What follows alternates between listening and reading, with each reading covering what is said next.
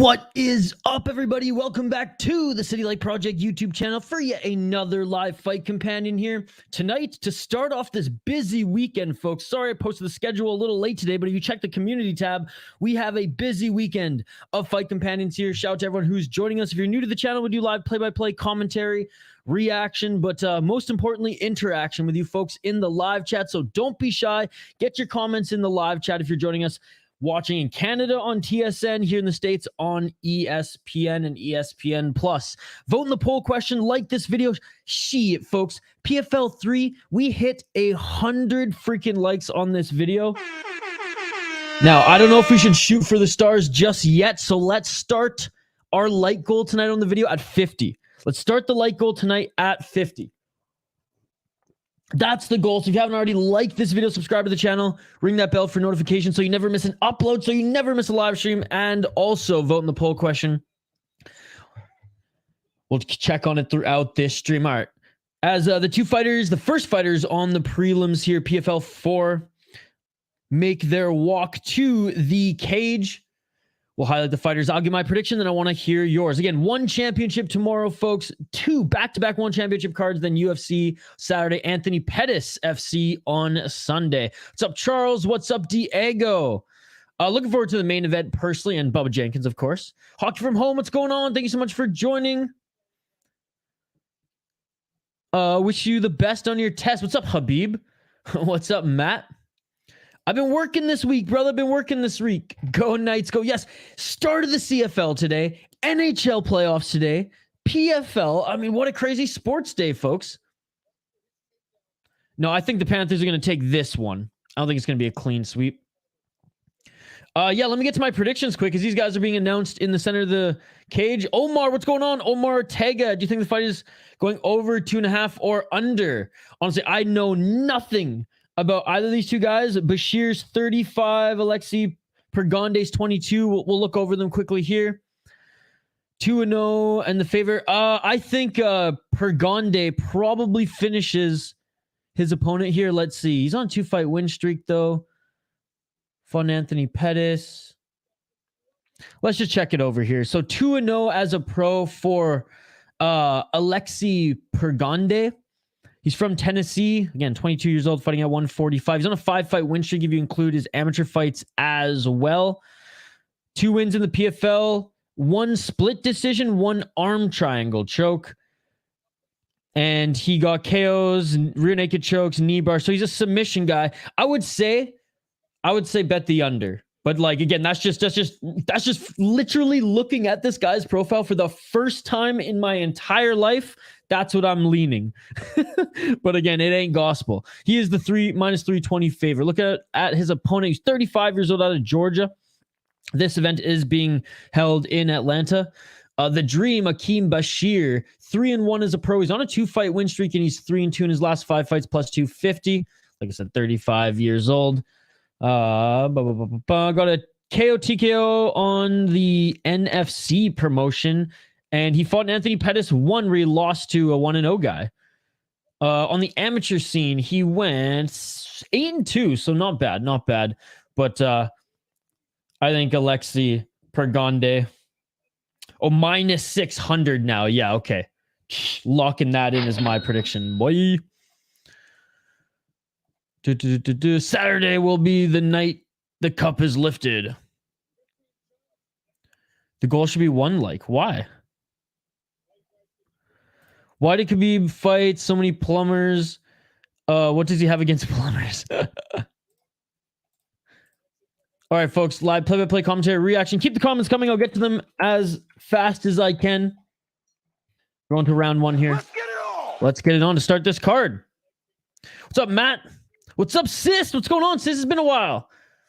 Let's go fights. All right, 4 minutes and 50 seconds on the clock here. They meet in the center of the cage. Body shot by Bashir again. Bashir in the blue corner. Pergande in the red. A nice 1-2. Oh, beautiful combos there in the left hook. Tag Bashir there, dude. Pergande is body kick. Oh, Pergande with a knee to the face. Dude, Pergande's going to end this. Like I said, under 2.5. He's just swinging at Bashir here.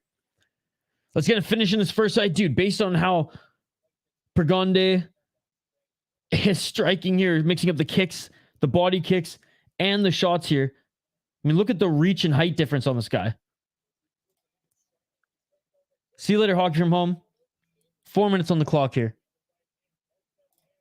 My boy attended AEW last night. Holy shit, balls, 10 out of 10 experience. Dude, that's awesome. Glad you enjoyed it. 3 minutes and 56 seconds on the clock. A high kick. Oh, and it landed. Bashir followed by a left hook. This could be it. And a right and a left. This could be over. Covering up is Bashir, but oh my goodness, he escaped there. He got kicked in the head, and on his way down, a left by Pergande landed. Pergande landed a few more shots on the ground here. Bashir somehow survived that by staying conscious. This is insane. Mick 31, Mick Vamanos, motherfucker. Let's go. Matt saying I wouldn't count Bashir out. Again, I don't think I've ever seen either of these two guys fight. Maybe Bashir on one random PFL card. Oh, no, he wasn't even on the PFL before, right? His last fight was in NFC. Yeah, so like I said, I'm sticking with my pick, and he's looked good thus far. What's up, JL? Bashir is not bashing. Sis, it's good to see you. It's been a while, brother. So in the full guard of Bashir right now is Pergande. Not as dominant on the ground as I thought, given all his submissions, but I guess he's just going for the ground and pound right now. Oh, a nice right and a left as he postures up here in the full mount. Shots to the body as well. I mean, so far it's just been absolute domination by the by the American. We're both American. By Pergande, who, funny enough, and I don't even know why I even said American there. The Russian DNA is his nickname, which is interesting. Guess he's Russian. What's up, JL? Talking about Bilal on cue. 2 minutes and 11 seconds on the clock here. Still in the full guard of Bashir. Oh, and another hard shot from the top here. And another shot. Man, doing a decent job of covering up his Bashir, but Pergande just relentless pressure. Bashir threatened for an armbar just for a moment. Pergande went right into side control. PFL, such a sissy-ass league. You can't throw elbows. Man, imagine if they had the global rule set right now. Pergande could have just kneed him twice in the face there. It makes me sick that the UFC and in most American leagues, shit, even KSW don't have the rule set there. He's going for a Darce. Oh, just arm triangle. Here we go. Here we go. It's tight. It's tight. Oh, no, now he's securing it. Is he going to go to mount here? Oh, here it is. Yeah, there's the tap. There's the tap. Cash that money. Cash that money. Let's go, baby. Let's go. I counted him out, and I was right this time. Let's go. Oh, and a little celebration there. And a backflip. Who is this guy? Who is this guy? 3-0 for Alexei Pergande. I probably mispronounced his last name because I have the broadcast muted here. But what a dominant performance, ladies and gentlemen. That is it. First fight on the card starts with a banger.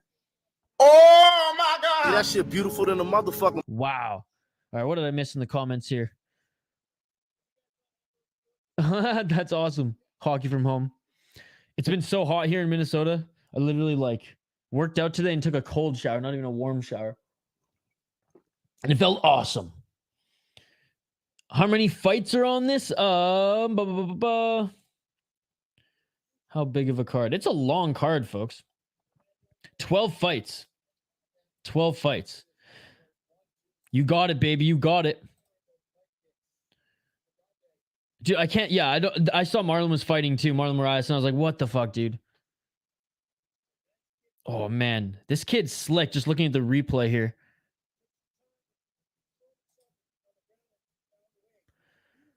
Charles.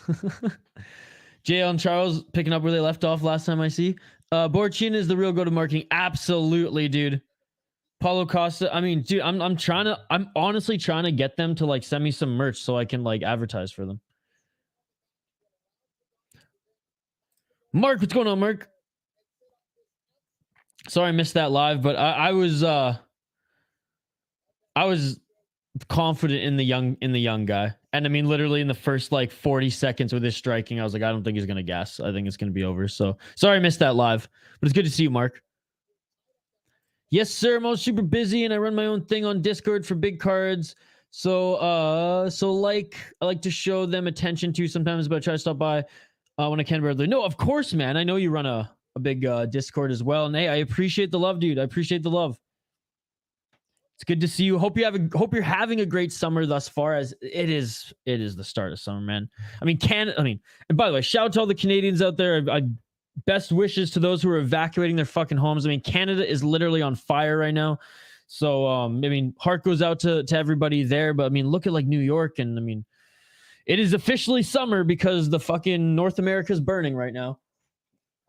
As sad as that is, if you're not smothered in smoke, if you're not evacuating your home, I hope that you're taking advantage of it and that you are enjoying it, because there's a lot of people right now who are not having a good start to their summer. One good, to switch it back to positivity though, start of the CFL season for all Canadians out there. I got my Solomon Aluminium bobblehead here representing. I don't actually have like this many bobbleheads. I'm not actually like the Wish version of Helwani, I promise.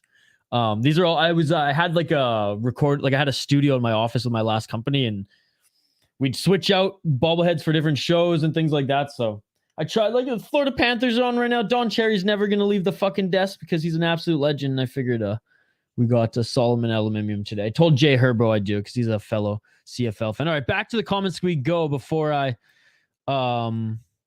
switch up to this next fight. Barry, what's going on? Barry Muhammad, thank you so much for joining. I'm confused on the next fight. How is this chick debuting user record and no age listed? For Tapology? It's probably just because like she's so new to professional fighting, they haven't sent, like, her or her team hasn't sent them any information, right? We'll see. I guess we'll see as they walk out here. There's nothing on SureDog either, Matt. What's up, Sean? Canada, booyah! What's up, Sean? Good to see you. Nick Rodriguez, good to see you too, buddy. You look like a Brazilian comedian from my state. Oh. I'm watching on ESPN, dude. Sean, it's good to see you, man. Hope you're safe from those fires, buddy. Marlon's last win. That's a good question. Let me see. Appreciate the comments, folks. Vote in the poll question. Do like this video. We're trying to get to 50 likes on the video. That is the goal for today. We hit 100 last time, folks. Marlon's last win. Holy fuck, is he ever on a losing streak? 2, 4, 6 fight losing streak. His last win was the Jose Aldo split decision in 2019. Oh my goodness. I mean, I don't wish that upon anybody, especially, I mean, figuratively, of course, well, and literally.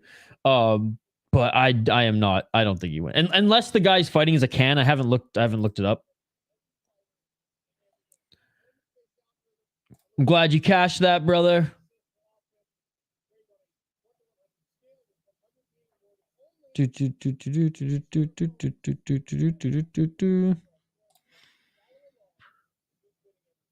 Marlon's a huge dog. Yeah, because he's lost 6 in a row. Steel City Tom, what's going on, buddy? Hey, can you explain how did the Golden Knights become the most hated? Because their fan base has not experienced enough pain.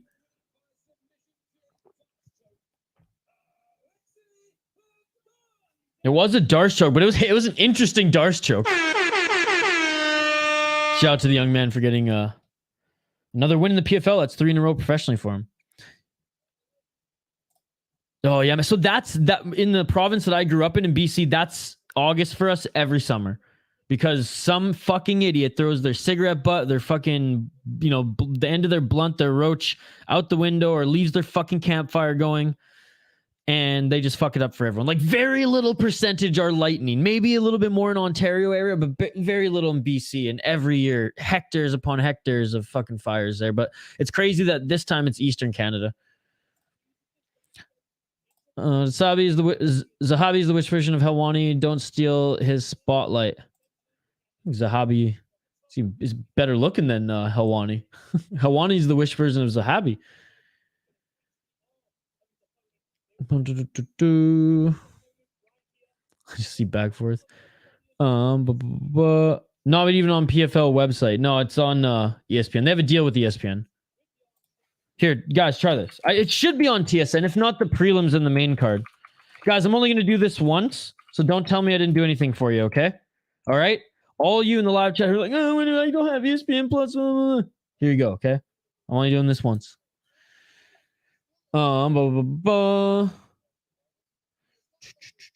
Again, shout out to everyone watching. We got our first fight. It went by super quick. If you're new to the channel, we do live play-by-play, commentary, reaction, and most importantly, live interaction with all you amazing folks in the live chat. I checked in almost every fight. There's a heavy favorite. Welcome to the PFL, man. It was supposed to be a better card, but how many fights were canceled? Let's take a look here. Or like rearrange. Like Wilkinson was supposed to be here. So yeah, Wilkinson was supposed to be on. Both. Oh my goodness. Yeah, Thiago Sant, like Jotko. I mean, look at this. Look at this shit. So, anyways, it's unfortunate. But yeah, I mean, this is pretty much a glorified Bellator card right now. I like Loughnane. I think that's going to be a good fight. Jenkins too. But I mean, yeah. PFL, baby. The Positive Fighters League. It's good to see you, Sean Strickland Burner. And again, Sist as well. Jacob. Okay. Marlon is a legendary, bro. What is your favorite fight of his? Oh, the Aljo fight, man. I mean, the Aldo fight was good. They just don't have a big enough roster. They're just extremely top heavy. Not even extremely right now because like some of these big name guys and gals that everyone, I don't even know girls. I don't know how many girls actually failed the test off the top of my head. I don't know if any, to be honest. But like a lot of these names have failed drug. Like Wilkinson's out for the season, dude. Santos is out for the season. Jocko's out for the season. Now these guys are a little long in the tooth. Like not Wilkinson. I was actually hoping I wanted to continue to watch Wilkinson fight, but now we might know why that guy's so dominant. Who's a better friendship, Izzy and Volk or Bilal? Oh, Izzy and Hooker is the real answer. You said he lost the last one. Yeah, his tree trunk's getting knocked down. What's his name? Jacob Las Vegas. He's fucking Canadian. It's crazy. He is winning 2-0 by wrestling and got KO late round 3. Still, I love the comeback stories, baby. And again, back and forth was an awesome. I mean, he's had some awesome knockouts, let's be honest. But down was just like, I did not expect that.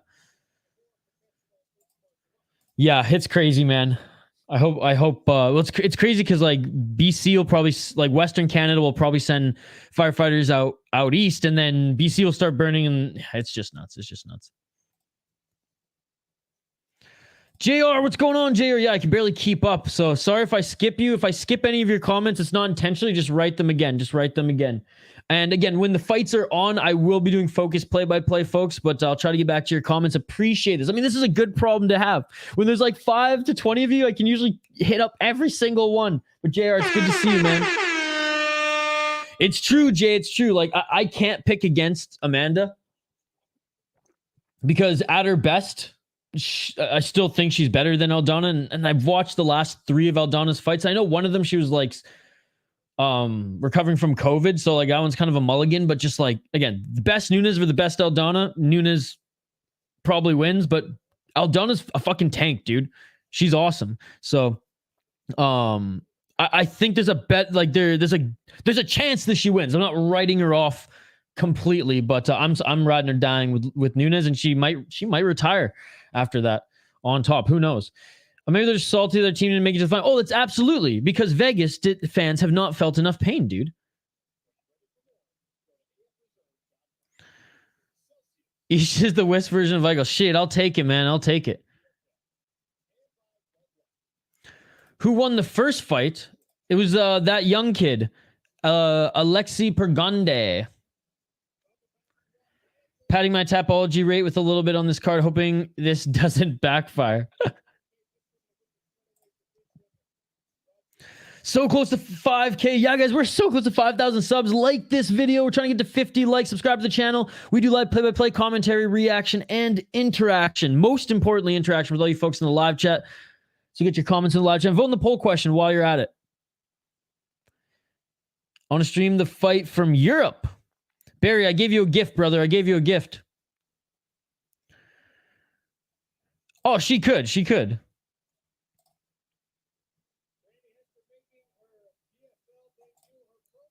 Not at all. Not at all. Anyways, the fighters are entering the cage. We're going to highlight them. If I missed your comment, again, just comment it again. What's up, Gravedigger, one of our exclusive members. Appreciate you guys. I threw 20 on the next one. She's plus 450 now. Hopefully this isn't 50-year-olds with no jiu-jitsu. Barry, I gave you something. I put it in the chat, Barry. If you missed it, that's not my fault, brother. I gave you something. I gave you a gift, Barry. If you missed it, that's not my fault, brother. That's your fault. I gave you a gift, Barry. That's all I'm going to say, brother. All right, guys. So Abby Montes making her walk out right now to Mexico. Yeah, minus 450 favorite, as our boy said in the chat. 23 years of age, fighting at 145. She's on a 2-fight losing streak, but she is 3-2 in her last 5 fights, and she's had 5 pro fights. Oof. That's all I'm going to say. 1-2 in the PFL. Before joining the PFL, she fought once in Combate in 2019 and in Icon Fighting Federation, which is Jorge Masvidal's fighting promotion, where she fought 2 girls making their debuts. Lost to a 5-4 girl and a 6-3 girl. Yet she's the favorite here, looking at her opponent, Brandy Hester, who apparently no professional fights. As I'm looking at the tail of the tape here, 39 years of age. Okay. Is the American out of Atlanta, Georgia. So what they're doing on the prelims here are just loading up Georgia fighters against PFL young talent. That's what they're doing. Damn, Montes kind of hot. I regret betting the dog. Can I cash out? She's 39. I'm cashing out. Give me a finish. Just look straight. Also, give me Abby. Locking it in. So Nunes doesn't deserve a rematch if she loses 0 title defenses on this reign. No, Nunes would deserve a rematch if she wants, but she might retire. I don't know. If she loses this fight, I truly think she has like 1 foot out the door, which is fine. She's like accomplished more than anyone. Ronda Rousey, obviously fame, but like as far as fighting accolades, she is the GOAT. Even more than Cyborg. And like that. And Cyborg fucking dominated in her era. Oh, that's hilarious. I'm going to look him up after. Go study hockey from home. Thank you so much for joining. Dog shit division. No title defenses in 2 years there. Do they retire other division that Nunes is champ? And if she retires, I don't think they retire it. Maybe actually.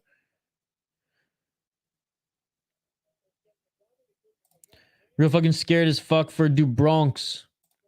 Do you think Nunes is training hard? You see her eating ice cream while embedded and talking about retirement. I still think she's training hard.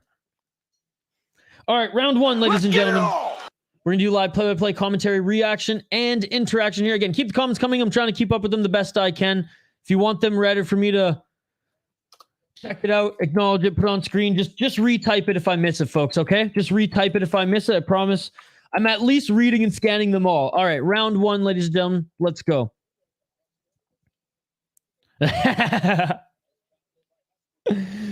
Oh, sis. Not even the same division. 4 minutes and 24 seconds on the clock. Hester in the blue corner. Montes in the red. I mean, correct me if I'm wrong. Doesn't the PFL have more 145 women fighters than the UFC? And a good flurry there by Hester. Oh, I didn't give a prediction. You know what? I'm going with the underdog here. Let's go. I'm going with the underdog.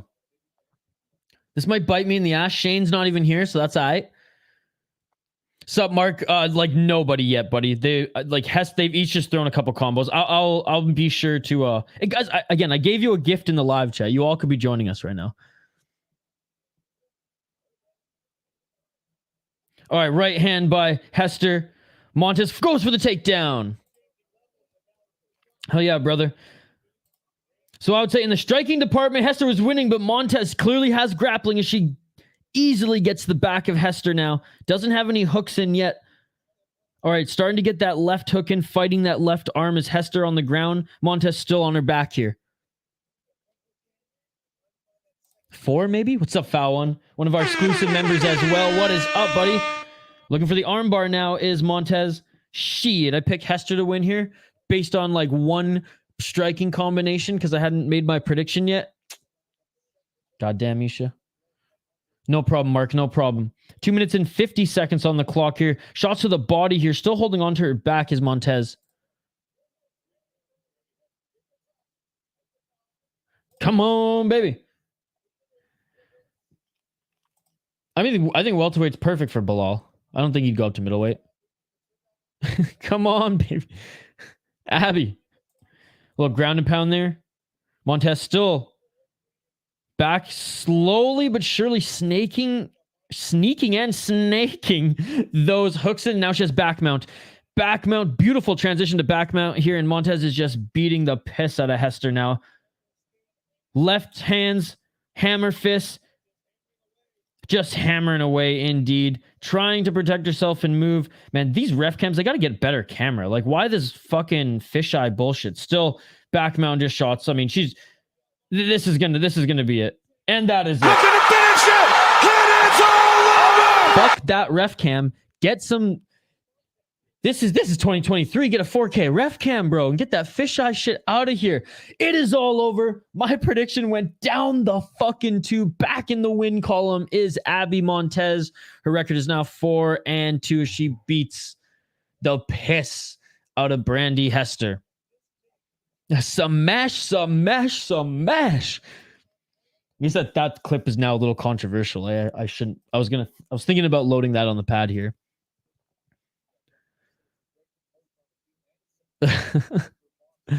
Charles, don't deny it. I realize you're trolling. I don't know why I didn't realize that night. He compared to his peers, he is not, dude. Compared to his peers, he is not. Leon fucking is bigger than him when he's not in camp. And Leon's a skinny boy. Again, shout out to everyone joining us here. Hockey from Home, Matt, Sis, Charles Barkley, Nick Rodriguez, Gravedigger Jones, Barry, Habib, Steel City Tom. Again, go support Steel City Tom. JR. If I missed a foul one, I mean, you guys are awesome. Thank you so much for joining. I appreciate it. Diego. Hide her age on purpose. I mean, Matt, you could submit her age now to Tapology. It's just because, like, her team haven't submitted the info. Because, like, basically people like the camp or the team, they'll submit the info, they'll do like a back check and then post it. But it's like it's almost automated with how well they run it. A lot of people rip on them too. I like Tapology actually better than SureDog just because they show more. It's more in depth. They show it's just I don't know. It's I know SureDog's looks prettier, but this one's better. It's kind of like Apple versus Windows. Apple looks prettier, but Windows is way more efficient. What a smash. Damn. 15 more fighters released from the UFC. Folks, I went out for lunch with a buddy, and then I just like frantically been working out, and then I took a shower right before I started here. So I haven't actually really been on Twitter.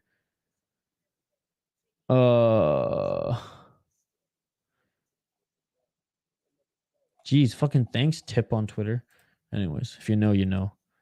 Hey, I'll give shout out to PFL. They're good with their clips. They post them real fast. Okay, what was I looking? UFC. I just get distracted on Twitter. Roster watch. What do we got? Oh shit. I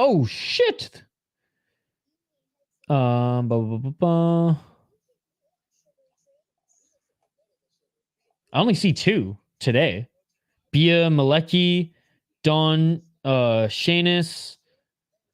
And then yesterday, Takashi Sato, Aaron Phillips, Journey Newson, Maxim Grishin, Eric Gonzalez, Nick Fior, Orion Kosei.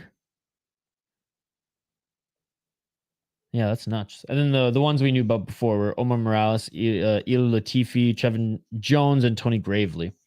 Shout out to Roster Watch, by the way.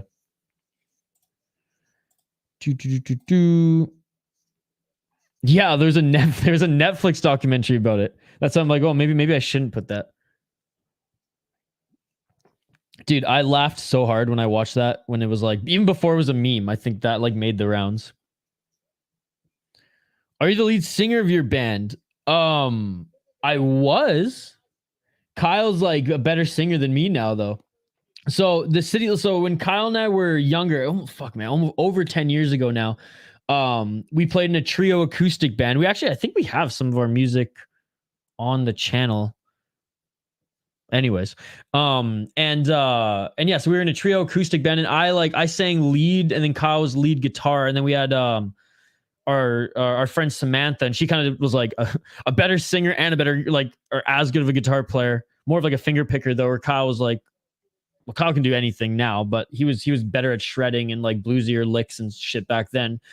And he would sing like harmonies. Sam would carry some songs with vocals, and I would carry some other ones. I definitely am verbose and the talker of the group, so I love to hog the mic when we played live shows and shit. But yeah, and then when I went to college and I left Alberta, Kyle was in 2 other bands in Calgary, Trench Finger Band, which their music is on our channel. All of Kyle's music is featured on our channel, and links to his music are in the description. New singles from his latest solo album, his second solo album, are dropping every single month, first day of the month too. So go check that out. Shout out Kyle. So yeah, so there's my long answer. But I'm definitely a better singer than a guitar player. Kyle used to be a better guitar player than a singer, but now Kyle's fucking just full on John's mom musician. And he's crushing it. And his new album is awesome. I was driving home from lunch today, and I was just fucking singing away to Kyle's shit. Give me the dog here. Fuck, I need the Romero dog. I can't imagine you living in New York City. My mom lived in New York City for a bit. My sister might move there. No, I like fucking going camping, jumping in the water, walking around barefoot and shit. Can't do that in the city. Isha, I actually can't study yet tonight because I have a group assignment due at midnight and I'm supposed to submit it. Well, finish the group project then. Finish the group project then. Jeez. It's 2023. Stop giving them 0-0 fighters. Well, the next fight's not 0-0 fighters. Dude, thank you so much. And shout out to everyone who subscribed. I don't even know. Have we hit 5,000 yet? We're freaking close. Again, folks, shout out to everyone joining us live here. If you're new to the channel, we do live play-by-play, commentary, reaction, and most importantly, live interaction. If I missed any of your comments throughout the fights or, while the chat was just buzzing, just type them up again. Type them up again. I promise I'll read them. But again, commentary, reaction, and play-by-play while the fights are going on, then just hanging out with you guys, interacting with you guys between the fights here. Appreciate you guys. We have a hefty fight companion schedule this weekend. Back-to-back one championship events tomorrow, starting with their Friday fights in the morning. Friday fights 20. That's right. We are already 20-week streak of Lupini, Muay Thai, heavy Muay Thai and kickboxing fights there in Thailand, and there's so much fun to stream. There's so much fun to watch. And then on Amazon Prime, it's not like the Amazon Prime card that came to Colorado, but hey, one championship always delivers. So we're going to do that back-to-back. We got UFC on Saturday. There's nothing really good in the morning, and Cage Warriors is a fucking pay-per-view in the morning. I ain't paying for Cage Warriors, right? That should come with Fight Pass. And then Sunday, we're doing Anthony Pettis. So again, shout out to everyone. Our like goal in this video today is 50 likes. So like this video, smash that like button, vote in the poll question. Hey, if you disagree, you want to talk about the poll question, light me up in the chat here. And yeah, folks, thanks everyone for subscribing. Shout out to the exclusive members here. All right, back to the chat we go. Oh, fuck yeah, dude. I think it's so good for the MLS. Holy shit. I can't believe it. That's amazing. Hey, guys, if you're going to make futures bets, I know Miami sucked last year, but I know the day Messi signed, the books hadn't changed it. It was like, and they were still plus 4,500. So drop a little some. What fight are you looking forward to this weekend? Well, it's like a blessing and a curse, but I'm looking forward and both dreading watching Beneil and Charles, because I'll be happy for one of them. But the thing is, like, Charles had the belt. I want Beneil to have the belt. So I guess maybe I don't know who I'm rooting for more. And then honestly, I just love Friday fights. Like, I don't know half the guys on there, but but I just absolutely love it. Superbon, did he make weight? I know he missed his first weight attempt. Let me know in the live chat if you've been following the one hydration tests and weigh-ins today. I was working, so I couldn't watch them, but I know Superbon missed by like 2 pounds, I think, the first time. Messi joining the UFC. Got you. Oh, 291, 100%. 100%. West Ham won the Europa.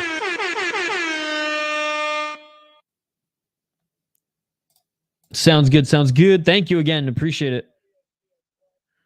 I mean, they're early in the morning, so I know everyone can't watch them. But hey, they stay posted on YouTube, so I highly recommend rewatching them, folks. The MMA is usually mid because I usually put on like 2 MMA fights are kind of like, and that's on their like prelim. They're kind of like inexperienced MMA fighters, except for this Mongolian guy who fought on, I think it was 18 or 17. Fuck, man.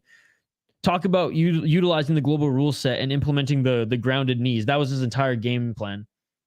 Andrew Sanchez, the former UFC fighter. Hell yeah, dude. Fighters. Do you want the Canadian to beat Malkin? No. No, I don't. Bular? No. You know, oh, fuck, man. Tomorrow night, there's also a BFL card. So if one championship ends early enough where BFL's still on in Vancouver, like how much of a buzz there is Vancouver? They have BFL Friday night and then UFC at Rogers Arena on Saturday night. Oh, I don't follow soccer at all. JD, I can't vote. It's like asking me what's my favorite ice cream. It's all good if they're fighting, but I do like ONE FC head kicks to the ground of opponents. Yes, JD, that is the correct answer. No, one championship, in my opinion, is miles above Bellator and PFL. And after watching KSW the last 4 or 5 times, I would say that they're not miles above Bellator and PFL, but KSW is definitely the third ranked. Like, and there's no argument, folks. There's no argument. Like, yeah, maybe McKee could beat, the champion in KSW, but like he's damn good. He could probably I don't think he'd be champion in the UFC, but he could maybe make a run in the UFC because the weight divisions he fights in are so stacked. He could be in the top 10, right? I just I don't know. And in KSW, fuck, you can just juice. So let's go, baby. Level playing field. They're just literally my 2 favorite fighters. Just you wait. This is everyone in the chat, and if someone ever is going to make a clips of this channel, this is one you have to start with. This is rich coming from you, JL. Yo, what's going on, Danny? So much wide lines. I know it's a fucking glorified Bellator card tonight. Hey, but we got 2 finishes. Yay. Who we got this next fight? Let me catch up with these last few comments and then we'll get into it, buddy. I didn't even know the Europa Conference League existed until yesterday. There's only 11 fights in the UFC 289. A lot of fights canceled. Khalil and Dawkins is now canceled too. Oh my goodness. The dogs are up, baby. Under 2.5 plus 115. Let me get that in a straight as well, co. Can you tell my new subs how much I talk with my friends about you? Yeah, I appreciate it. Thank you so much, Hockey from Home. Pride FC was and will always be the greatest MMA promotion. Dream wasn't as good, and Ryzen obviously is way below now in talent, but I will stay up all night to watch Ryzen.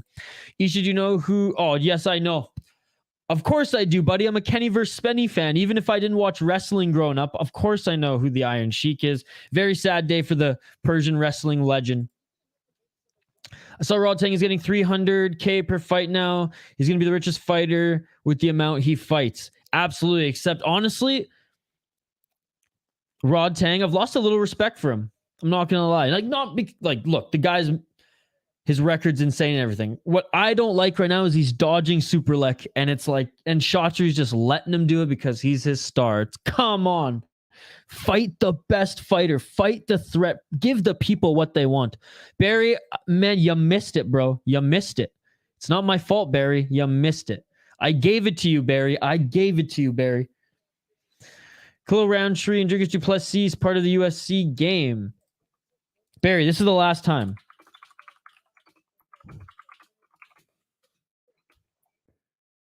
And for everybody, this ain't the where can I watch stream.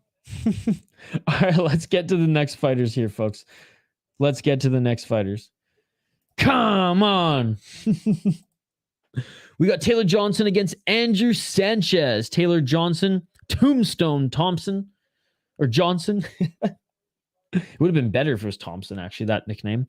9-3 is his pro MMA record. He's on a 2-fight win streak, 3-2 in his last 5 fights. He is the favorite, or underdog, I should say, plus 120 out of San Diego, California. Like I said, 32 years of age, fighting at light heavyweight here on the prelims. He trains at American Top Team, 8 KO, TKO, 2 submissions, 1 decision, 4-0 on LFA, 2-2 on Bellator, 2-0 in the PFL, and 0-1 on Contender Series. So let's take a look here. He went on his LFA run in 2019. He then lost in Contender Series to Andre Muniz. He went to Bellator and beat Ed Ruth, who was 8-2, and he was only 5-1. Lost to Johnny Eblin. I mean, that loss, nothing to be disappointed about there. I mean, Johnny Eblin is absolutely insane. So good. He could compete in the UFC probably today. Lance Wright, 5-1 when he was 6-2. He beat. Then he lost to Fabio Aguiar, who was a 17-2 guy when he was only 7-2, and that was in Bellator. Upon joining the PFL, he beat a 12-3 guy. And he beat Trey Williams 6-3 in the first round back at PFL Challenger Series 2023. So we saw him last in Challenger Series, folks. We only streamed, I think, two Challenger Series streams, but I definitely recognize him now. His opponent, who is the slight favorite at -150, Andrew Sanchez, 13-7 is his pro MMA record. He's 35 years of age, out of Missouri. He's 2-3 in his last 5 fights, but he did win his last fight. Training at TriStar. Is he Canadian? Training at TriStar. Oh, Canada, baby. 5-5 in the UFC, 4-1 in RFA. So he's been around for a little while. His last win was an Eagle FC where he won a unanimous decision. Before then, he lost twice in the UFC in a row to Bruno Silva and Mahmoud Muradov. He beat Wellington Turman in the UFC. Before then, he lost to Marvin Vittori. He does have wins over Marc-Andre Barrios, who's fighting this weekend, and Marcus Perez. Oh, right. He was on the Ultimate Fighter season 23. Wow, season 23 was fun. Season 23 was Khalil Roundtree was on that season too. Was hot and steamy. Let's just say that with Joanna.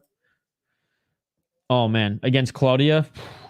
I think Benjamin's like, I don't know if they wanted to fight each other or fuck each other, and I was like, doesn't matter. It was still an amazing season. All right, back to the comments we go. What's going on, Phony Turgeson? Some young guy, which absolutely love the name there. Who you got the next fight, brother? I am going to go with, oh man. I am going to, give me one sec before I make my official decision. His last 2 fights were decision, saying TKO. I'm going with the underdog. I'm going with Taylor Johnson. I know I bet the underdog last time, and that was a foolish decision. I don't know why I did that. But I'm going with the younger guy here, locking it in. I'm going with Taylor Johnson. Let's see if we can cash some money here. Which, by the way, speaking of that, my podcast, which is doing a live stream right now on my other channel, The Soda Pod. So, by the way, between these fights, folks, I'm going to give you the link, and I want you guys to go raid their chat quick and say, except for you, Foul One, because I know you won't do this, but I want you guys to raid their chat and say Toronto sucks. All right? If you guys can do that for me, our my co-host on the Soda Pod, The State of Hoppy, and the main host of the show that is broadcasting right now on the channel, Judd's Buds, is an NHL prospect show. Spam their chat. This is my second channel. They're streaming right now as well before the hockey game. Spam their chat saying, Toronto sucks. Don't like click it 100 times. Just say it once. Ha ha ha, Habib. Isn't the name Isha Persian? It is. Some young guy, thanks for joining, buddy. Dan Hardy stopped the fight. Rodtang hasn't fought anyone in the flyweight top 5. Superlek has beat all of them. Dude, Superlek is the best like fucking kickboxer in one right now. That guy Sadibu is going to be hard to deal with. Isn't he ever? Good to see you, Phony. I couldn't find the prelims of the main card is on cable. Shane, is the prelims on YouTube for you by any chance? Maybe it's just on ESPN Plus. All right, folks. Next fight is upon us here. Both fighters in the cage. Again, I predicted that the underdog here, Taylor Johnson, is going to win this one. Straight off the Challenger Series, he is hungry up against the UFC veteran. As you can see, the tail of the tape on screen right now. We'll update the ticker on the bottom of the screen to reflect the round. If you guys haven't already liked this video, we're trying to get to 50 likes on this video tonight. That is our goal. We hit 100 on our last PFL stream, but let's start the like goal at 50. If there's 50 people watching right now, if all of you smash that like button right now, we've already hit our goal. So appreciate all you people joining. You all are amazing. Hey, don't be shy. Drop a comment in the live chat, vote in the poll question, like and subscribe. We're so close to 5,000 subscribers, folks. It'd be awesome if we hit it tonight, and appreciate you all. If you're new to the channel, live play-by-play, commentary, reaction, and most importantly, live interaction with all you folks in the live chat. Looks like I made the right decision, as Sanchez does not look like his Tapology picture these days. Let's just say that. Oh, that's awesome. Thank you so much. That shit beautiful than a motherfucker. Just on ESPN tonight. Joe Martinez announcing, let's go. Are you ready? I'm the only one that told them from chat. Look at that. Hockey from home is outing you, folks. Hockey from home is outing you. Do me a favor. Even if it's after this fight, spam their chat. Spam their chat. Say Toronto sucks. Yes, sir. Yes, sir.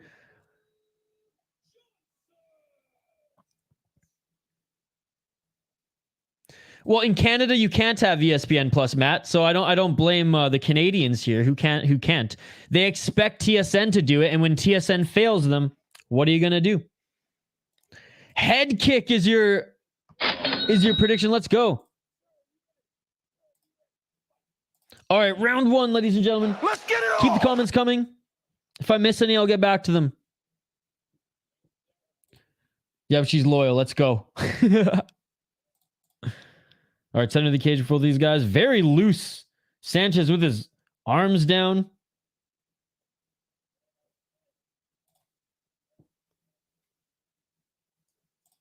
Nice. So there you go. You can say that too. Love it.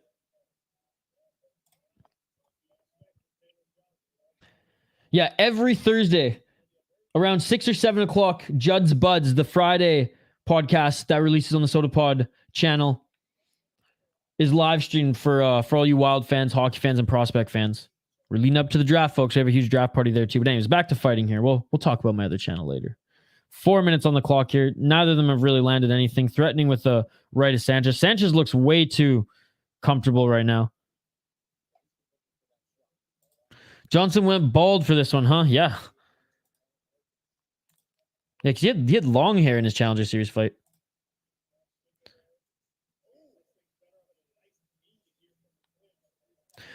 Well, it would have been good if all these fights were fucking canceled and removed from them.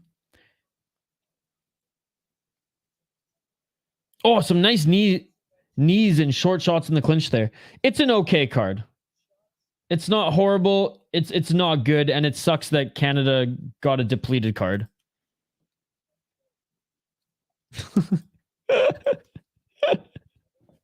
I don't know why that made me laugh. 3 minutes and 17 seconds. Not a lot going on here, folks. Johnson looked good in the clinch. Sanchez, the straight left jab there on the back foot as Johnson tried to land a left. He gets back in the clinch here. Good knee by Johnson as Sanchez pushes him up against the cage. I hope so. I think he's promising. And that's the thing. They loaded it up with Canadian talent, which is awesome, but there's not too much Canadian talent right now, but I believe in him.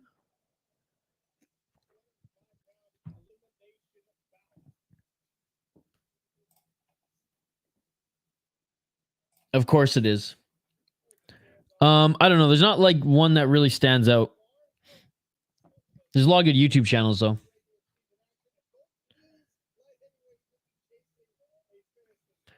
Sanchez still pushing Johnson up against the cage. 2 minutes and 31 seconds on the clock here. Looking for that takedown here maybe, or just throw down. Throw down, hoe down. Why? Focus on fighting, dude. Baseball sucks. Baseball, like going there, eating hot dogs, getting drunk with the boys, that's fun. Watching on TV, like, what? I don't get it.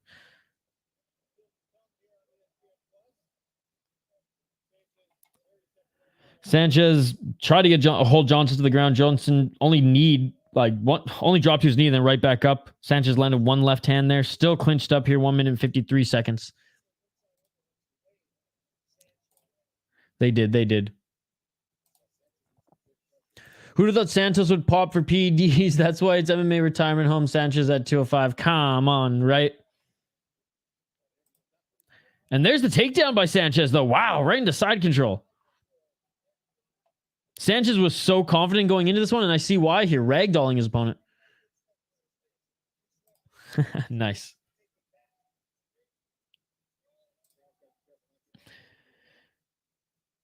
Side control still here for Sanchez. Now pushing the left side of Johnson. Oh, he was pushing him up against the cage here. Half guard now for Sanchez. 1 minute left on the clock.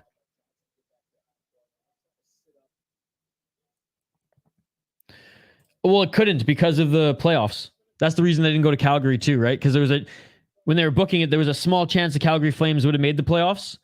Toronto was 100% making the playoffs, so they couldn't book a date there knowing that like maybe they would have made the finals, right? Vancouver, unfortunately, the Canucks aren't going to be in it for a little while, so I don't hate them at all. I respect the team a lot. I think their fan base has not had enough pain to deserve a Stanley Cup, as fucked up of a thing as that is. Looking to get back up to his feet is Johnson here, but Sanchez landing some decent shots. Johnson back up to his feet here. Sanchez punishing him for doing so, but there's only 22 seconds left. Nice reversal there by Johnson, and a knee to a grounded opponent. God damn it. Just allow it, PFL. Just allow it. That's an illegal knee, and Johnson is devastated that he landed that. He's upset with himself here. Fuck, they should just allow it. They should just allow it. We need the global rule set. The PFL are a bunch of sissies. The UFC are a bunch as well. The PFLs are super soft. They don't even allow elbows. Look, I'm understanding when people are like, bro, we don't need soccer kicks. Fine. That's some rise and that's some Japanese ass shit. I will enjoy that, staying up all night with you crazy folks who like Ryzen as well, right? But you have to allow knees, man. You have to. This is fighting. And then you have none of this bullshit. The fight is over. Like I said, there was this Mongolian fighter on the Friday fights. I believe it was 17 or 18. His whole game plan was get his opponent to crouch in the corner. And this was in a ring, to make him crouch or lean down in the ring and just knee him. Body, face. It was tremendous. It was tremendous.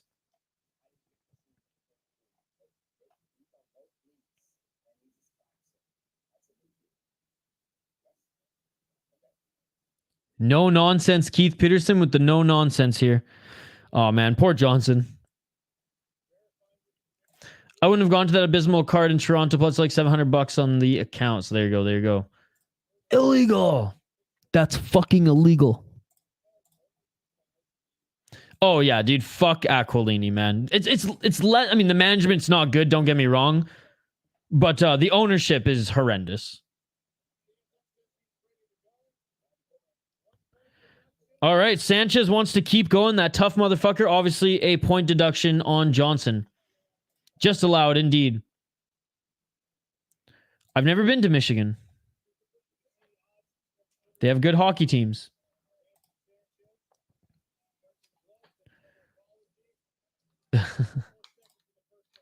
Well, like, don't keep commenting if they're not going to read it. I just said once. Don't spam them.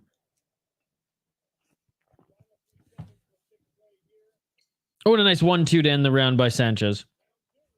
But I appreciate the support, Hog from home. All right, that's the end of the first round. Interesting first round. I mean, they just got to allow the global rule set. And in the UFC too. Again, I'm a savage. I like watching, Pride FC tapes. So I guess YouTube videos now. I love the soccer kicks in Ryzen. I love the jumping in fucking heel kicks. You need the global rule set. Like, look at one championship. They have to allow knee mans. This is getting way too soft. These guys dancing or fighting or dancing around. Bring back nut shots and Joe's son specifically to get punches in the nuts. Well, he's a piece of shit, so I don't know if you know what put him away. But But yes, that if only Joe's son didn't turn out to be such a fucking piece of shit human. I can't say what he did because YouTube will just demonetize this video. Flames hungry for a Stanley Cup. They better be, because they disappointed their entire fucking fan base last year. Round 2. Let's get it all. And me, who bet on them. Oh, going for a knee bar right off the bat is Johnson. Ooh, ouch, ouch. He needs to turn his knee out. He needs to turn that knee outward.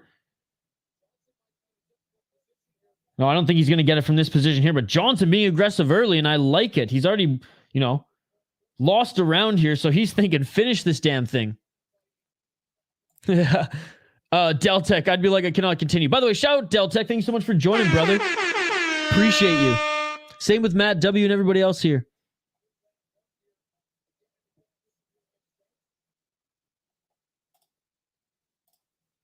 Come on, Johnson. Fuck his knees. Yeah, but I mean, kicks to the head, shins to the head, elbows to the head also equals brain damage. These guys are fighting, man.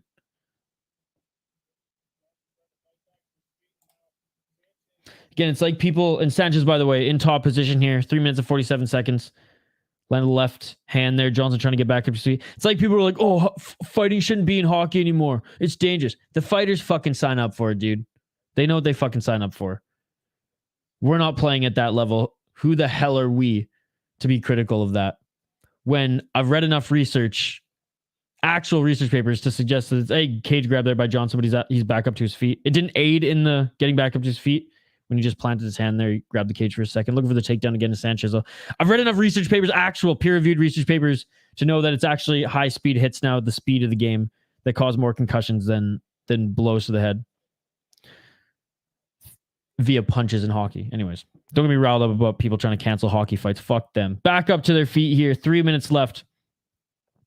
And a nice right hand there by Sanchez and a left return by Johnson. Yeah, Johnson has to finish this fight, folks. Johnson has to finish this fight. I mean, unless he dominates his second and third round, but he ain't dominating this round, I'll tell you that much. They're both standing up here, center of the cage. 2 minutes and 45 seconds on the clock. Hey, man, that's awesome. We got a new community member here. You're an absolute beauty.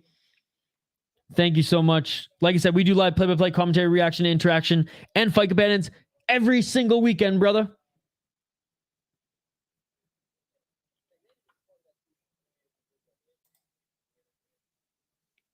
I don't know. People in one fight all the time. They take them knees. Walking forward, some heavy hooks there is Johnson. Not a lot of speed. Not a crazy amount of technique either, but you can see he's looking to finish this.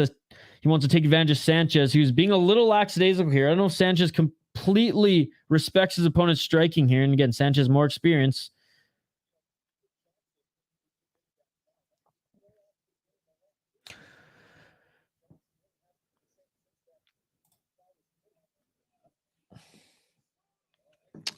Here we go with the grinding, hugging, can't wait for ONE FC. Yeah, the Muay Thai is my favorite part of ONE Championship. Straight left there by Sanchez. Johnson bleeding next to his left eye. Oh, and there's a nice big shot from Johnson, followed by a knee to the body and a nice elbow on the break in the clinch. Live odds right now, minus 4,500 for Sanchez, plus 800 for Johnson. Scared he might land another illegal blow or some shit.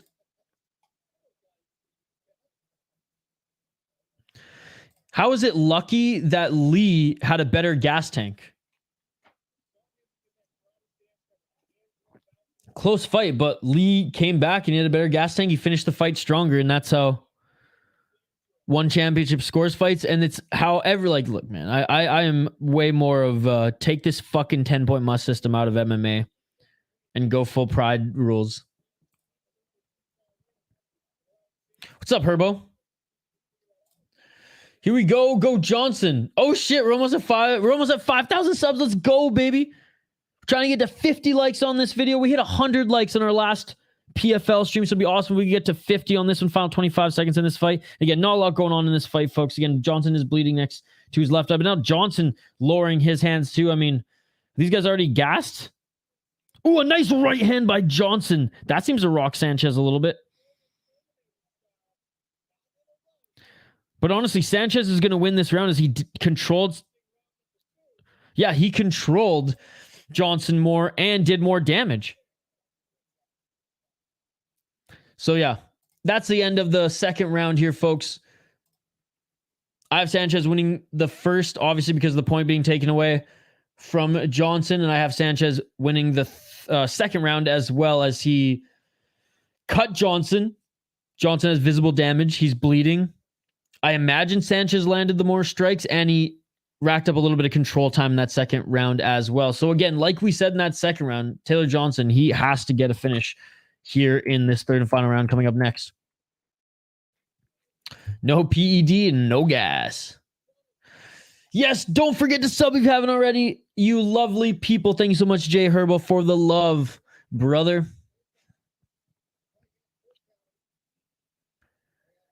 I told you my friends are a huge supporter of the channel too, so you can get to know them through that. Awesome. Let me know when they hit up the chat here. Johnson is laying back like he won that round clearly. What the fuck, man? Through your lives, yeah. Johnson has 2 minutes and 30 seconds to finish him under 2.5.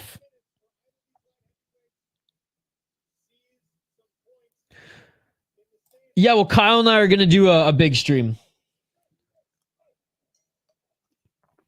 Just like we did when we hit 1,000, but we'll go way longer and we have way more people here. All right, round 3. But yes, JL, sometime next week we will do if we hit 5,000 this weekend, sometime next week we will do a thank you stream, you know, a 5,000 stream special. And again, thank you all for the support. All right, just swinging now is Johnson.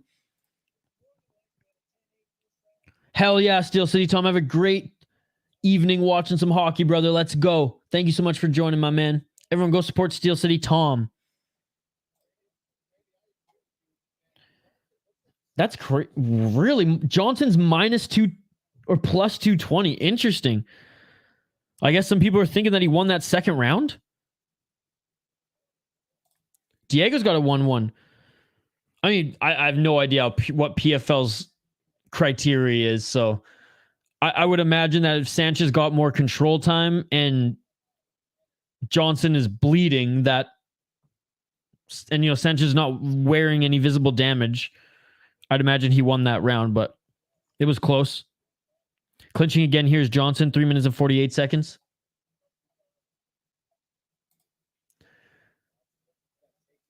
Yeah, I think she's retired. She's like in the face of Invicta right now.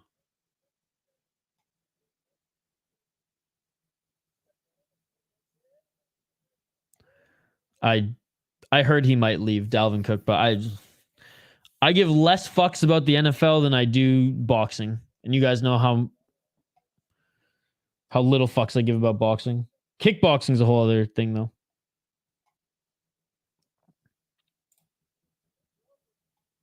Three minutes on the clock here.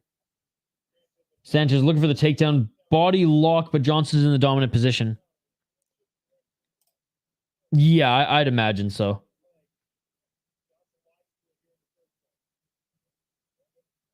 I mean, I doubt the judges did that, but I mean, it's not like Johnson was dominating that round by any means. Yeah, this fight sucks. Yeah, that was weird. Yeah, disappointing fight all around for an entertainment point of view, technique wise, and for the betting community. Hey, Hoggy from home, that's cool. I hope they join us tomorrow for Amazon Prime One Championship. I know. Push back to September, I believe, right? Sanchez with the underhooks, 2 minutes and 8 seconds left on the clock here. Getting off the cage, though, now is Johnson. I see more action in elder porn.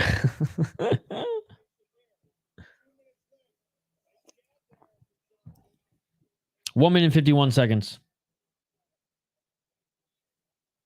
Why do they keep dropping their hands just to get jabbed in the face? I don't get this. Like, why are they so confident that they're like mean mugging each other with their hands down? Sanchez has had more of that karate stance, so okay, fine. Straight left jab there by Johnson. Johnson, you have 1 minute and 33 seconds to finish this fight, boy.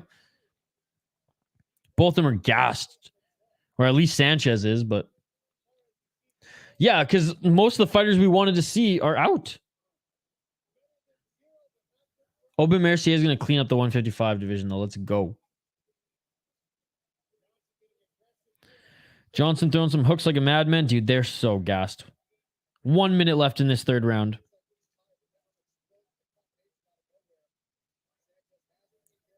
Appreciate it, Hockey from home. No pressure.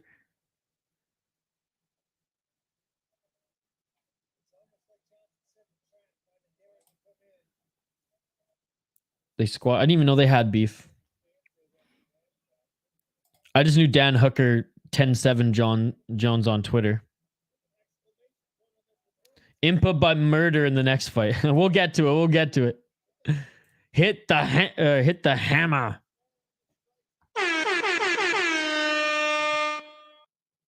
Oh, Charles, don't get him going again. Here we go. Here we go. Bobby Boy, who takes this round? Fuck, that is a good question, Bobby Boy. I mean, I honestly don't know. I really don't.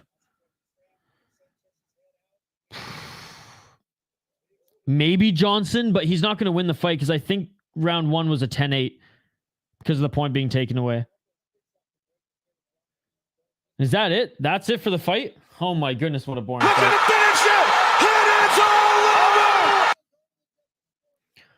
Bobby Boy, I will third round give it to Johnson.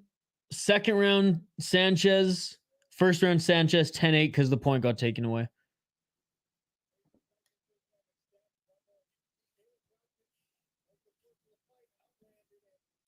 So here's the strikes. 42 significant strikes for Johnson, 32 for Sanchez.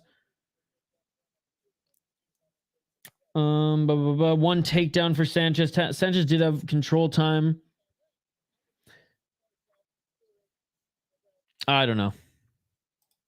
Not really much happened that third round at all. I mean, other than that.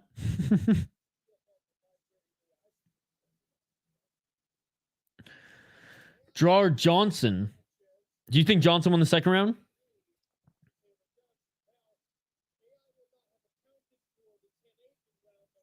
I mean, honestly, it could go either way. It could go that way. They were both fucking sloppy. I thought Johnson won the second round just because he was wearing more. Again, I don't know how the PFL fucking scores their shit, but that second round, Sanchez, had more control time. Did he do much with it? No, but again, he had more control time and he did more damage, right? Like visible damage. He cut the right, I think the left eyebrow. Bruised up though in that third round goes to Johnson. I think now upon it ending there and upon that late flurry. Give me a draw. Do you have a little something sprinkled on the draw? Hey, draws are fun if you're one of those degens, and I say that with all due respect, who sprinkle a little bit on the draw. Where's Mike Jones, by the way? We haven't seen Mike Jones in a couple weeks. Hope he's doing okay. Bobby Boy, it's good to see you, by the way. Thank you so much for joining. Appreciate you, brother. Yeah, Charles, you you uncaged the beast again. Sounds good, Hog from home.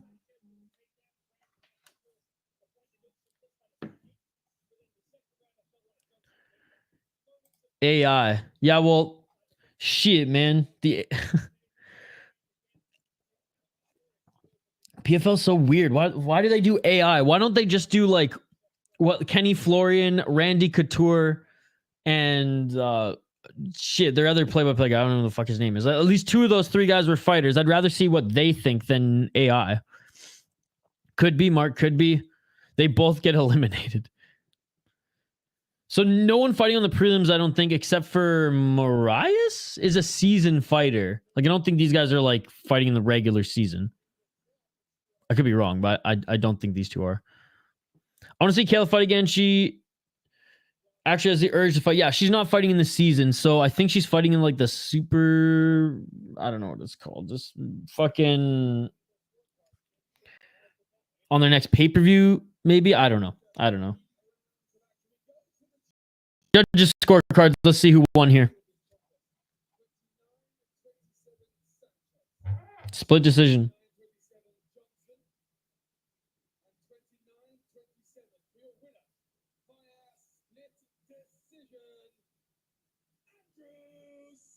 Andrew Sanchez wins.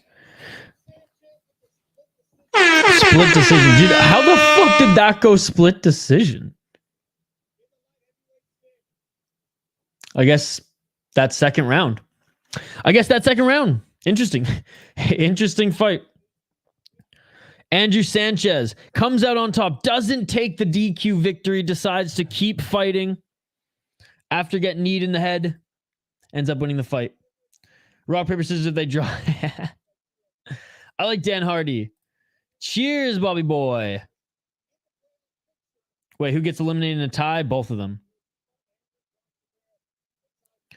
PFL would have been okay if they all didn't pop.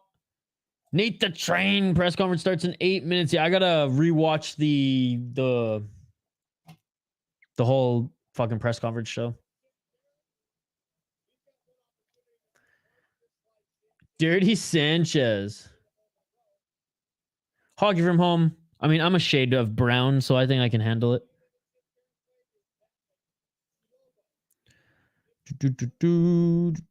Sorry, sis, that you lost that one. Sanchez is terrible. Cut him.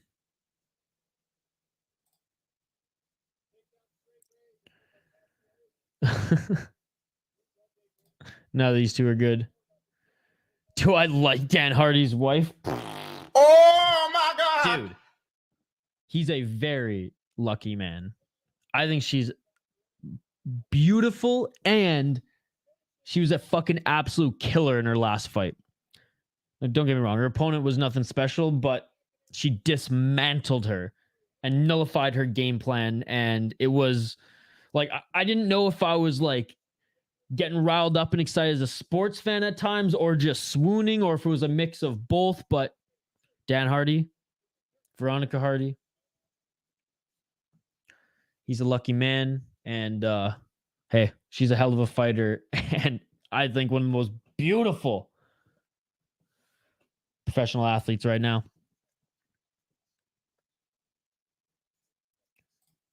Wait, both of them? What's up, Leo the Dawn?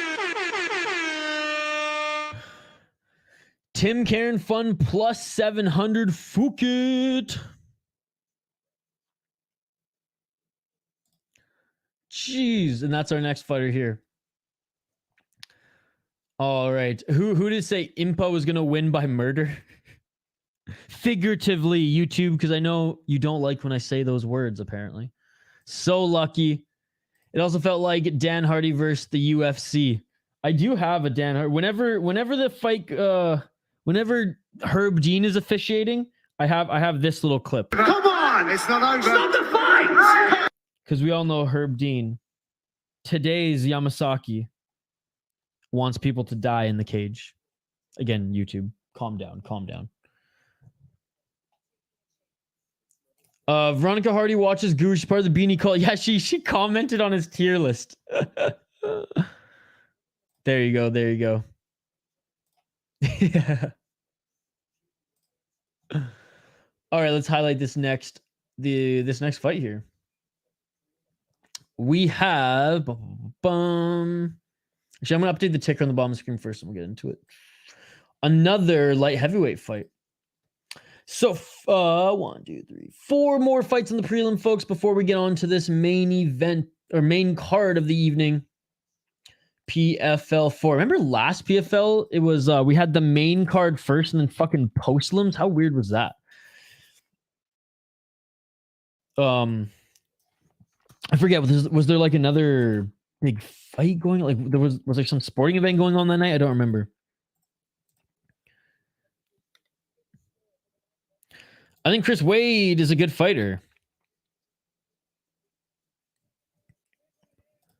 He's a good fighter. One will join, but I don't know about my 5 other friends who I met today.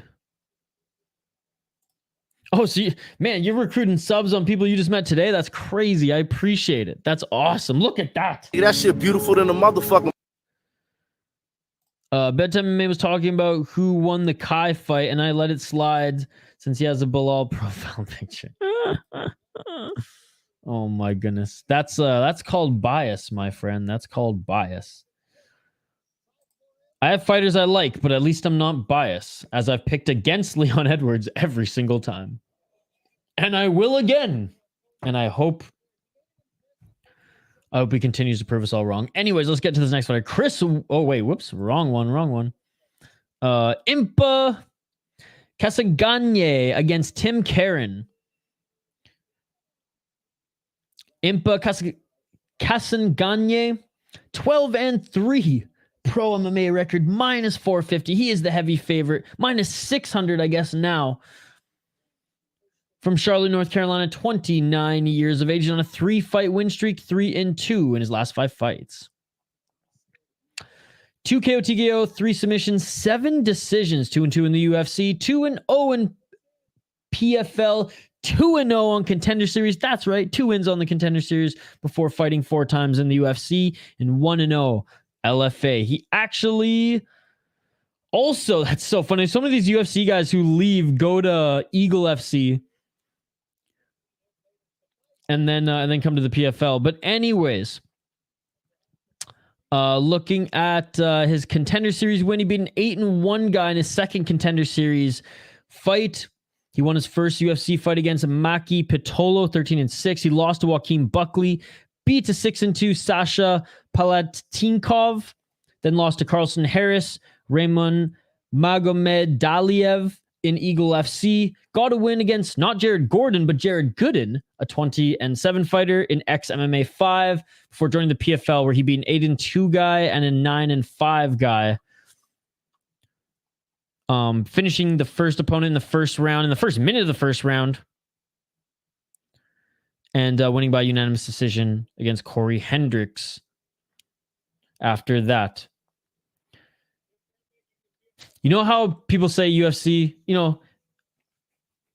the unathletic heavyweights are just lazy light heavyweights? In the PFL, the unathletic light heavyweights are just the the unathletic light heavyweights are just the lazy welterweights. No offense, Tim Caron. No offense. Anyways, looking at the Bear, Tim Caron, who just made his walkout to the cage. He's 13-5 his pro MMA record. Also on a 3-fight win streak. Also 3-2 in his last 5 fights. He is the big underdog, though, plus 350 out of Manchester, New Hampshire. 35 years of age. 5 KO TKO, 5 submissions, 2 decisions, 1 disqualification. 3-2 in Bellator. 1 no contest on the Contender Series back in 2018, and 0-1 in LFA. Oh god, he's been crushed. He crushed a can in his last fight in CES. Yeah, CES sucks. 4-0. He beat a Fran Collins, who's 4-0 in the second round via rear naked choke. In Combat Zone, he beat a 9-3 guy. because the 9-3 guy illegally elbowed him. Jesus. Anyone unanimous decision in Combat FC 1. Lost in Combat Zone. Yeah. I'm going with the favorite. Because Tim Caron has a padded 3-fight win streak if I've ever seen one, folks. Oh my goodness. Yeah, that shit beautiful than a motherfucker. Whoops. No, wrong one. Oh, That's my what I was God. going for. That's what I was going for. All right, fighters being announced in the center of the cage. Let me know your predictions in the live chat, folks. Let me know your predictions in the live chat. And shout out to everyone watching right now. We have a big crowd here. You all are amazing. We do live play-by-play, commentary, reaction, and interaction with all you amazing folks in the live chat. Every weekend we do fight companions. We have back-to-back one championship, one Friday fights, followed by one fight night. Tomorrow, Saturday, all day, UFC. All evening, I should say. And then Sunday, Anthony Pettis Fighting Championship we'll be doing as well. So appreciate you all. Appreciate you all. Dun, dun, dun, dun, dun, dun, dun, dun. I don't get it. No chance to win the tournament with such lackluster game plans. Thank you so much for joining, Yonom Martin. Love your first name. Never. Remember when Ali said he'd retire if Kayla Harrison lost? He's not an MMA. He's not a man of his word. Yes, and I wish Ali would have retired because I cannot fucking stand that little weasel. Let's get it all! At least he gets his fighters paid. All right, if I missed your comments, folks, I'll get back to them in a bit here. But right off the bat, Kasanganay with the combos to the body, left to the face, right to the face, left to the face again. Nice jab and right hand. Moving forward, going for the takedown now. Doesn't get it. Has the body locked up, pushing Caron up against the cage. Impa got sent to the shadow round by Buckley. Eagle FC was a money laundering scam like Khabib's NFT scam. Yes, but they're still putting on fights in Russia. But I did hear that they were pretty shady here in North America. Impa getting chin, says Matt. Wow, locking that one in. Tim by huge upset, locking that in. Damn, they got Impa at 205. Oh, boy. I mean, he's smaller in stature compared to this guy, but I think he'll be fine. It's running in Russia, yeah. And I don't know if Khabib's still involved, funny enough. Palm strike to the side of the head. Fuck, I'm like fighting a sneeze right now. It's not coming out.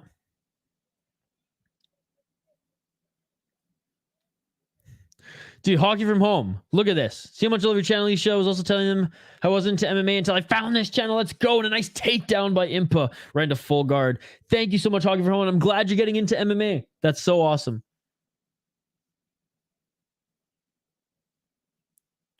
$73 inches of reach at light heavyweight. Oh, lol. Some young guy. Impa by devastation. Impa still in the full guard here.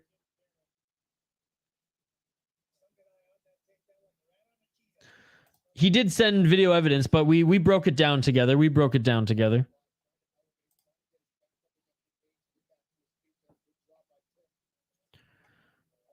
I won't say that the video evidence was backed up your claim per se, though. I feel like I did a good job of arguing.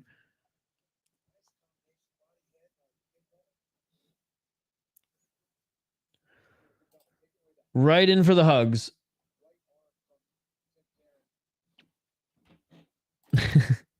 Indeed. Sexual position engaged. Impa a wrestler now? Oh, you're a wrestler now? Impa in half guard here. Looked like he was about to posture up, but Caron trying to go up. Oh, looking for an arm triangle choke. Yeah, the fence is in the way, says Randy Couture here. Impa setting up an arm triangle choke here, but he can't get that nice grip in, as you can see. But doing with his left arm as well. He needs to push him out a bit and get that right arm in. Good job by Caron for pushing him off back into side control. So he did try to set up that arm triangle choke there. 1 minute, 48 seconds on the clock.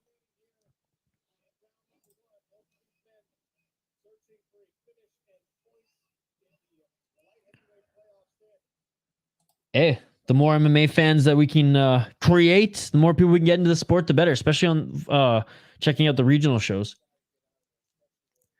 There's no accepting your fantasies. Oh, I'm sure Bilal would back your statement. I'm sure he would back any conversation backing himself.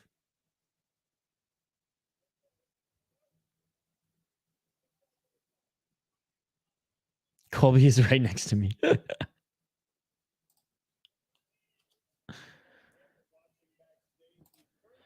1 minute left in this round, folks. Not really much to commentate right now. Kasanganay poshed up there with a couple right hands. Kasanganay, that's how you say his name. My apologies. Kasanganay. Oh, there's some nice ground and pound. Beautiful right hands there from the top position. Kasanganay in the full guard now. Clearly winning this round. I mean, some decent ground and pound, and he went for a submission. God, this ref cam is awful. I hate that it's fisheye, and it's like in fucking 720. Yeah, it sucks. Exciting start so far. When I'm bored, I watch your streams, and I told him that too. Hell yeah. Agree to disagree. Posh it up there again is Impa. What a fucking badass name. And that is it for the first round, folks. Clear win by, or first round win anyways, by Impa Kasanganay. Round 2 coming up here, folks. Give me your thoughts on the first round. Not that there's much to dissect, but if there's anything that that you saw that maybe I missed, let me know.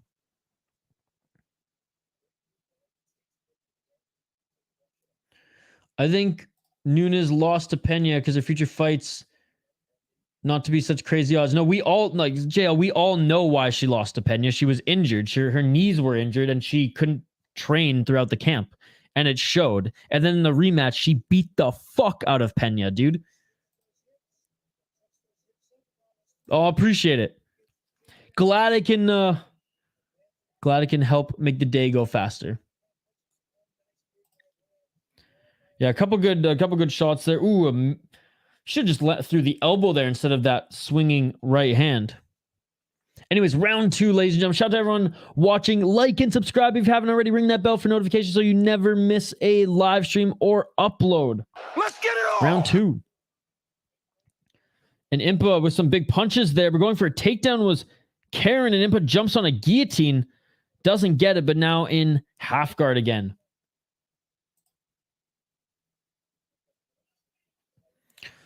Gammon Slap. What's up, buddy? I got Wade next. Well, I'm locking it in, and it's good to see, man. Thanks so much for joining. Wade wins. Whoops. Wade wins my parlay hits. Well, I hope you make some money, brother. I hope you make some money. Thanks so much for joining. Appreciate you. Postured up now is Kasanganay. Absolute, like, just domination and control of this fight so far by Kasanganay. Huge favorite right now in the live odds, minus 250 or minus 2,500, I should say. Again, it's good to see you, Mr. Slap.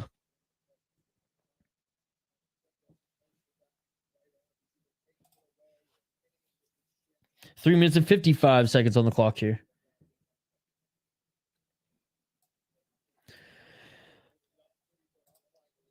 Again, Impa, not a lot of finishes on his resume. So, I mean, wearing down, grinding down his opponent. Oh, is he going for the arm triangle choke again? He could find a way here to at least maybe even get a back take here if he continues to roll. But as we see here, only 2 KO TKOs, 3 wins by submission, 7 decisions. So very much okay with this style of fighting, grinding out his opponent.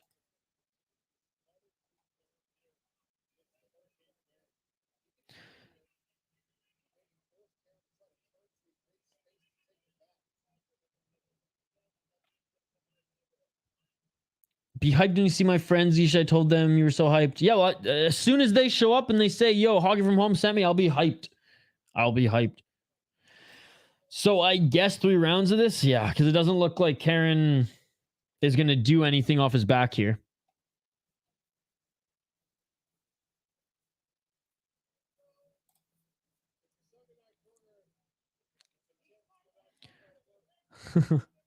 Jay Herbo. Well, we clearly know what political side Jay Herbo's on. No, I'm just kidding.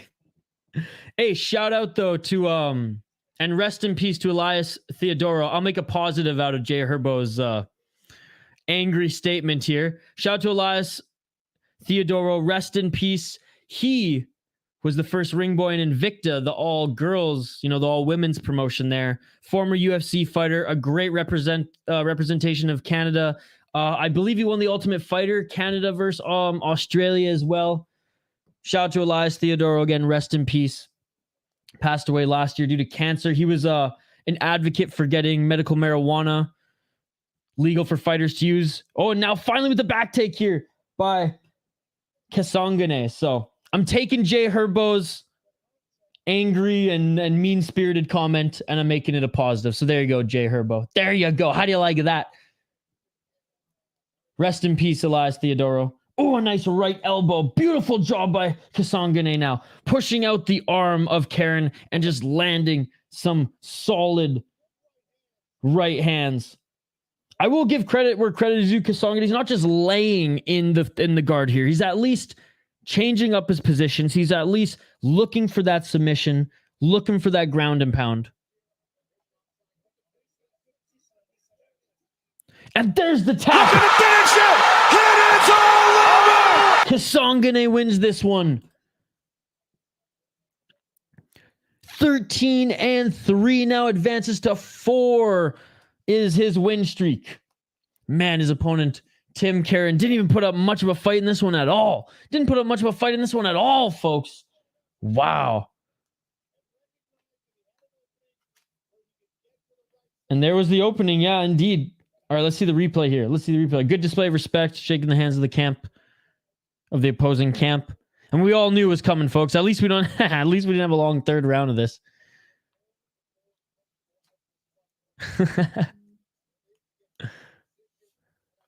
Maybe some of the girls though wanted Jay Herbo. Let's be honest, most of the girls, they probably like the girls. They mostly like the girls, eh? Yes, rest in peace, Elias Theodoro. On time for once. Yeah, the last press conference just sucked. The last few press conferences of the UFC have sucked. Yeah, only one strike. One strike from Tim Caron, and it was a leg kick. Be honest, do you see Dariush walking in and ever subbing Gaethje? Because I don't do Bronx, baby. I think Charles, I don't think it goes the distance. How I think Charles will win is Charles is going to win this fight on the feet, but he'll finish it on the ground, if that makes sense. Like Charles will win the striking because this striking is more, well, it's like aggressive shoot-a-box Muay Thai, right? Like pressuring forward. And if he lands, if he gets the better of the striking and lands a hard shot like he did on Gaethje, like he did on Poirier, like he did on Chandler, on Benel. Benel's got a good chin. Well, historically he's had a pretty good chin. If he can crack him and then pounce on him quick, that's how Charles is going to win this fight. But Neil, I think, will actually get a takedown. You know what I mean? If he wants. He's a very, very good now wrestler, but has a it's a different style of jiu-jitsu than Oliveira. Oliveira's like attack and sink it in quick sort of thing. Whereas like Benil's that like pressure, kind of like old school gi jiu-jitsu style, right? It's a close fight for a reason. Official prediction, I think I'm leaning Bilal, but like literally those are my two favorite fighters in the UFC right now. So I feel like a fucking parent watching it, like I'm rooting for but their kids your kids competing. You know what I mean? Like I'm not going to be like rooting for a single one. I just hope the fight delivers. Well, thank you, my friend. Nate the Train in the UFC. Absolutely love Nate the Train. Was he an ACA champion in Russia? It's all over. Nate the Train versus Dan Ige fight to not go the distance is a good bet. Practically saying it will be a finish. I don't know if it's going to be a finish, to be perfectly honest, because both of them have decent chins and both of them like just to put on wars until the end. I mean, I would say that if it's a finish, it's probably going to be Ige submitting Nate the Train, but I think Ige probably wants to stand and bang with him personally. Tim is a brown bag. What a domination.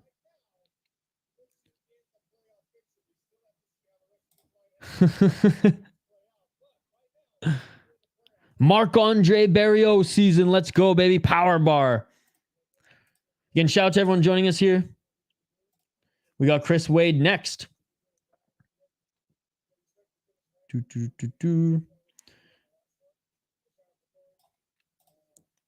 Dariush got them left kicks, though, too. His chin is strong. He's not going to get KO'd. It'll probably be decision. Well, like, it's like, I didn't say KO. I said he could get cracked and Oliveira will pounce on him. And that's where Oliveira is like, that's where his jiu-jitsu, he has like explosive jiu-jitsu, whereas Dariush is more old school. You know what I mean? Old school, more power pressure. Yeah, Full Send made a Canada UFC drop, I believe, this week. I saw some fucking post about it. I'm old school Nelk fan. I don't watch this shit anymore. This shit fucking sucks now, man. From 2016 to 19, maybe a little bit in 22, it was awesome, but yeah, maybe I just outgrew it too. Anybody know what's going on with the latest Phil Baroni in the Mexican prison? Oh, that's a good question.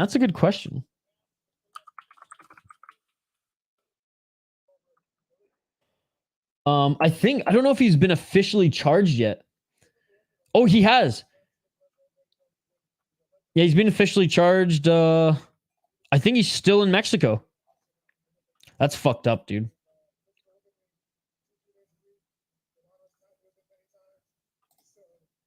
Oh, he said Bilal?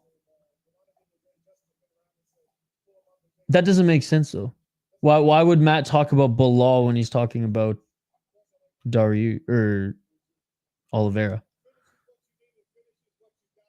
Oh, I said Bilal? Oh, whatever. You know what I mean. Benil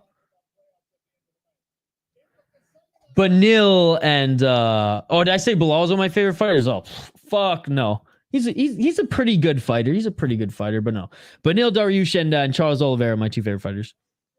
And then like close third would be Leon Edwards right now. As a fan of the man himself, not necessarily his skill, Derek Lewis. I got Nate, man. He's fun to watch. I think it's going to be a great fight. I do think Ige is just a little bit better than him, but hey, Nate the fucking Train has won championships in different promotions. What did I say? I'm very capable of looking it up myself, but folks, if you guys have the stats up in front of you, like, was it ACA that he was a champion in Russia? Or was it ACB that Nate the Train went on a fucking run in? Come on, Wade, you got to cash me out. What, Bilal isn't your favorite? I know. Surprise, motherfucker. Hey, that's maybe a soundbite I need to get on there. Any old school Dexter fans? OG Dexter fans? Talk about another show that fucking went downhill. Like The Ultimate Fighter. God. I love, honestly, just the banter and hanging out with you guys for the watch parties, but holy shit, The Ultimate Fighter sucked this year. I am surprised. Surprise, motherfucker. All right, next fight here. They're showing their little promo, and we're going to do our little rundown here. Again, let me know your predictions for the next fight, folks. Like this video if you haven't already. Ring that bell for notifications so you never miss an upload, so you never miss a live stream. And we have a full weekend of live streams, folks. One championship back-to-back tomorrow, followed by UFC on Saturday. Then we'll have Brian and Brittany probably chime in because they're going to be there in Milwaukee. Anthony Pettis fighting championship. John Jones making an appearance there as well. Not to fight. But I believe he's going to be on the broadcast and they're going to be doing some sort of thing for the in-house audience and the viewers there. All right, let's highlight these next fighters, folks. I'll give my prediction and I want to hear yours.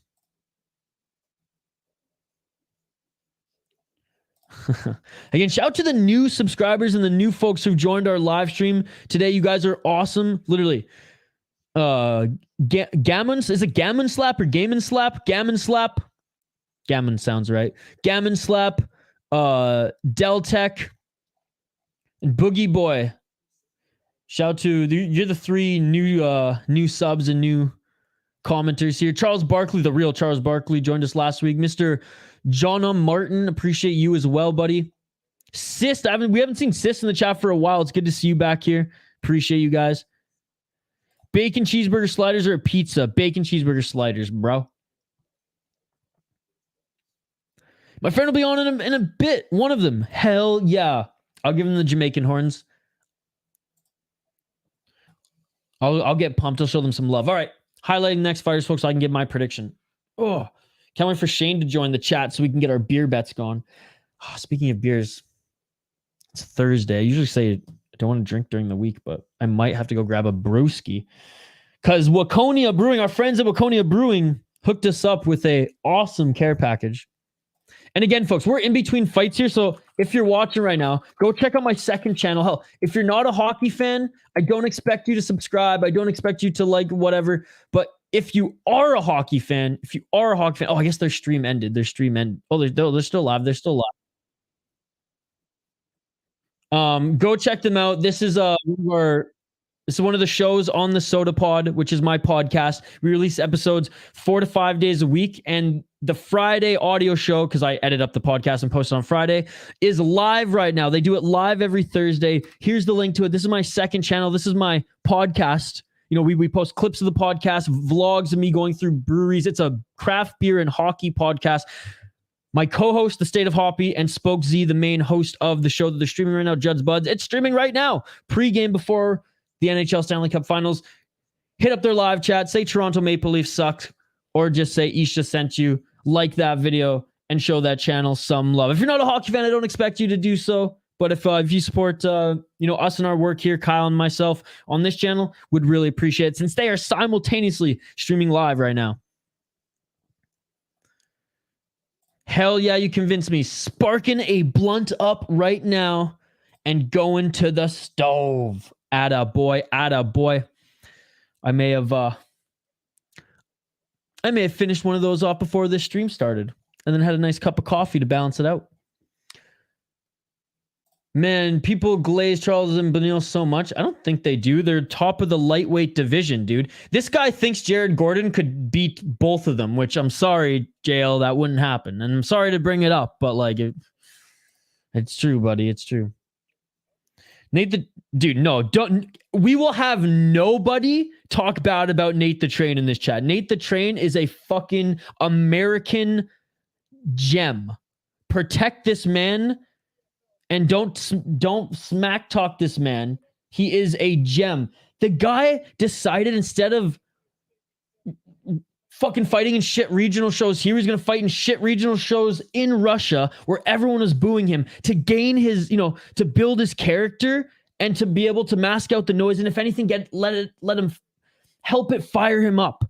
He won championships in fucking Russia and overseas and some of those good regional promotions as well. Nate the Train's a fucking beauty. The guy goes there and puts on a show. The guy's not going to hug his opponent for 3 rounds. No smack talk on Nate the Train. He's a fucking American legend. Hernan, what's going on, buddy? It's good to see you. I hope so. Let's go power bar. I think the first round will be a little tough, but power bar, I mean, he just gets faster and faster as the rounds go by. It's crazy. Awesome. Nate the Train is at the press conference. Incorrect, but that's your opinion. Protect Gordon because he's fallen apart clearly. Poor guy. Glad he didn't fight though, because that would probably put his health back even more than it's at right now. Yes, protect Jared Gordon. The guy's falling apart.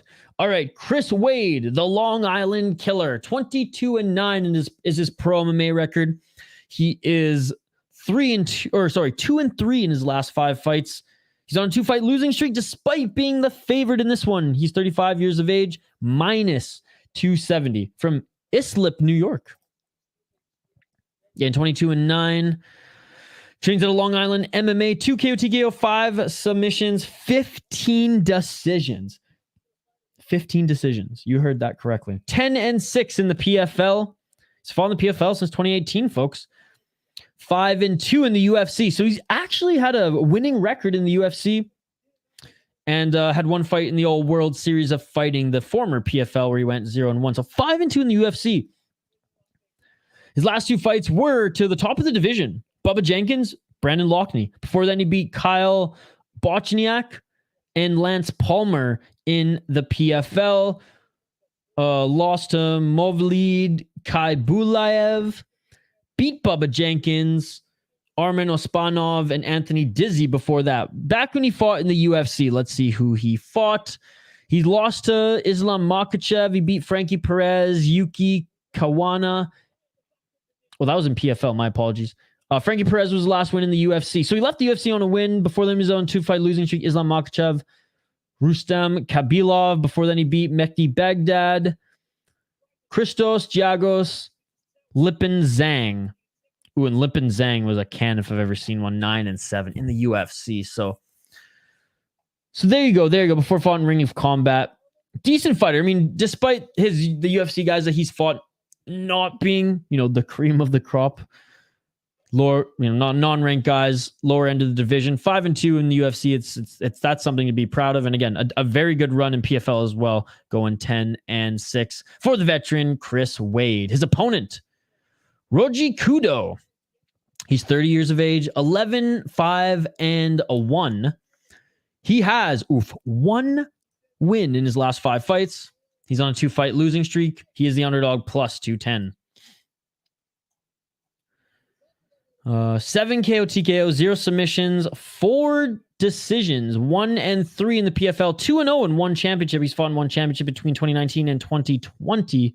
He's in the PFL between 2022 and 2023. So relatively new to the PFL. He's lost to Bubba Jenkins and Movlid Khaybulaev. Unanimous decision, rear naked chokes to Bubba Jenkins. He beat the 21-3 guy in Alejandro Flores via right hook in the first round. Before then lost to Brendan Loughnane and Kazuke Sasu. So in fairness to him, he lost to the PFL's best. He lost Khaybulaev 19-0-1. Bubba Jenkins 18-5, right? Loughnane, the champion right now, 22-4. Kazuki Saku was a solid prospect in Shudo, where he came from, who was 8-1. He did have an impressive run in Shudo and won championship between 2018 and 2020, fighting again in both Shudo and won championship. He went on a 8 fight win streak before losing 2, one in Shudo, one in the PFL, winning 1 and then losing 2 again. This is an interesting one.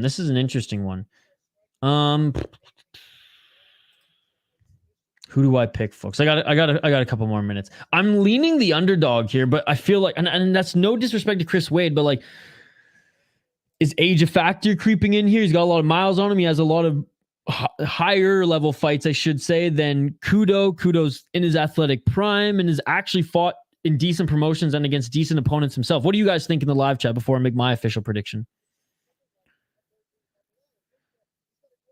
This the Nate Train presser.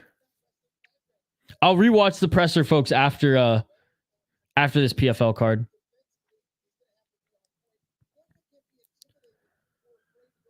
Gordon's going to strangle his next opponent.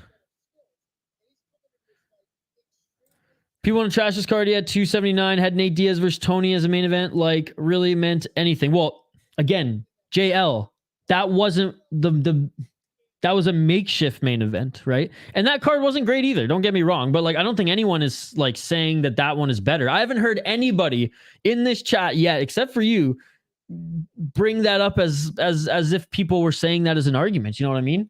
I don't think anyone was comparing them. This isn't a good card. They have not fought yet, buddy. They have not fought yet.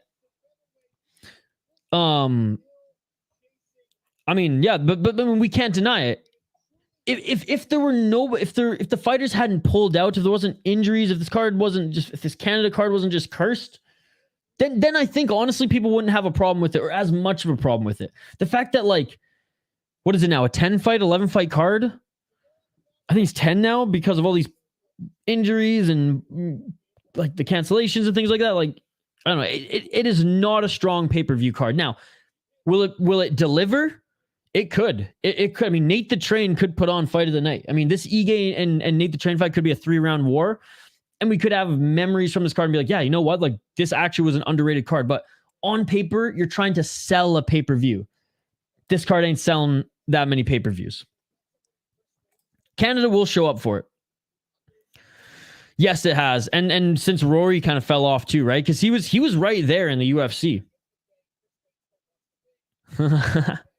Dude, Vancouver's going to fucking show up, man. It's going to be awesome. What's up, Andrew? Hit a like, hop on saying hi, hop off. Panthers is about to start. Enjoy the game, Andrew. Enjoy the game. Game 3 of the Stanley Cup Finals. Vegas Golden Knights up 2 in the series, but the Panthers are back home.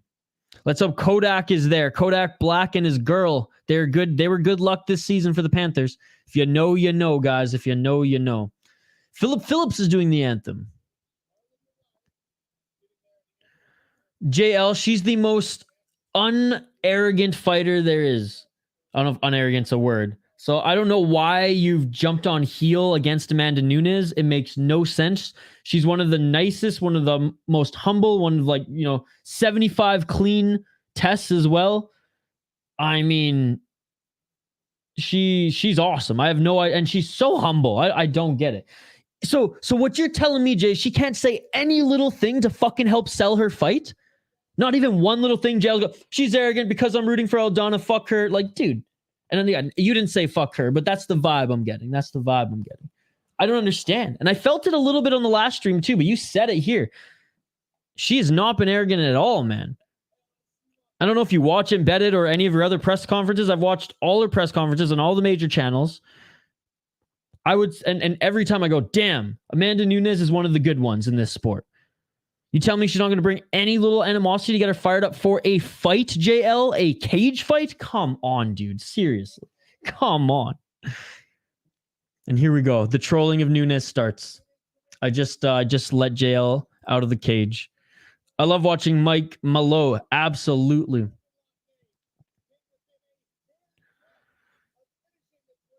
Again, I don't know why everyone, especially JL here, is reading into the press conference, like the big press conference versus the individual pressers, which are way more telling about, the fighters. And I mean, what else is he going to say?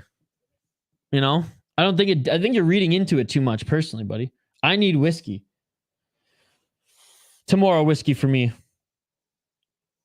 JL is reading way too much in his press, and I haven't even watched it yet, and I already know he is. Eileen Wade, thank you so much for the prediction. Omar, Wade as well. Bilal, JL's favorite fighter. Just spelt a little different. Love the profile picture, my man. I am actually picking the underdog in this one. I mean, I know Wade is the better fighter, but let's see if this is the start of the decline.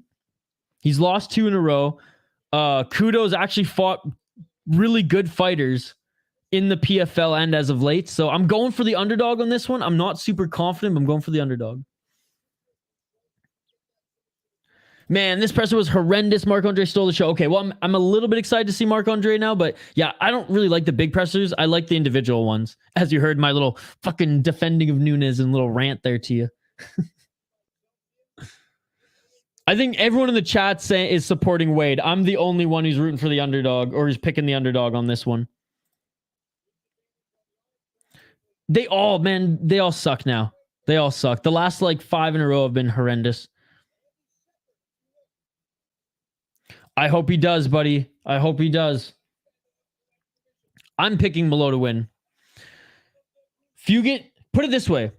I wish it was pronounced Fugit, but Fugit, when he's on, he's on. He's a tremendous kickboxer. He's the one who beat Shane's boy, Kinoshita, that Japanese kid off the Contender Series, who was damn good as well. When Fugit is on, he's fucking on, but I think I don't think Malo is going to get finished as easy as Kinoshita. Oh, in the big press conference, she's trying to sell pay-per-views. Oh, no. I'm going to dog her for that. Just got done with the UFC presser. It was legit only 15 minutes. Everyone's saying it was horrendous. That Canadian guy's going to hurt that dude from Oregon. Again, I thought Kinoshita was going to beat Fugit. Fugit impressed me in his last one, but I do think the Canadian's going to get it done. Wade is winning. Yeah, and you know what, JL? That's why neither of them will ever sell pay-per-views, and that's why they don't have as big of a hardcore fan base as you want them to have. All right, round 1 is coming up here, folks. Let me know your final predictions in the live chat. Keep the comments coming, like and subscribe, and let's get right to it. Round 1. Let's get it all.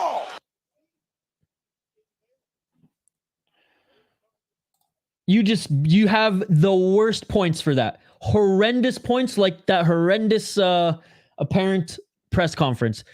If you're basing your entire perspective on that fighter, on that, that's a terrible argument, my man. And we've had some good arguments. So no, massive L for JL on that one. 4 minutes and 32 seconds. Massive L. Astronomic L. Oh, a nice head kick by Wade. Wade going for the takedown. And now Kudo going for the takedown. Nate said something special. If you loved it, cool. I haven't watched the press conference yet. I'm watching PFL right now.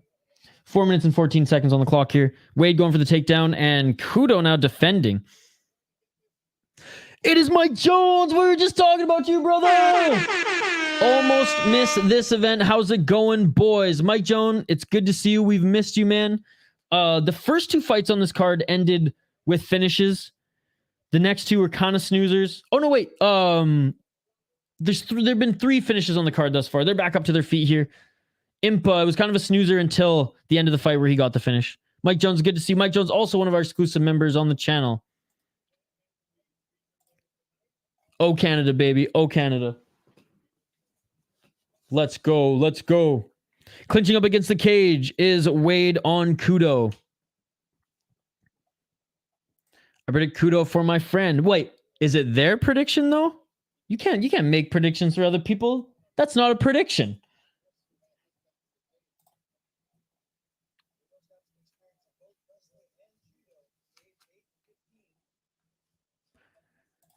Go Nate the fucking I don't care if Nate the Train's American or Canadian. He is an absolute. He's a beauty. I love Nate the Train. Again, folks, not much comment on this one yet. 2 minutes and 50 seconds here, and Wade is just holding Kudo up against the cage, trying to go for that trip takedown, but Kudo, good defense right now. A shot to the body by Kudo. Let's see if the ref separates them soon here.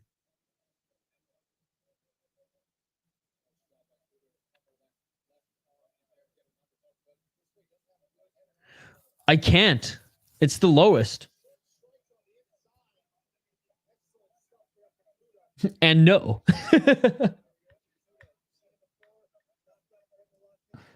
Oh, and a nice takedown. And like I said, I never really advertise the memberships, right? Because it's like, if you guys want to support the channel extra, I appreciate it. I'm never going to ask for donations. I'm never going to ask for memberships.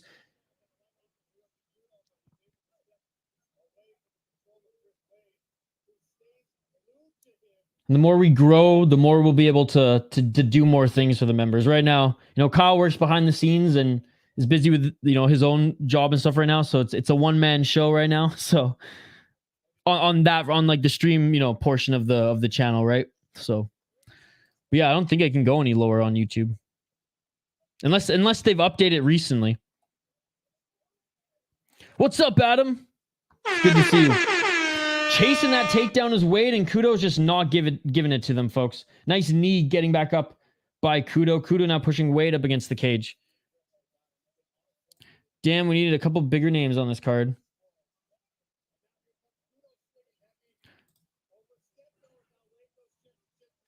Yeah, but 8-fight win streak, and his story in that Makhachev fought Bobby Green on short notice and Dan Hooker on short notice and got a title shot, where Benil's been fighting killers and gets no respect. So yeah, we ride or die with Benil.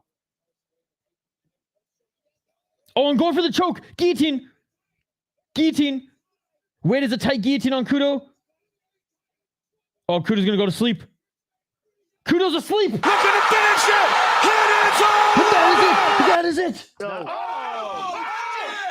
That ref sucked. Oh my God. That ref sucked.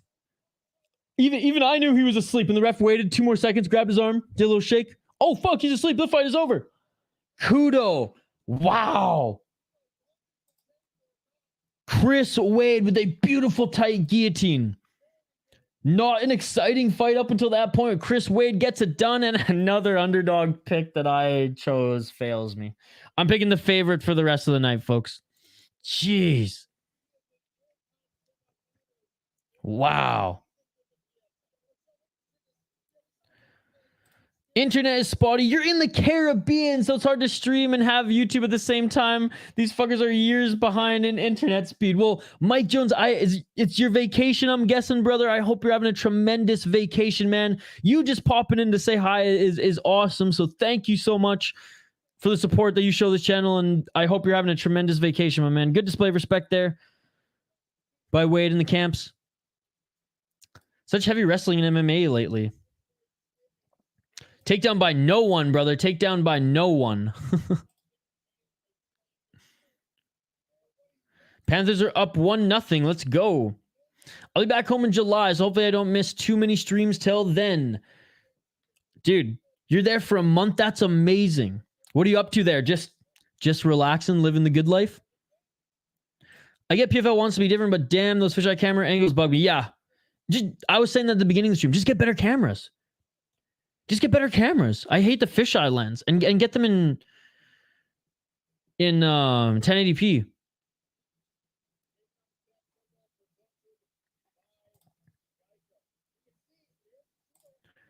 I got 3 goals in the first period. How much time is left? Hockey from home. Yeah, everyone was saying Wade was going to get it.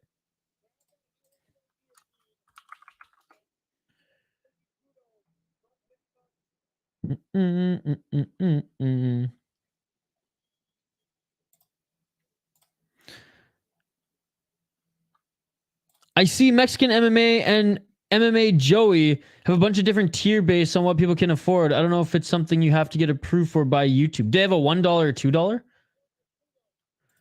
I don't know. I feel like I'm just fucking like, it's just like taking $1 from someone. It's like, if you guys want to support, you can support, but like $1, then like 20% goes to YouTube. It's just like, at that point, I'd rather just converse with you guys in the chat. You know what I mean? You can set tiers, but I think they start at 5. At least that's what I tell my clients, because that's what YouTube last time did. You know, I'll check right now, Zoomer. We'll check right now for you.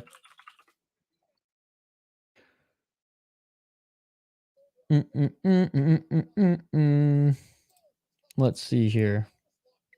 Riveting stuff, I know, folks. But give me one sec.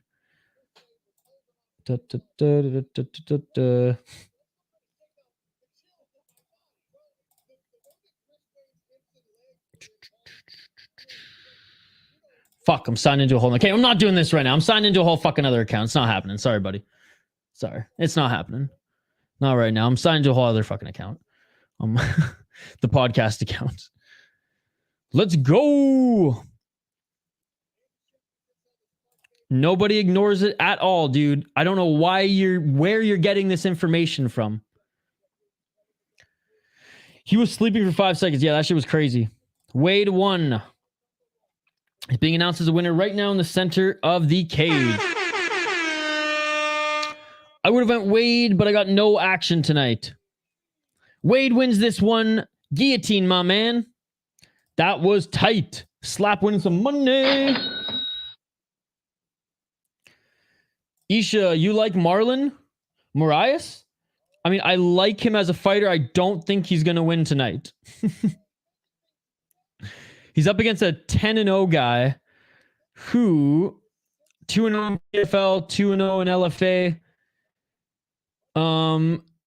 And look, his last 4 fights have gone to decision. I get it, but it's not like he doesn't have any finishes in his career. He does have 4, I believe. It is more of a can, but I just think Moraes is done. Moraes is the only dog you should be picking. What's up, Demigod Dan? Is his opponent really that bad? His opponent's 10-0.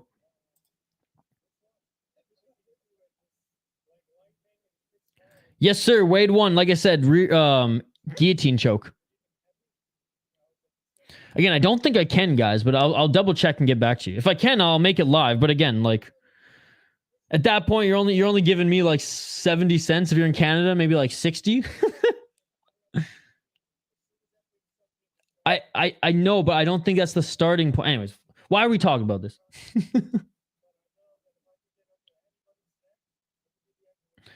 Okay, JL, I'm not even gonna bring it up on the screen. I don't know what you're talking about. You're fabricating storylines here.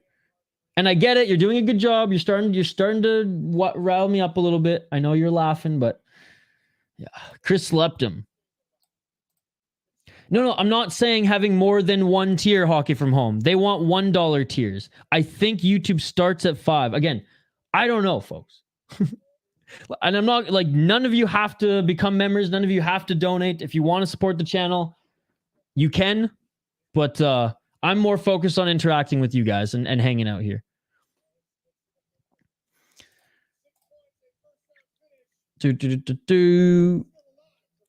Return flight is July 27th, so a little over a month. Dude, that's so awesome. Again, hope you're having a great time. I've never been to the, what do you say, Caribbean? Wow. As long as the internet allows. Yes. Are people going with Marlon Moraes? All right, let's get this next fight queued up here.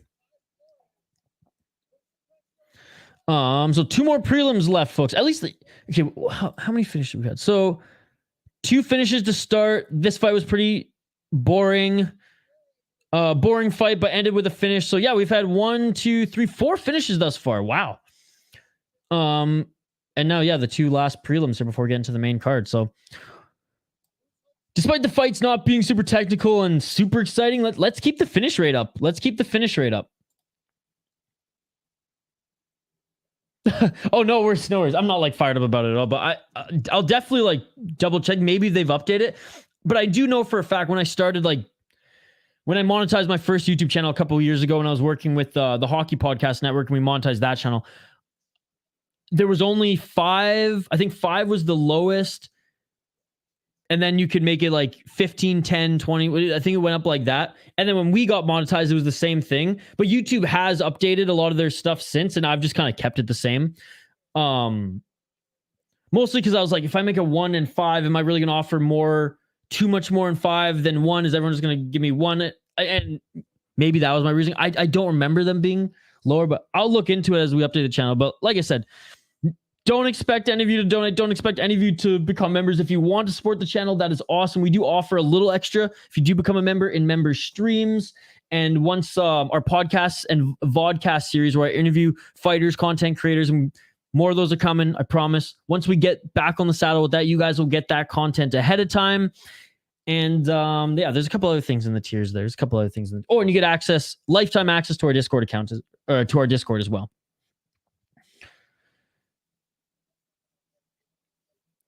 When did Dan Hardy commentate for the PFL? He's working for the PFL Europe right now, if I'm not mistaken.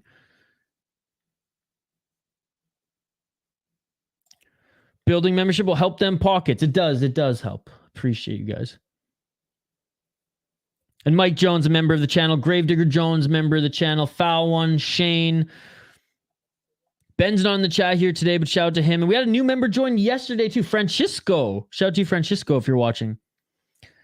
He is 0-6. 0-6. He lost his last 6 fights.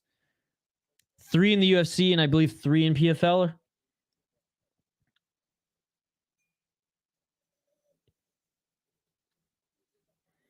Almost 5K subs. Dude, thank you so much. I know Mike Jones joined us like right when we hit 1,000 or like right before.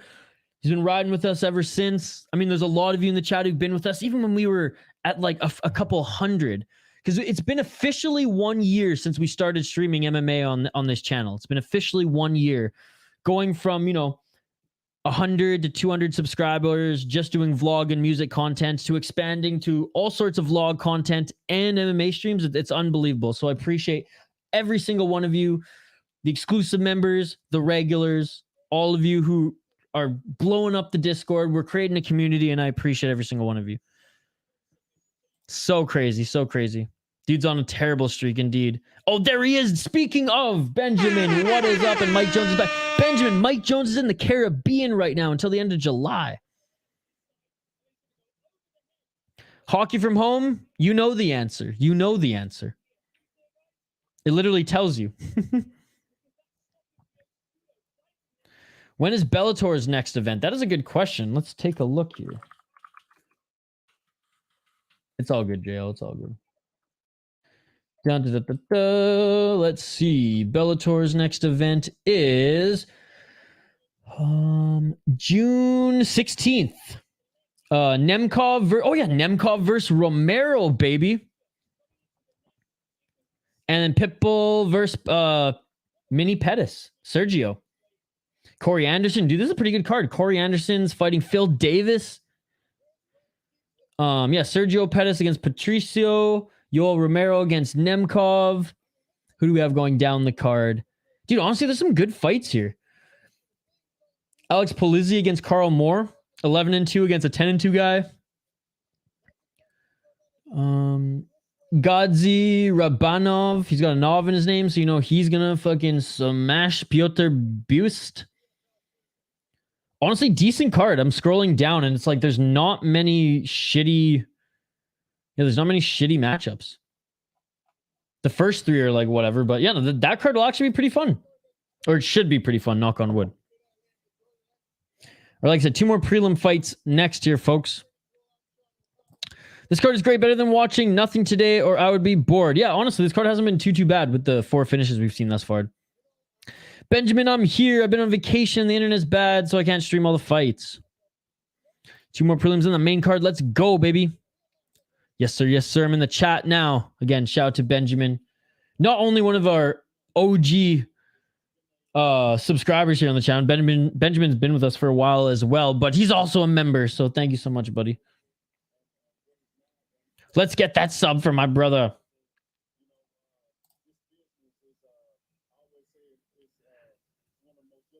You just got to keep doing content, hockey from home. Keep posting.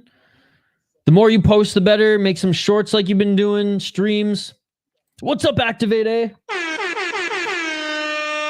Basically got to commit more time than any human should to YouTube. Yeah, Caribbean would be nice. Vegan Golden Knights have been kicking ass. I bet your boy is not surprised. I know. It's... Hey, credit to them. They've been playing some damn good hockey. Hey, by the way, Aiden Hill, the goalie for the Vegas Golden Knights, is actually from the island that I grew up on, Vancouver Island. So shout out to him from Comox. In general, I wish I was on vacation now. It's vacation weather in Minnesota right now. It's hot. There's lakes everywhere. I'm loving it. School is important. If Patricio beats Sergio, he'll be the first ever triple champ. The real triple C in MMA. So if he wins, who's actually triple C? Who's the real triple C? That's a good question. Because I just said that, but I mean, an Olympic gold medal in wrestling, that's incredible, right? That Henry Cejudo has that. So who's the real triple C? Sergio Pettis? If he wins, if he beats Patricio. Or sorry, is it Patricio if he beats Sergio? My mistake. Or is it still Henry Cejudo? Bronze Bomber in the PFL building. Omar, ESPN Plus, or Omar. I gave you a gift earlier in the stream, Omar. Omar, check the chat because I ain't doing this again, brother. But ESPN Plus is what I'm watching it on. Oh, comment of the night.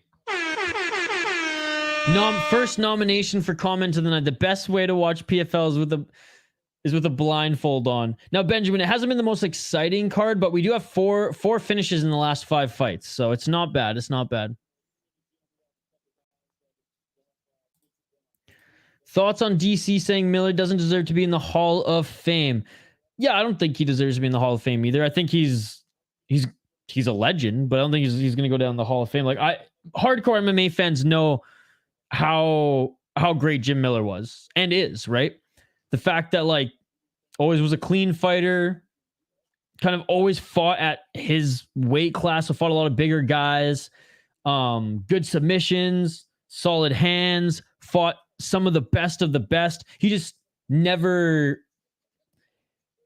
I don't think maybe there's like a very, like a sliver of of time in history where we thought, okay, maybe this guy could be champion, but we never like, there was no one backing him to like really campaigning that Jim Miller would be champion. So I just don't think, and correct me if I'm wrong, did he fight for the title? So I just don't think he's going to be a Hall of Famer, because we can't just throw anybody in the Hall of Famer, right? But I do think he'll go down as a legend. I mean, he's an absolute stud, man. He's still like, he's one of the older school era guys, and he's like, I'd say like third wave, right after that second wave. And he's still kicking it today and still kicking ass today. So there you go. Isha Andrew B said she'll do content for Andrew B's a dude for mine too, but I need to talk to my mods first. PFL main cards are decent now that they have some established fighters like Loughnane, Delija, Wilkinson, etc. Yeah, well, except we're not seeing fucking Wilkinson anymore this year, which is annoying. Loughnane is good though. I do agree. And Delija is good too. Wilder in the building. Wilder last boxing match was a crazy knockout. Glad I didn't buy a ticket for this event like I originally wanted to. Yeah, with fucking Wilkinson, Jotko being removed. Who else was removed? Take a look here. So Wilkinson, Santos, Mohammed Fakhreddin, Jotko. Wow.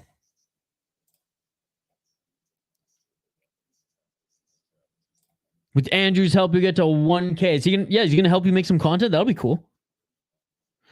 It's nice. It's been raining every day for like an hour. It's like an alarm clock. 6, 7 a.m. Then Sunburn City if you ain't SP'd up. Man, that's awesome. I haven't done too much traveling outside of North America. Like I've traveled a lot of the States and a lot of Canada, but like I've been to Mexico. I went to Puerto Vallarta area. Sayulita, actually, that little surfing town. How have your picks been going, bro? Not too good, but I've been pretty liberal with my picks today. I've been going for underdogs I probably shouldn't have been going for. Dude, Benjamin always fucking has the comments of the night. Is this PFL event gonna be good? What's up, Lightning? So far it's been okay. Like not super. It's on right now, buddy. We have only 2 more fights left on the prelims before we go into the main card. 4 finishes in the last 5 fights, so it hasn't been bad. They haven't been high level fights, but hey, finishes are exciting nonetheless, brother. Yes, sir. Yes, sir. He is. I'm looking forward to the late 1 championship card tomorrow, dude. I'm looking forward to both of them. I personally like Muay Thai so much more than MMA now. So the morning card is the one I get super jacked for. But yeah, the Amazon card is going to be awesome. Do we know, did Superbond make weight this morning? He missed the first time. Wilder should get in the cage with Ngannou. Obviously, Wilder's going to box Francis. I hope so. I'd actually watch that. Anybody else? Guru made a video today on, or was it today or yesterday, on potential boxers that Francis should fight. Jim Miller did get good until he had surgery when he was like 35. He waited too long to get good, never fought for a title, and doesn't deserve to be in the Hall of Fame. He pioneered nothing. But a solid fighter in that he's this old. I believe he has... He just tied a record in his division as well. I got a lot of respect for him, but yeah, not a Hall of Famer. Wouldn't be surprised if Francis pans him out. I'd be a little surprised. But again, I'm not a huge boxing guy, so I'm not going to give takes on boxing that will piss off the chat here. Because I know there's some big boxing fans here. I'm more kickboxing and Muay Thai fan. Like, I'll watch Glory over UFC all day, every day, baby. Oh, got you. Hope that's true. He popped, dude. Dude, 10 PFL fighters popped for steroids 2 weeks ago. Wilkinson's out. Santos is out. Jotko is out. It's crazy, man. Everyone, all you motherfuckers on steroids. Dude, hell yeah, he did. Dude, that fight's gonna be the best fight on the card, I think. I'm calling it right now. Nate the Train, Dan Ige, that's gonna be the people's main event. Steroids happen, baby. Yep. You see that Fury card next week looks very good. Some familiar face. Fury FC or Cage Fury?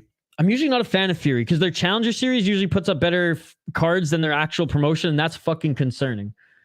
But hey, I'll give it a chance. Okay, folks, I know we got a few more comments here. A mix of both, Lightning. Muay Thai is way better than boxing. Muay Thai is the best combat sport right now by a long shot. All these North Americans, oh, I don't like MMA because there's too much grappling, blah blah blah. Watch fucking Muay Thai then. And then you know. Then come back to me. It's incredible. 3-minute rounds of fucking war. And one championship rules are unbelievable. Okay, quickly going to highlight these fighters as they're announced in the center of the cage. If I missed your comment, folks, just write it again. Ty Flores, big medicine. 12-4 in his pro MMA career. He's 29 years of age, standing 6'2". He's got 75 inches of reach. Minus 215 favorite. He's on a 3-fight win streak. Won 4 out of his last 5 fights. He trains at Elevation Fight Team. 2 KO, TKO, 3 submissions, 7 decisions for this light heavyweight. 1-0 in the PFL, 1-0 in LFA, 0-1 on Contender Series. He's fought in Fury FC. Speaking of, he's fought in Unified MMA in Canada, and he's fought in the PFL. That's where he's gotten his win streak. All unanimous decisions. He's been 8-3, 5-4, and 9-3 guy. He lost in Fury FC 59 to a 6-2 guy. So he's very much a Fury product. Fought in Shamrock and LFA before his Contender Series, where he got dusted via unanimous decision, but still he got beat up by Justin Jacoby. Looking at his opponent, the Dragon, Dan Spohn?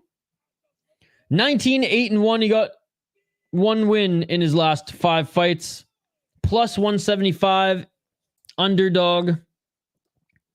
Oh, wait, what the fuck? Oh, yeah, okay, never mind, sorry.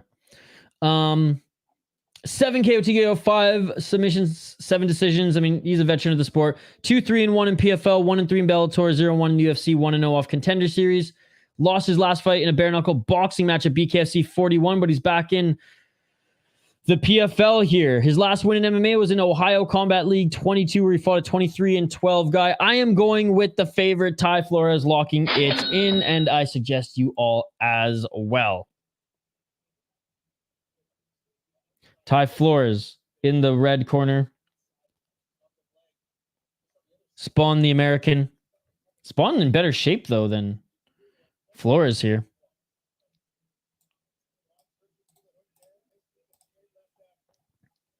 I should have checked the body types before. I should have looked at how they've been presented here, or they present themselves here tonight before making my pick. But based off the stats there, that's my pick. Again, I haven't been doing well in my predictions here, but I don't know half these guys. So there you go.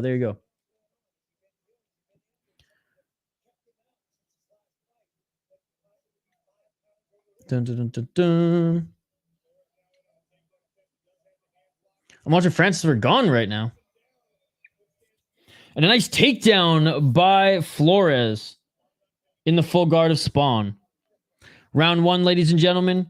3 minutes and 49 seconds on the clock.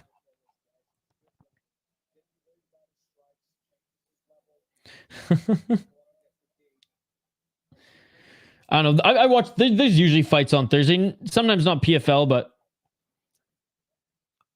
and again, there's a veteran move, Ty Flores, getting his hand right on the mouth of Spohn. In the full guard of Spohn is Ty Flores, laying down a little ground and pound here, but nothing too crazy. That's true. But he had like that thick dad bod, you know. But Roy Nelson, he takes the cake.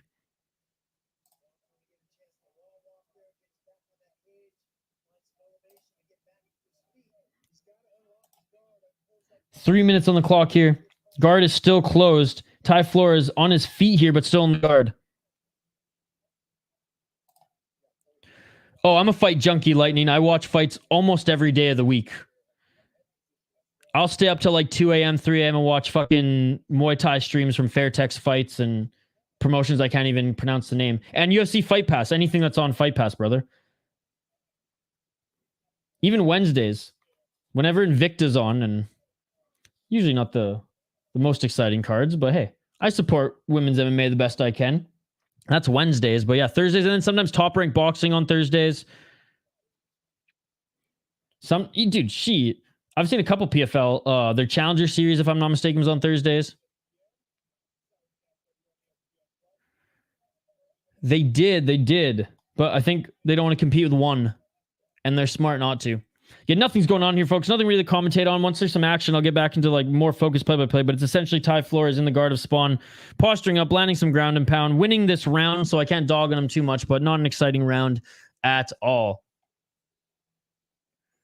These guys are trash, says Lightning. Me and my family will probably be going down to Orange Beach almost every weekend until snapper season starts in Florida. 205 pounds of trash, which may be soon. Dude, that'll be awesome. That's a good question. You guys want me to do Street Beast? I've never done a Street Beast fight companion. Nice, Zoomer. I had Ty Flores winning this one, and it looks like he's winning this round. Again, nothing really to commentate on here, folks. I'll get back to the focus play-by-play. Invicta. It's the all-women's league. It's been around for a while. Actually, one of the former founders of the World Series, or was it World Series of Fighting? Shoot. No, it wasn't World Series of Fighting. The IFL, one of the former founders of the IFL actually started that after the IFL folded, and it's been going strong. Like the fact that they've like survived is awesome, and they get like enough sponsorship support and a lot of women fighters. I mean, it's a feeder league to the UFC for the women's side, so most of like the good female prospects and a lot of mid ones will come from Invicta.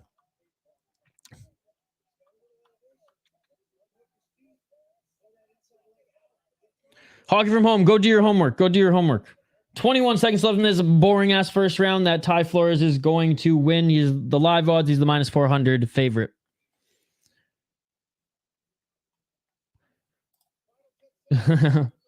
Yes, I am.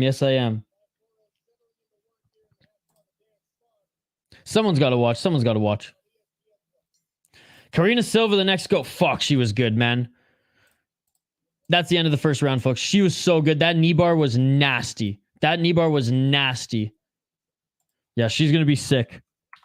Explosive jiu-jitsu, kind of like Charles Oliveira.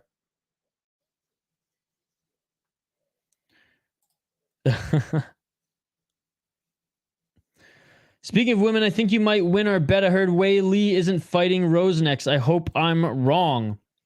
Dude, I heard Rose, like, is not fighting for a while. Like, nothing's been booked. And Wei Lee wants to get back in there. Because I think the UFC is aiming to do something in China, or I don't know.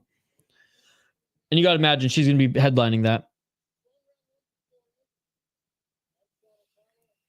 The chubby guy got the drop on him, sucker.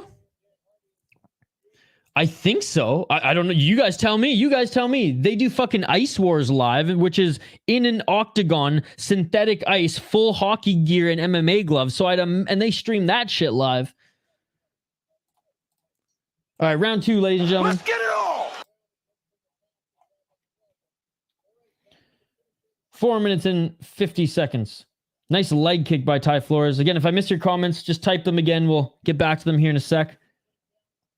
I was hoping to watch maybe a little action here at the beginning of this second round, but it looks like Flores going for the takedown again, and he gets the takedown. I mean, clear game plan for Flores here.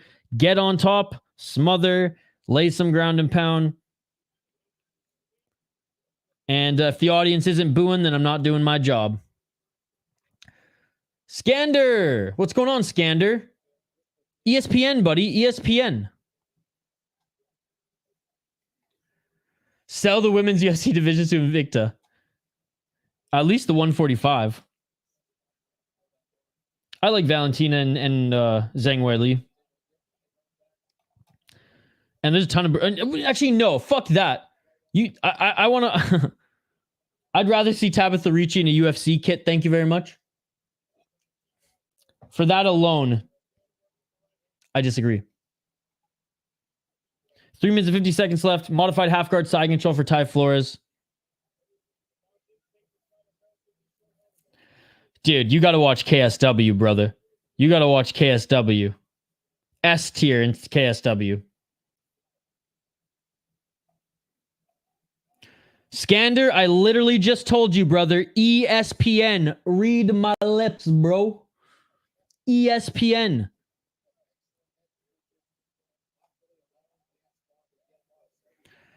Cage Warriors is the best, though. Cage Warriors is okay. LFA is better.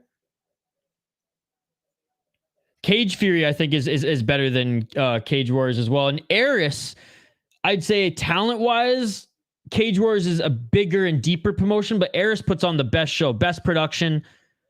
And yeah, they start the cards off with like new fighters. As they get to the end, like they're just so exciting, and the production there is awesome.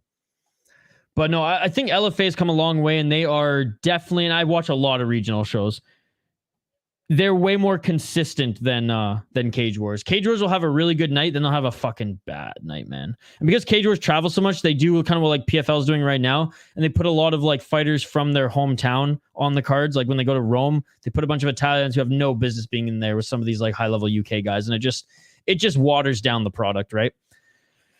Postured up there for a moment was Ty Flores. He landed some decent ground and pound, beating up on Spohn's face here. Now he's just hugging him here. Not even really going for an arm triangle choke or anything. I do like Cage Warriors, though. I'm not dogging it. It is awesome. And I win a lot of money betting on Cage Warriors, so I do like it.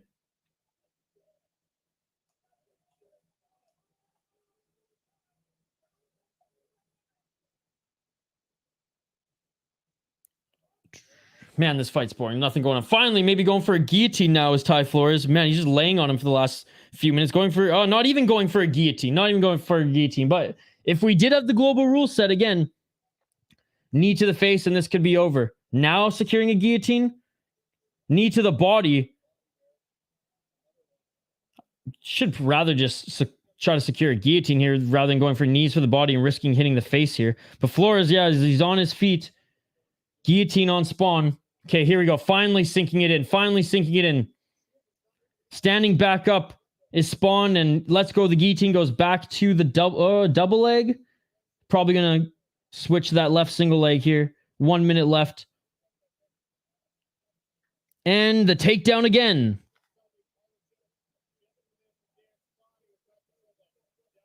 $55 left.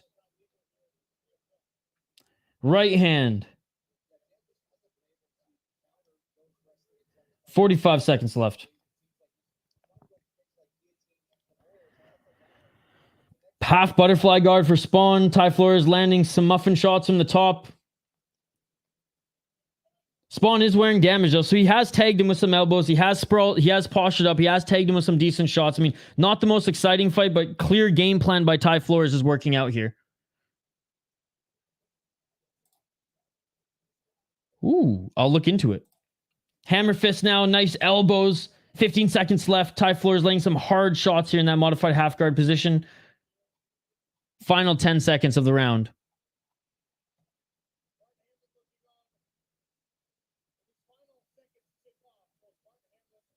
Right hand attempt, but didn't land, and that is it for the second round.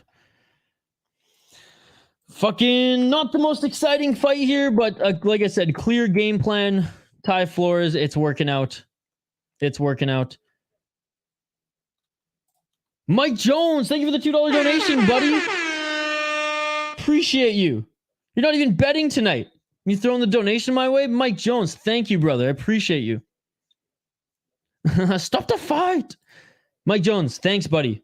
For the $2, let's fucking go. Sweep the leg. And again, hope you're enjoying the vacation, man. I know your internet's shoddy, but the fact you're hanging out here with us tonight, it is awesome.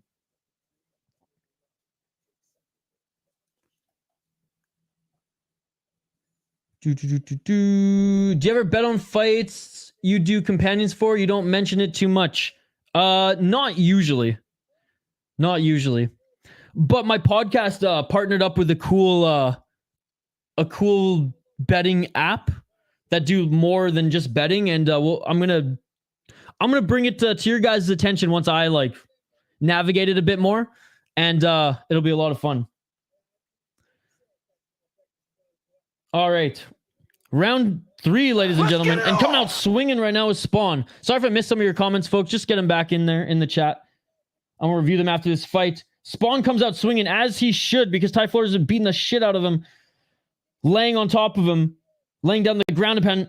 And nice takedown defense. And again, Spohn just doing what he has to do here. Draining the gas tank. Laying down some hard shots. Going for uppercuts in the clinch there.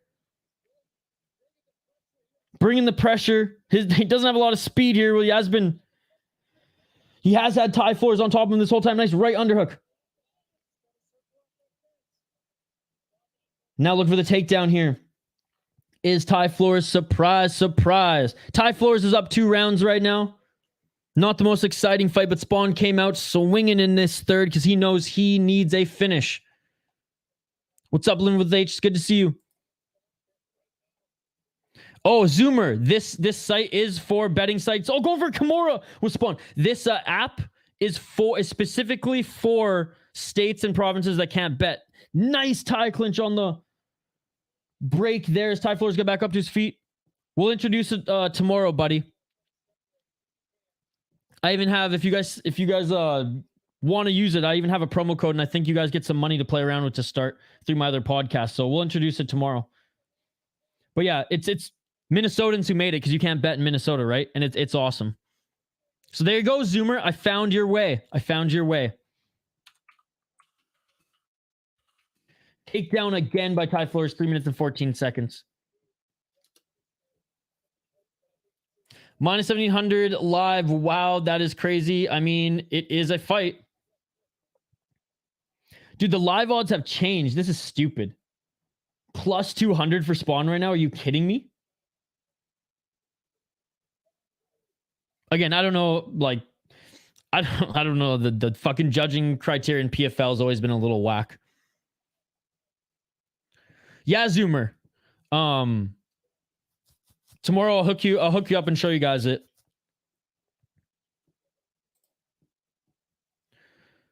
We get a small little something, but we're friends with the creators, so it's more just like we want to help them grow. 2 minutes and 20 seconds. Fighter's on the ground. You're trying to get back up to his feet. Is Spohn. Flores with the body lock.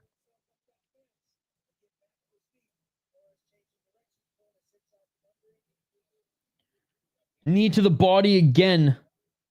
And Ty Flores, veteran fighter, as well as Dan Spohn, but more high-level competition for Flores.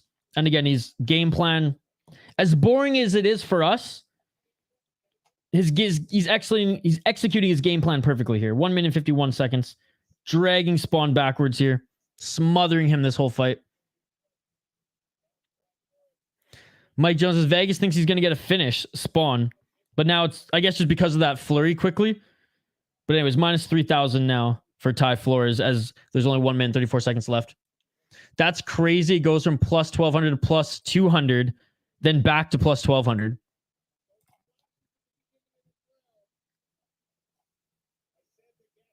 So favorite fight so far on this card? I don't know, the first fight. That was the most exciting one, I think. Marlon next. Body lock here. Left hook in. For Ty Flores. He's trying to get the back of Spohn. That's awesome, Zura, by the way, on the viewership thing. I appreciate it.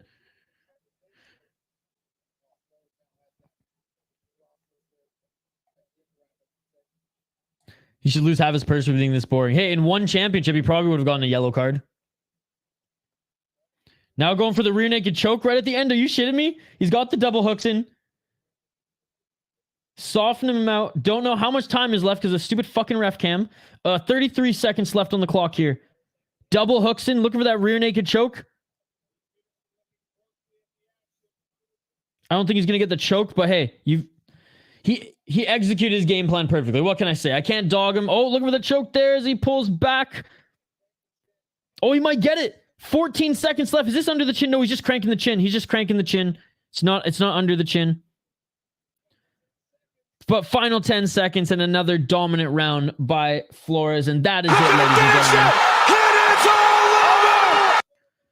And that is it. Utter domination by Ty Flores. Dan Spohn had a decent, like, Came out in that third round swinging, so I'll give credit where credit is due to him, but yeah. More of just takedown Tito Ortiz style, but slower. Takedown, posture up, ground and pound for the whole round, pretty much. The third round, a little bit more exciting, but yeah, you didn't miss much. Again, I can't dog Tony. Or Tony, why did I say Tony? Ty here. I can't dog Ty because, like, he didn't just hug the guy. But it wasn't an exciting fight, let's be honest. But, hey, for executing a game plan, you can't get much more of a clear dominant win than that.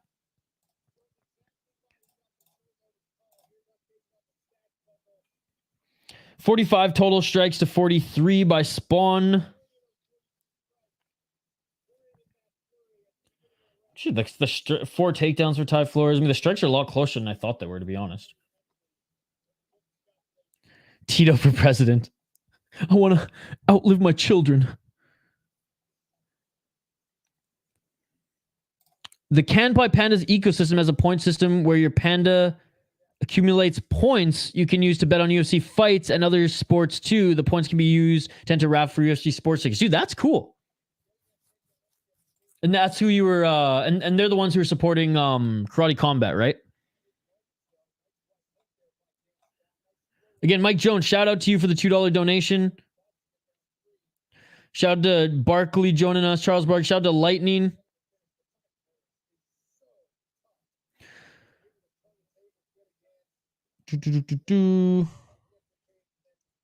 Yeah, shout out to everyone joining us here. Appreciate you guys. Stop making fun of Tito Ortiz. He's not the full article upstairs.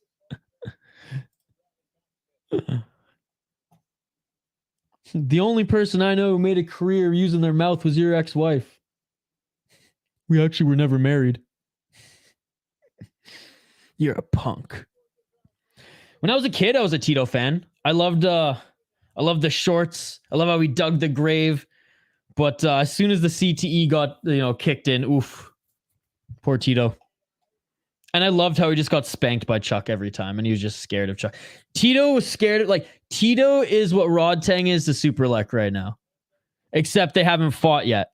Because Rod Tang knows Superlek would kick his ass. And Lightning, if you don't know those two names, bro, you got to start immersing yourself in kickboxing and Muay Thai. Way better than mixed martial arts. Way better than mixed martial arts. Ty Flores wins this one. As he should. Why did they even count arm strikes and didn't show head strikes? Dude, the PFL is so fucked. I have no idea. It's so weird. I don't understand half the things they do here. Mike Jones with another donation. Bro, thank you so much, buddy. Thank you so much. Taxi here to take us to dinner. Take care, folks. Mike Jones, have a great dinner. Enjoy your vacation. Hope to see you on UFC Saturday or One Championship tomorrow, but have a great vacation, man. Hope you deserve it, Mike Jones. You deserve it. And thank you so much for the donations, bro. Really appreciate it. Okay, I'm just good.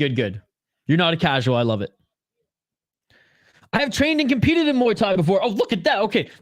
Well, then you're way more versed than I am. You're way more versed than I am.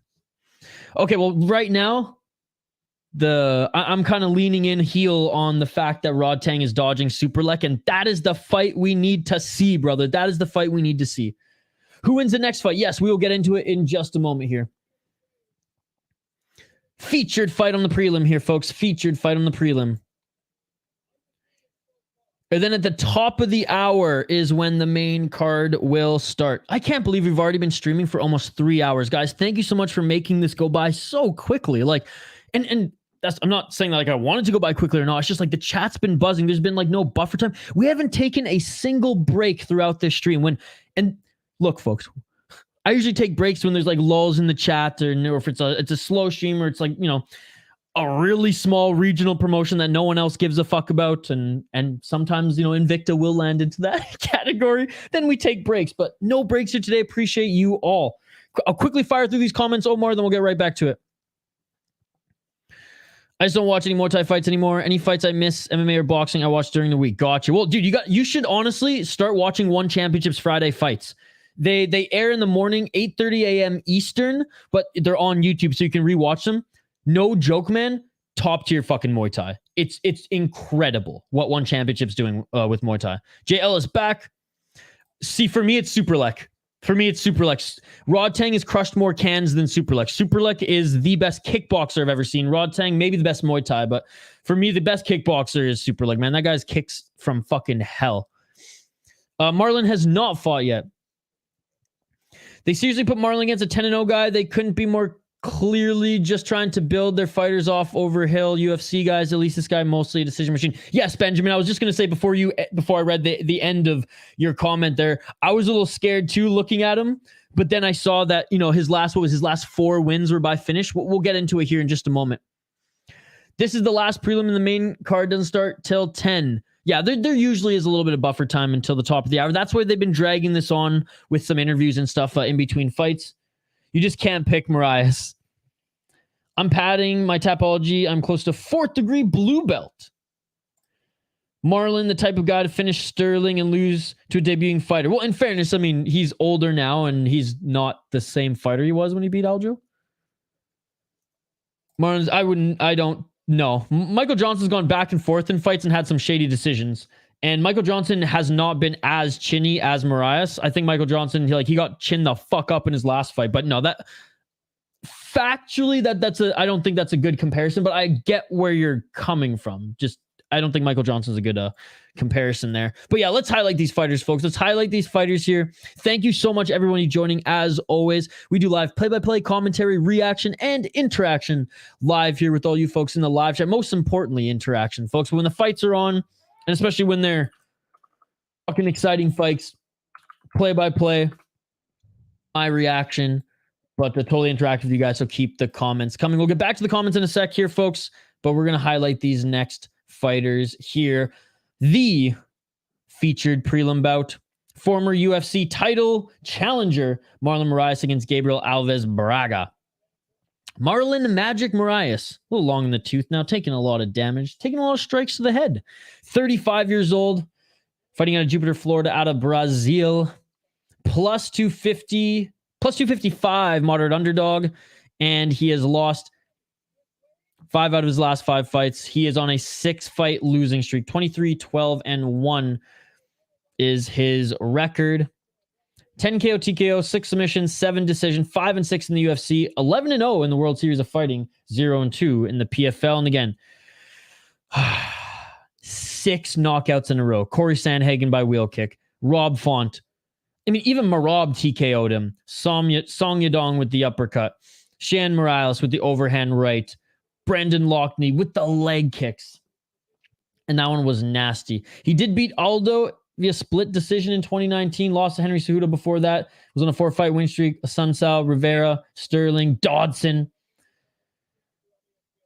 In the World Series of Fighting, he was a champion in the World Series of Fighting, if I'm not mistaken. But anyways, Marlon Moraes, long in the tooth, way past his prime. He was an absolute killer in the UFC, but I didn't even think he was going to fight this season. I didn't think he was going to continue to fight the season after that first loss yet. Here we are. Looking at his opponent, Gabriel Alves Braga, 10-0. So obviously, won his last 5 fights. 25 years old, minus 315 favorite. 4 KO, TKO, 0 submissions, 6 decisions. 2-0 in LFA, 2-0 in the PFL. He got a split decision. PFL 1 regular season. PFL Challenger Series. He got a unanimous decision. He beat a 25-1 guy, Pinedo, via split decision. He beat Ego Huksik, an 8-5 guy in the Challenger Series, and those are his 2 PFL fights. He did fight in UAE Warriors, which is a decent regional promotion. Got a unanimous decision. So again, his last 4 fights, 1 split decision, 3 unanimous decisions against a 25-1, 8-5, 8-4, and 15-10. He did beat a 4-1 guy in LFA when he was 5-0, and he had a really nice finish against him. He's fought in Future FC as well and Shooto Brazil. So he actually has fought in decent regional promotions. Shooto Brazil is a good one. Future's a good one. LFA is a really good one. UAE Warriors isn't bad. 2 wins in the PFL. So I'm going with Gabriel Alves Braga, but man, I just don't want to see. I don't want to see Marlon tune the fuck up in this one again. Going with Braga. I hope Marlon doesn't get too hurt in this next one. Let me know your comments as we get back to the comments here. Dun, dun, dun, dun, dun, dun, dun, dun, dun. This card is flying, bro. 25 and 12. Yep. Glepsy would have beat Khabib. Who do you got? Who do y'all got in the next one? I went 100% so far. Nice slap. Yeah, I'm going with Alves Braga. No, he is not.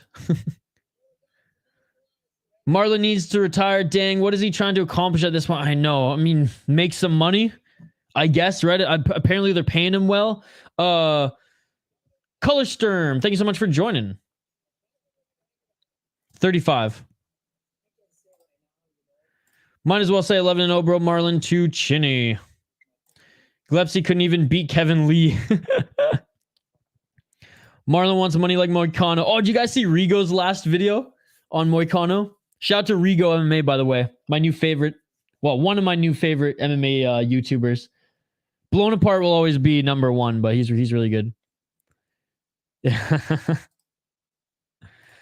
I stupidly picked Marlon in my parlay, not knowing the other's record. Oof. Y'all don't even know what's about to go down. My boy Moraes about to smack him up. I'm trying to tell you, man. Both won fights. Yep. Gonna be another sad parade on Twitter after Marlon gets finished. I hope he doesn't get beat up too bad, folks. Hope he doesn't get beat up too bad. Because again, Braga hasn't fought complete cans, but he hasn't fought in really good guys either. But he has competed on good regional promotions. So I am a little scared for Moraes, which is why I picked Braga. I mean, given Moraes' losing streak, it's kind of unwise to think that he's going to turn it around right now. But again, those in the chat, maybe they know more about Braga than we do. Maybe they know that he is not as good as we think he is. So there you go. Fighters being announced in the center of the cage. Let me know your last predictions here in the live chat. PFL isn't second. Oh, no. PFL is far from second best. Far from second best. One championship is second best. One championship. It goes UFC, 1, KSW, Bellator, PFL, Ryzen. And then, you know, the regional shows, we can have like their own tier.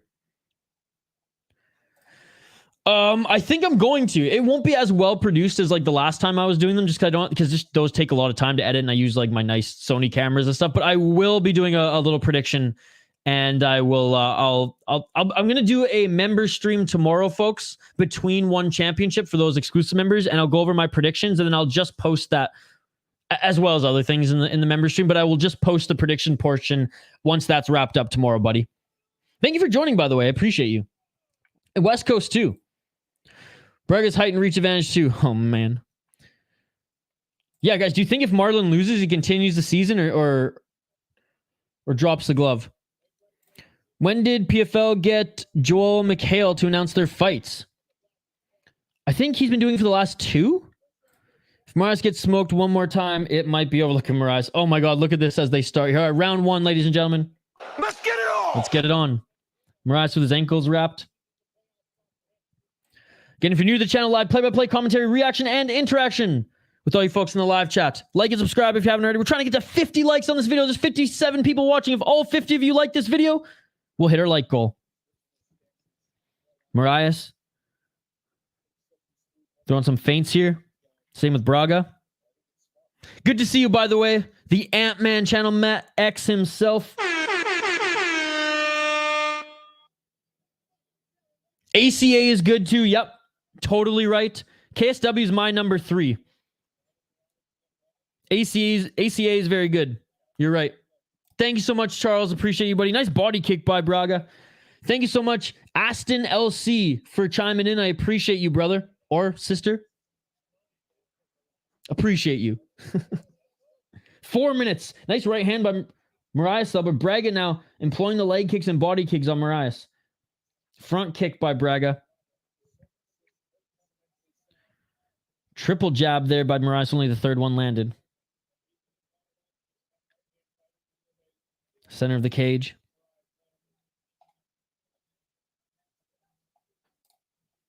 Oh, KSW is way better than than Bellator, dude. I think so anyways.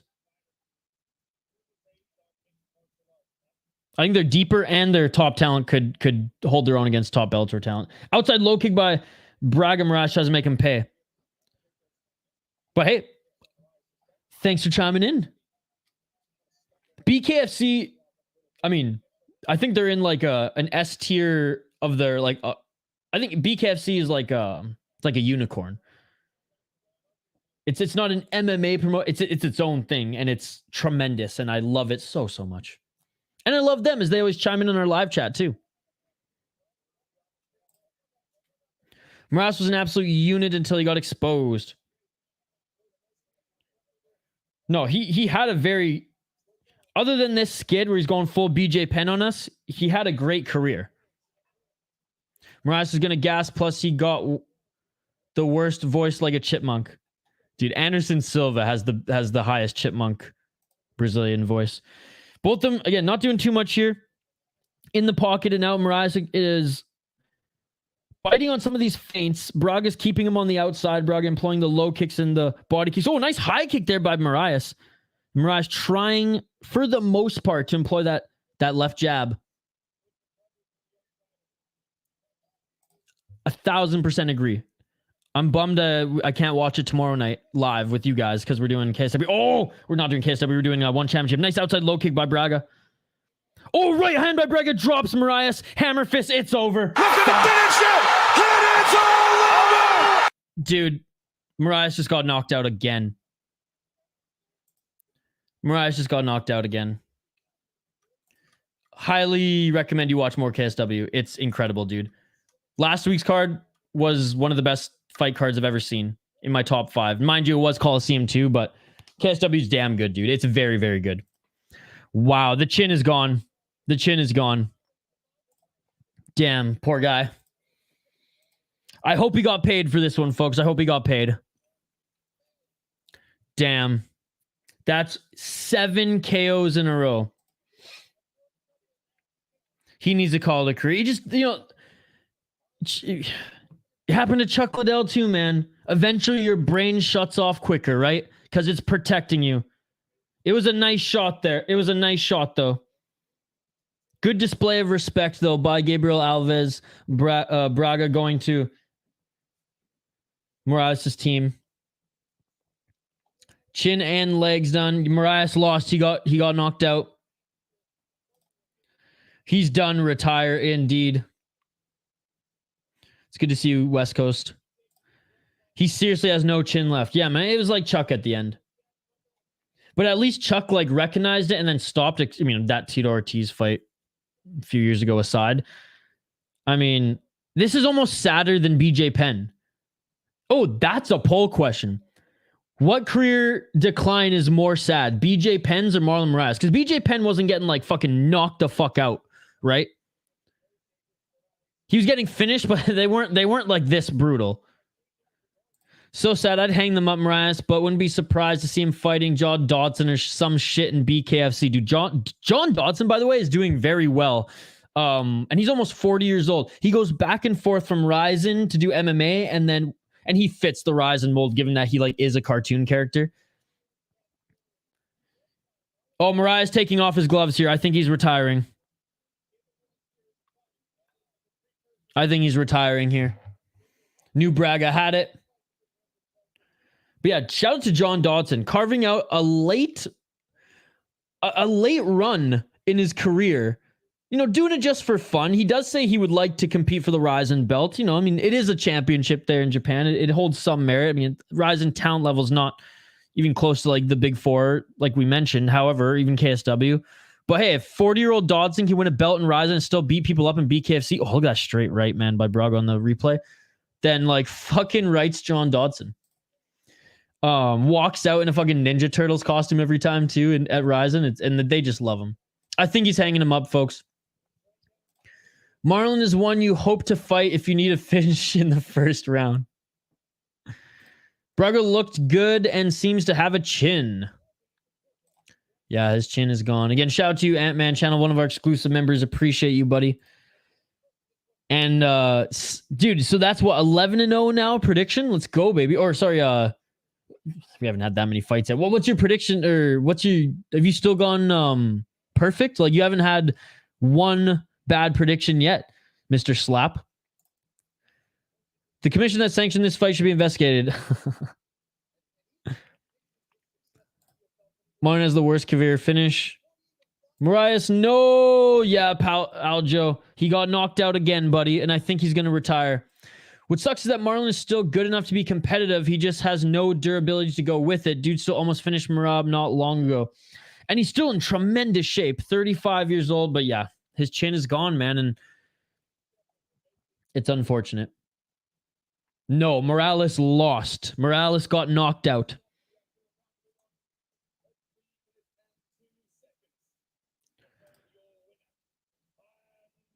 It was something like that. And there you go, getting announced as the winner. Why did the ref stop that fight? He was just visiting the Shadow Realm. He would have come back. He was just on a little visit. Disappointing. I don't think it's a disappointing career, disappointing end of the career, but like the first half of his career was unbelievable. Still finished above 500, right? It's like saying Rory McDonald had a fucking disappointing career. He had a good career. He was a champion, mind you, in Bellator, but he beat some good guys there as well. But, you know, the last few fights, not very good. Taking his gloves off to retire. Not to retire, but to say I'm going to bare knuckle. Dude, I don't even think bare knuckle would sanction a fight with him. They didn't allow Melvin Gillard to fight. He was supposed to fight, and their commission pulled him out. Socrates, the value was on Moraes for this fight, but yeah, that should be it for the Magic Marlon. Socrates, good to see you, buddy. I can't stand seeing someone get KO'd so many times. Yeah, I know. 7 in a row now, man. 7 in a row. I mean, the leg kicks was different. An emotional Moraes right now as he's being interviewed in the center of the cage. Let's listen into it here, folks.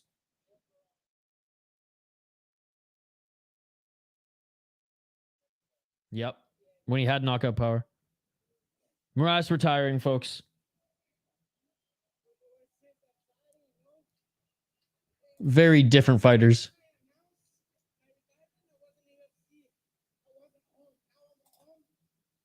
Gabriel versus Chris Wade. I would pick I mean, they both had I'd pick probably Alves, assuming he has some jiu-jitsu. I don't think he's going to get caught in a shitty guillotine. So Martin Moraes says he's been fighting since he was 9 years old.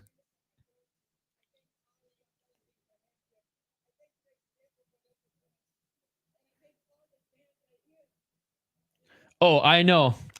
I know, brother. I'm Canadian. It was sad. It was sad. He also had some bad decisions too in PFL, but yeah. He lost the edge to him. He said he didn't want to hurt people anymore, which he was a fucking killer, man. He was one of the first wave of guys or fighters who was an all-round, like a well-rounded MMA fighter coming up through the rankings, not just like one particular discipline, which was cool. Hey, he came back for 2 fights and some money. I hope he got paid for this one. Marlon Moraes hangs him up in PFL, folks.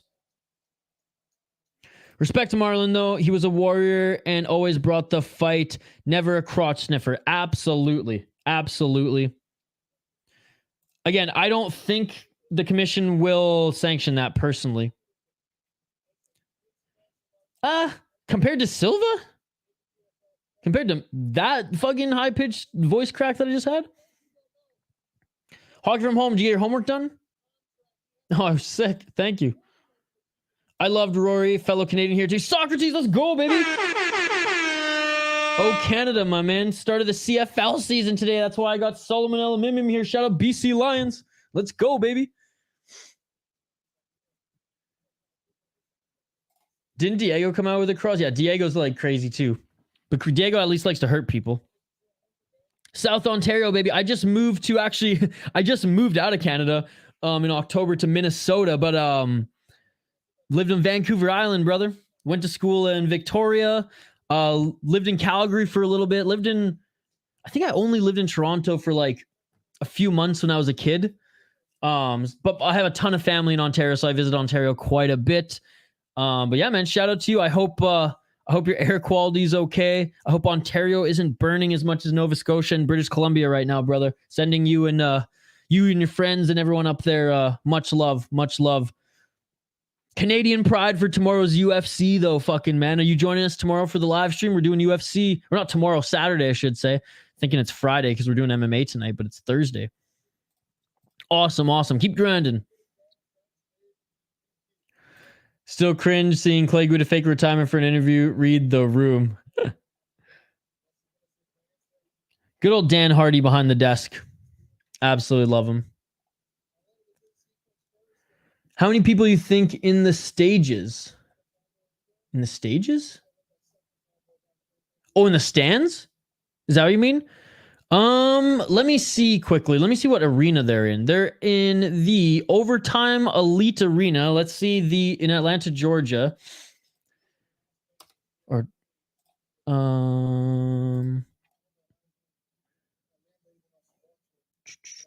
what's the capacity for this place? Now, I don't think they sold it out by any means. Oh shit, it's a small arena, so it holds 1,300 spectators. So they might have like a decent amount of people here. In that they had to take, I'm sure, some of the seating out. I don't know. Let's say 700 to I don't know how many people are there, to be honest. Maybe 1,000 people max. 700 people. I don't know. I don't even know if that was what you're asking. I don't even know if that is what you were asking. But I just I deduced it to so. Love the Don Cherry bubble. Hell fucking yeah, brother. Love Don Cherry. When I was in grade 12, when I was in my senior year of high school, that's when the Vancouver Canucks went on their 2011 run. And we had a drinking game. We had my buddy's house every day after school, whether it was a weekday, weekend, it didn't matter, man. Hockey's our religion up there in Canada, right?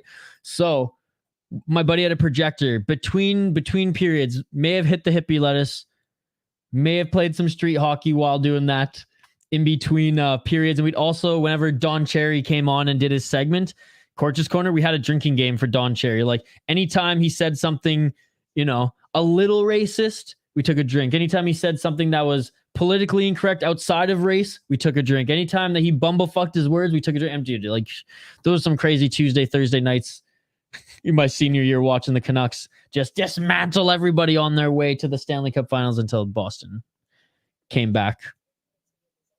And then we burnt our city to the ground. I was there too. Rough Riders come for the Grey Cup. Dude, anyone but Toronto is my mantra. I was so fucking pissed when the fucking Argonauts came back and beat the Bombers in the Grey Cup this year. That made me sick. Oh, absolutely. Dude, honestly, Minnesota is more Canada than Ontario. And I know you guys have most of the population, but if you came here, you know what I mean? You'd be like, oh yeah, you guys are very much like across.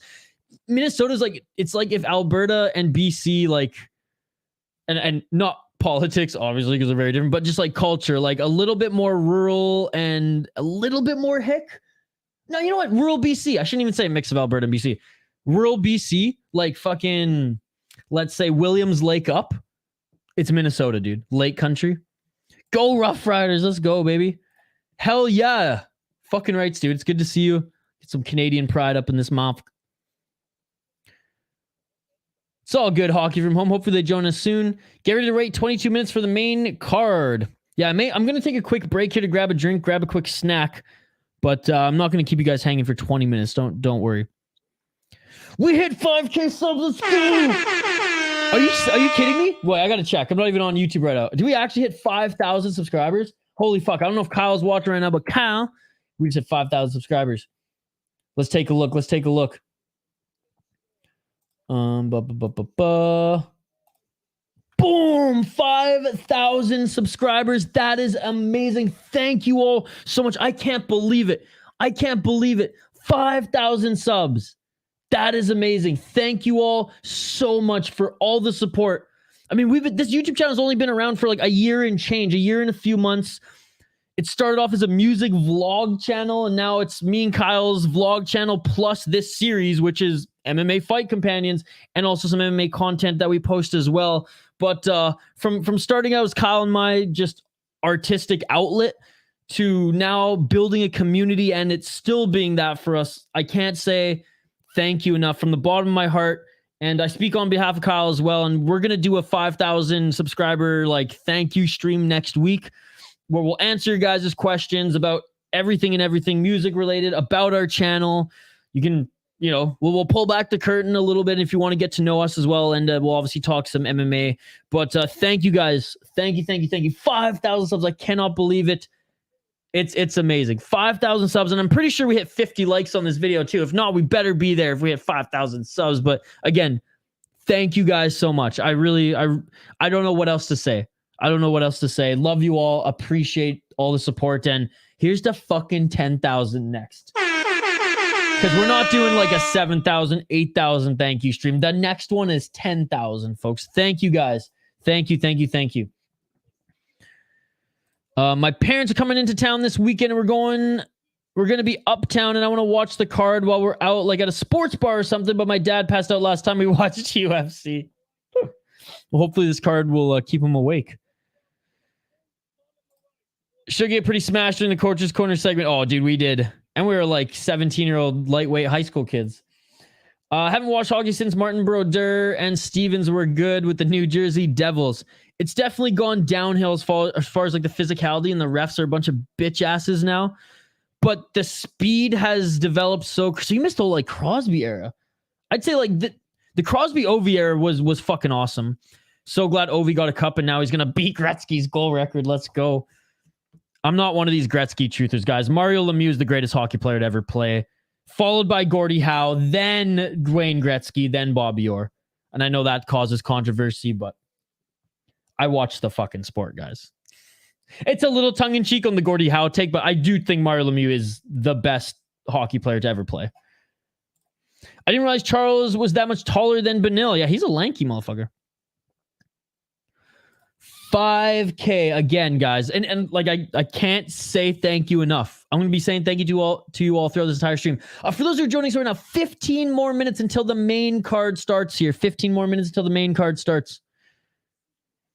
Thank you, guys. Thank you.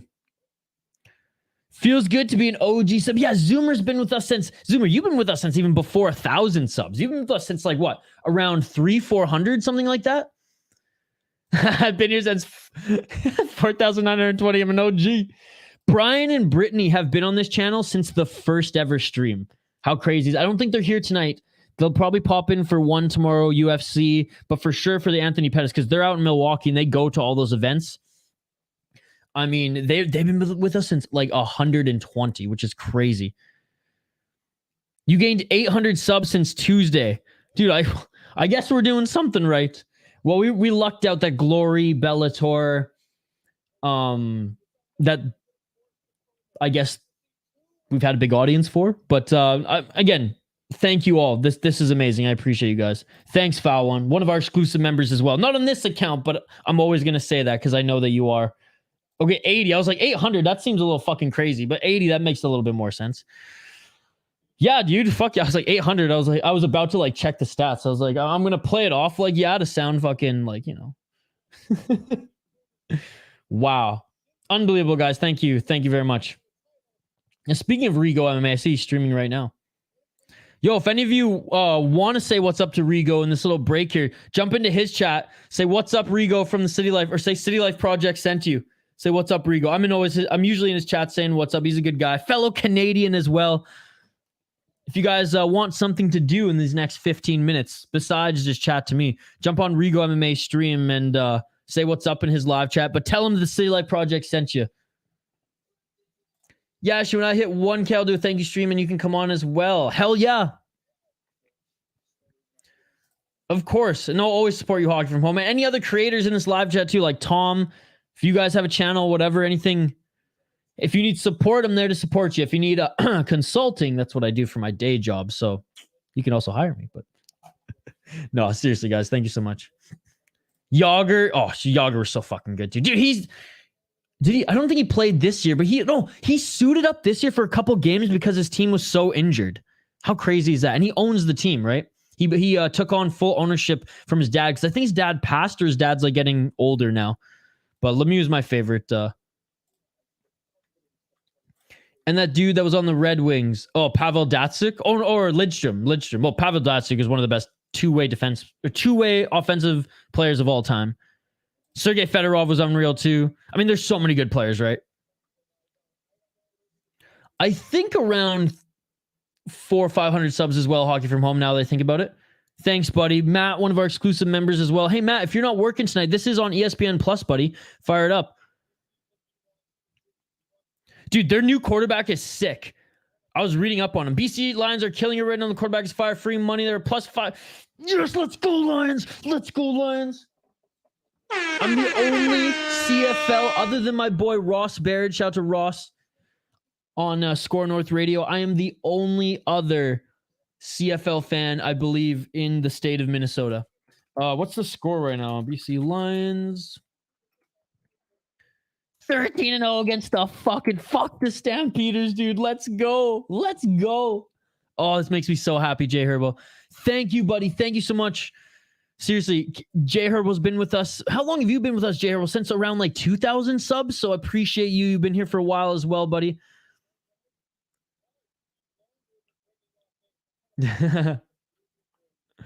Consulting and support. He owns the team. He owns Claudio. He had minority ownership of them, and he played. Did he play this year? No. Okay, so we just talked about that, Herbo. Yeah. So he like kind of retired because he took full ownership. Rather than like minority ownership. He was playing for Claudio's B team. And like the Division 2 team, he was a captain, owner, and player for that team. He took a step back from playing and was managing and doing the ownership roles this year. But his team was so devastated with injuries that he had to suit up. Isn't he like 55 years old? Dude, Jaromir Jagr is an absolute legend. Oh, man. Well, it's all good. It's Thursday. It's not Friday, so I keep thinking it's Friday because PFL's on. Opening day, baby. Pumped for the, I do like the Tiger Cats. I cheer for the Tiger Cats. Tim Hortons Stadium is awesome. Have you ever been there? It's fucking sick. Since 13... Jay Herbo, you know how much I appreciate you, brother. We talk on Discord, Twitter, the whole 9 yards. You know how much I appreciate you, brother, but I'm going to say thank you again for the support. No, I think I've been here since a couple hundred. I know I've been on every... Oh, yeah. So you've been... Honestly, Hockey from Home is one of the OGs as well. Hockey from Home, you're one of the OGs as well.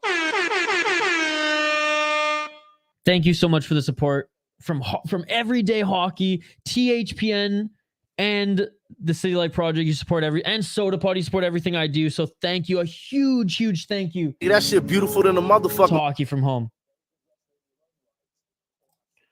Zoomer, I plugged your stream in the Jerusalem Discord. Maybe get a couple people in here. The Jerusalem. Thank you guys so much. Googled. I remember seeing him score a dirty ass goal and set a record for something. It was like 1 or 2 months ago. Sorry, probably busy to Google it right now. Well, I think that was the case. His team. I remember because we talked about in the Soda Pod. His team was injured, so he suited up.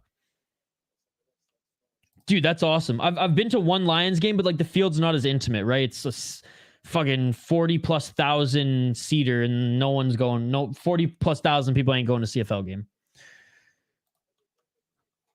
I could live without going to an NFL game. I was gonna take my dad because he's a big Seahawks guy, but tickets were too expensive. So I brought him to MLS, and he was pissed because he's like, "This isn't real soccer, Isha." Been kicking around since Everyday Hockey. Yeah, Matt as well.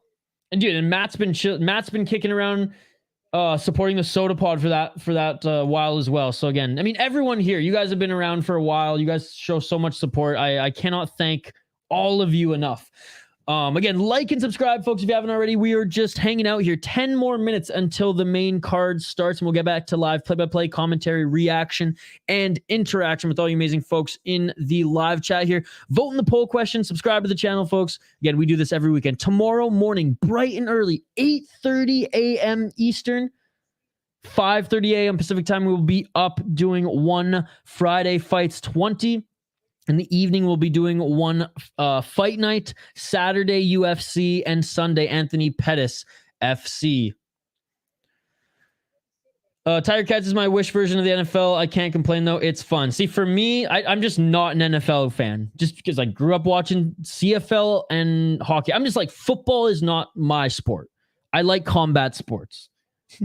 I like box lacrosse. Well, I like combat sports and box lacrosse and hockey because there's some combat sports mixed in with that.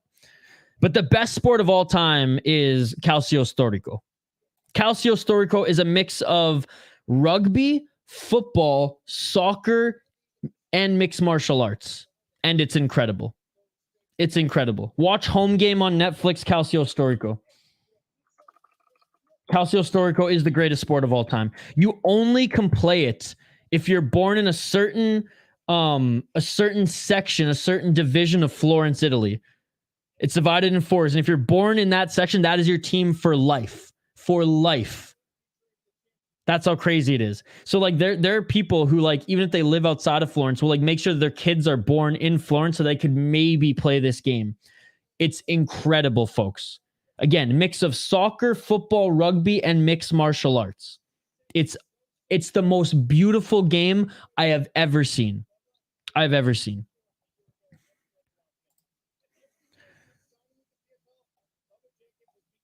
got justifiably horny in the soda pod chat, and now I feel bad. Oh, I have no idea where that's coming from. Hell yeah, hockey from home. Shit, the Stampeders just got a pick and ran into the 5-yard line. Uh-oh, we're good. Fuck yeah, I'll sing for your birthday. They want to add more seats to the Sky Dome for an NFL team. Ooh. Hey, Jay Herbo. I actually went to school in London, Ontario. For 1 year, right on the river downtown, where the old Greyhound station was. There's a karaoke bar that used to let us drink underage. I mean, what? I'll be there at 5:30. Let's go, JD. It was a Korean karaoke bar that got shut down because some idiot left his fucking student ID there. I'm a sports fanatic, man. Growing up, I was a natural athlete. I love every sport. Let's go, Jay Herbo. Despite breaking your legs, Jay Herbo. Did you not break a leg? Was that you I was talking to about? I like the concept of playing for the same area forever. It creates an elite level of passion. No, guys, seriously, there's a series on Netflix called Home Game. I think it's called that. And the Calcio Storico episode is the only one you need to watch. Rooting for Tyler Diamond, but I think the Russian is going to win it. Hell yeah, you have, and I appreciate it. Yeah, do your test like you were studying and you have homework tonight, and then join us for some streaming. NHL, NFL, college basketball, UFC, 1, NBA, CFL, WNBA, girl college basketball. That's probably my sports. Listen in that order. And yes, I follow it all. Dude, respect. I love it. I used to be a huge summer lacrosse guy back in BC. The WLA was my shit. I had season tickets every season. Every season. Probably because you're a hockey fan. Yeah, I haven't played sports since I broke my tibia. Probably won't ever again. Well, I hope that you can play at least recreationally again, brother. All right, guys, we're going to take a quick break, a 5-minute break, and we'll be back on the other side. Dude, box lacrosse. And I want to say box lacrosse because field lacrosse can get the fuck out of here. Box lacrosse is real lacrosse. It's Canadiana. You can fight. Oh, my goodness. The NLL and the WLA are my favorite, or two of my favorite leagues to follow. Absolutely love it. Okay, folks, I'm going to take a quick break. Keep the comments coming. It's a comment-driven live stream. We'll be back for more live play-by-play, commentary, reaction, and most importantly, interaction with all you amazing folks in the live chat. Let's get this video to 50 likes, and thank you to everyone. Yeah, that shit beautiful than a motherfucker. Thank you all for getting us to 5,000 freaking subscribers on this stream. You all are amazing. We'll do a special 5,000 subscriber stream next week. We'll talk about it more on this stream, but we have some fighters to highlight on the other side, and we have the main card of PFL 4 for the 2023 season. But first, we're going to take a quick break. I'm going to drain the main vein, grab something to drink, and I'll be back to join you folks in 3 to 5 minutes on the other side. Don't go anywhere, folks. We'll be right back. Like and subscribe. Vote in the poll question. Don't go anywhere. Refill your drinks, refill your snack bowls, because we have some more PFL and the main card here on the other side. Man, I'm stoked for this one. Finally stoked for the main card here. PFL 4, ladies and gentlemen. Live here on the City Light Project YouTube channel. Fight Companion. Quick break. Don't go anywhere. We'll be right back. Let's go.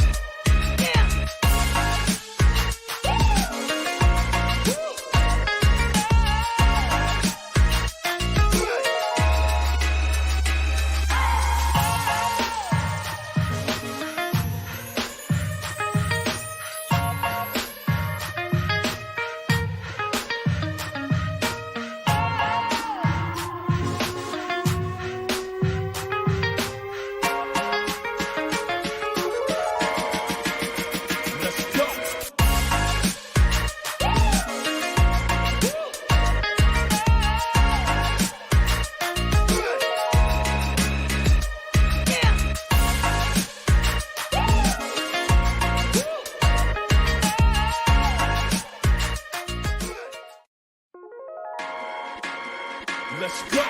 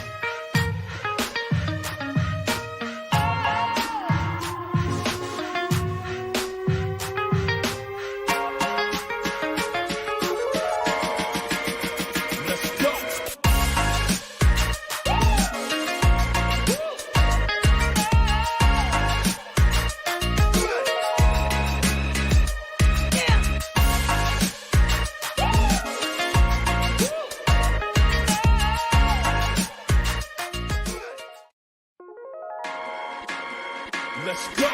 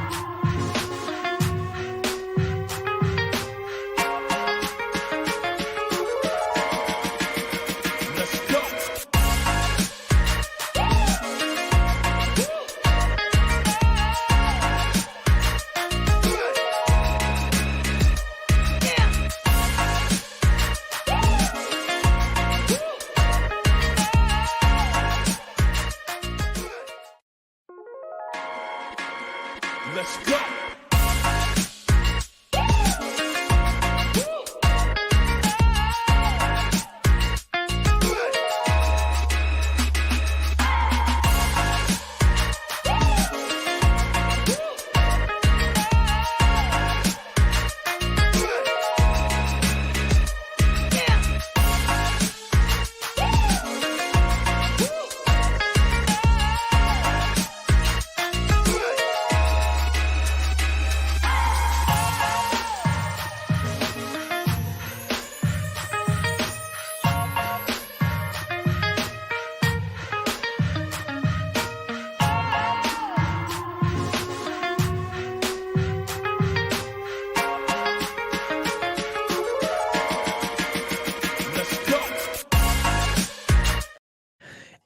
And we are back live here on the City Light Project YouTube channel for the main card of PFL 4 for this 2023 season.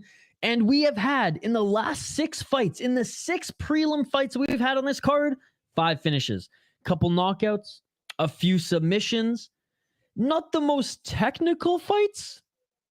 Not the most technical fights, but hey, we've seen some finishes nonetheless. I see Jose. Thank you so much for joining, Jose. By the way, I appreciate you, brother. For those who are just joining us, we're doing live play-by-play commentary, reaction, and interaction with all you amazing folks in the live chat. We do multiple fight companions every single week. See you later, Hockey from Home. Have a great evening. I will see you tomorrow. Shane, one of our exclusive members, is back in the chat. You know what, folks? I didn't think I was going to be drinking a wobbly pop because, I didn't think I was going to be drinking another wobbly pop today. But you know what? Our friends at Waconia Brewing dropped off a small gift package for us. They just brewed their summer raspberry blonde ale. Now, I'm not a sweet beer guy, but what's good about this one is it's not sweet. It's not a fucking sour. I hate sour beers. It's not sweet. It just has that raspberry aroma. Oh man, this is so fresh. They brewed this in Canada like 2 days ago, so it's as fresh as it can get. Oh man, and it's just a hint of raspberry, and it's very much a beer, which again, I don't like the fruity beers too much, but I've only had 2 that I really enjoyed, and one of them is the raspberry ale because it's not too sweet. And I had I for the life of me can't remember the British Columbia brewery that it was, but they had an apricot ale as well. That was awesome. Shout out to our good friends at look how rich this is. Look at the color.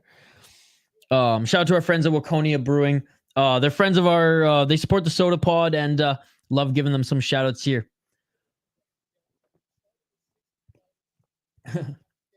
I'm not before and after the drama. Budweiser, baby, not Bud Light. I just don't like light beer in general. Miller Lite sucks. Bud Light sucks. Coors Light is okay with some pickle juice in it. Kokanee though is awesome, but that's not even a light beer. Kokanee, it's like a normal fucking beer. I'm glad to see you, Shane. Thank you so much for supporting the channel as always. You got more live than MMA Joey right now. He gave you too much power. Let's go, baby. Let's go. Hey, I appreciate it. I appreciate everyone who, digs the vibe here. I try to be as not entertaining. That's not even the word I'm looking for. Interactive with you guys as I can. As we grow though, and the chat grows, I'm not going to be able to hit every comment all the time on screen, right? But I'm trying my best. And folks, if there's something you really want me to read and really dive into, hit me up again. If you spam me with stupid shit, obviously I'm not going to do it. But if I miss your comment, please hit me up again whenever there's a lull in actual fights, because I do want to continue to focus on the play-by-play, because we've been getting more feedback that hey, some people actually want that, even though they have the fight. Some people actually message me I mute the broadcast and have you voice it. So that's fucking cool. But anyways, we want to give everyone some love here and show that I appreciate everyone in the chat. No worries, JL. It's good to see you. Yep, and you'll see all my friends and me this weekend probably at some point. They're into Kyle's content, so they'll listen to his content on the YouTube, because some don't have Spotify or Apple Music. Está on vivo por donde? What does that mean? Someone do quick Google Translate for me. This arena can hold about 1,300 people. The fight night in Charlotte sold out 17,000. I know, but Zoomer, remember, and again, I'm not trying to defend the PFL. That's not what it is. This just popped in my mind in quick response. I'm pretty sure the casino that Anderson Silva fought Chris Lieben in that title eliminator fight to fight Richie Franklin for the belt. I'm pretty sure that was in some fucking casino that was I think 3,000 people max. It's just crazy to see how the UFC, and I was talking to my friend about this the other day. It's crazy to see the UFC is a massive sports league now, right? Whereas it was this level 10, 15 years ago. Well, I guess 15, 20 years ago now. It's just crazy.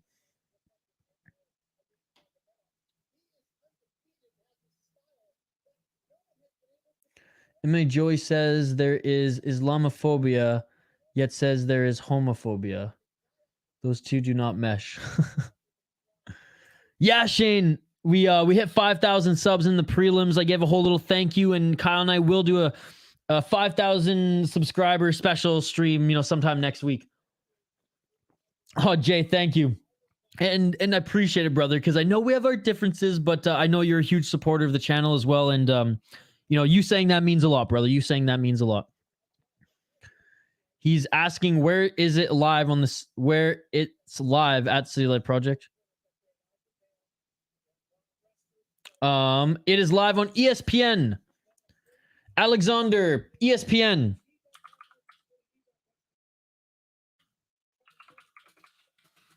On ESPN. Don't know when I'll rep your merch because I've been doing summer school too. PFL's born, mate. Hey, at least there's some finishes. That's some. The small silver lining is that there's some finishes. That was the prelims too. Hopefully the main card where we have like the seasoned fighters outside of fucking retiring Moraes. Hopefully speed up a bit. But yeah, Lightning, to be perfectly honest, man, the PFL is one of my least favorite promotions to do. But every now and then we get a good fight card. And hey, I'm not going to pass up an opportunity to hang out with you guys and talk MMA during one of these events. Trust me, Lightning, with the amount, and this is the thing, this is where we differentiate a little bit, Lightning, where we differ a bit, is like I watch so much regional MMA, like you don't even know. To watch this, it's still, even though it's not high level, as it should be, given that they're supposed to be one of the better promotions, overall, it's better than like a Fury FC. It's better than a fucking shit. What were some of the crazy weird ones that we've done in the past? But anyways, off the top of my head, the last numbered Fury FC event was absolute dog shit. Their Challenger series was better, so that's like my shit one right now. So like, yeah, it's nothing like one. It's nothing like KSW. It's nothing like the UFC. But hey, I'm gonna watch it. I got ESPN Plus. I pay for ESPN Plus. I'm gonna watch some fights, and I'm a junkie like Lightning. I can't not shoot up that fucking MMA and combat sports into my veins when it's on, brother. Those compliments about all paid off. Hey, ESPN Plus, Alexandre. Shane has it on TSN. If you're in Canada, you can watch on TSN, but I highly doubt our friend there is in Canada, Shane. He's also asking for the image up close, like that. Shane's picking Silveira. Hockey. I thought you were going to study hockey. Thank you for hanging out for a little bit longer, though. Appreciate it. Man, PFL tells too much. They need to get to the action in 45 minutes talk. Yeah, well, they had to... Well, it's on TV, right? Or it's a TV broadcast schedule. Main card starts now. Even though we're 10 minutes into it, they should get it going here. But, I mean, I'm not going to rip them for the 20 minutes of buffer before there. Because they started... What? They started at 8:15, right? Or they started at 9:15 Eastern. They probably hoped that the Moraes fight would go 3 rounds. They gave time for it to go 3 rounds, right? It didn't, so there was naturally 20 minutes left, right, in the dead air broadcast. But it looks like now the main event is officially starting and fighters are making their walkout. So league went down like CFFC or Fury better. Fury, in my opinion, is just, it's complete ass. Like, I'm sorry, like, it's bad. The broadcast sucks. The fighters aren't good. Like, Cage Fury FC is so much better. It's so much better. LFA, so much better. Like, LFA's worst card is Fury's best card, honestly. And I wish it wasn't. I wish it wasn't. And then there's FAC, which I don't even know if it's still around anymore because that was James Krause's league. I couldn't tell you, buddy. Couldn't tell you. I just can't copy and paste like your guys' chats here with the program that I'm on, so I can't just like plug it into a translator. Anyways, Spanish, there you go. Eternal is better than this. They just showed the odds of the fight and it's super lopsided. Shane, Shane, the whole fight tonight, even the prelims have been like that. Okay, folks, sorry if I missed your comments here. I'll get back to them in a sec, but we have to highlight these fighters, so we'll get right to it. We got Josh Silveira, 10-1. I've actually seen him fight before. He's not too bad. 10-1 in his pro MMA career, -600. He's the huge favorite. 4-1 in his last 5 fights at Coconut Creek, Florida. He looks like a Florida man. Light heavyweight, 30 years of age. Trains at American Top Team. 3 KO, TKO, 6 submission, 1 decision. 5-0 in the LFA. Yeah, I've seen him fight in LFA and the PFL now. 3-1 in the PFL. He beat Sam K, who's kind of a can in his last fight. Lost to 23, 7-1 before that. And then was on, undefeated there. Beat a 9-3 guy, 8-2, 11-2, 4-0, 6-1, 3-2, 1-1. And a 3-4 guy to make his debut. So someone who actually fought a bit in Titan FC, but mostly in LFA darling until going to the PFL. He did have an amateur record of 4-0. Looking at his opponent, Delan Monte, 9-4 pro MMA career, 29 years of age, out of Brazil. He's the heavy underdog at plus 425. 6 KO TKO, 3 submissions, 0 decisions, 1-3 in the PFL, 3-0 in Grand Fighting Championship. He's on a 2-fight losing streak to Rob Wilkinson and Ty Flores. We saw Ty Flores fight earlier, and oof, that means if this guy gets taken to the ground, he's got nothing, which means this fight might be a little bit boring at light heavyweight. Anyways, he beat a 23-10 guy, TKO, lost to a 13-5 guy, beat a 14-4 guy, and a 5-22 guy. This guy's a can crusher if I've ever seen him.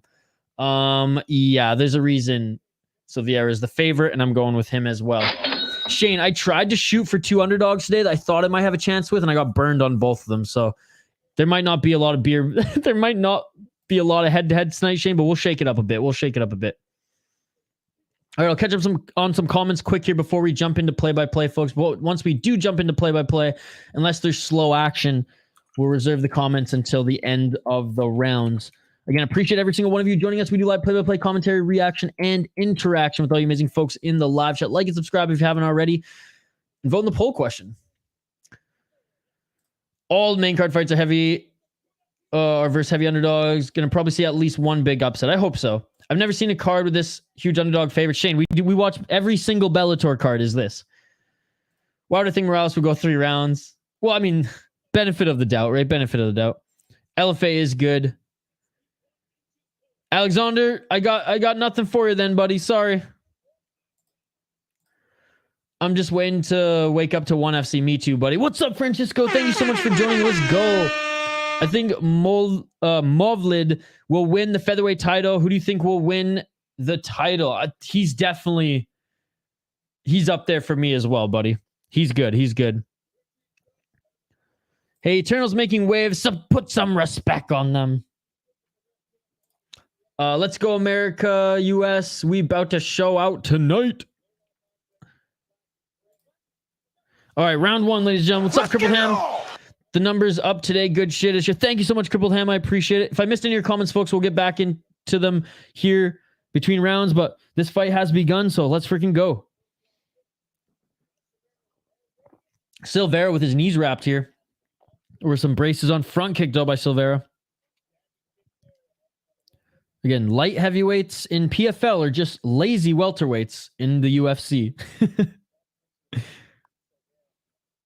Right hand by Monte. They regroup back in the center of the cage. Silveira gauging timing with his right hand there. Silveira's got the reach on this guy, right? Yeah, 1 inch difference, I guess, according to Tapology. Josh gonna crotch sniff for sure. Monte beat way more cans than Silveira. People didn't know who Charles was, saw Blondie, and they went nuts for Charles' win. You see the picture I posted on Twitter? With all the real Slim Shadys standing up? Josh spamming the leg kick there. Body kick there by Silveira. Left jab by Monte. Appreciate it. Left hand by Silveira. Almost got cracked by a counter left by Monte there. 3 minutes and 36 seconds on the clock here. Both them center of the cage. And Silveira goes for the easy double leg takedown. Oh, and that's it. Knee injury. That's it. Oh, no. Monte's screaming in pain right now. Oh, this is hard to watch. He's screaming in pain right now. Silveira's there to help with whatever he can, I guess. The doctor... Oh, man. So it is all over. I think Monte just blew his knee out. He's screaming in pain.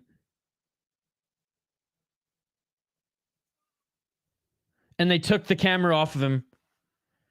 Oh, man. Monte's screaming in pain right now, folks. I think he blew his knee out. Poor guy. You never want to see an injury like that. That's bad. Fuck. I want to see what happened. Did something clash with his knee? Did it twist it funny when he went for the takedown? But I mean, a win by Josh Silveira. Don't think he expected to go down like this. Okay, we're looking at the replay now. Grabs the single leg. Oh, okay. So he single leg switched to the double. And when he went for the sweep, he pulled the legs out. And the right, as you can see here, the right knee.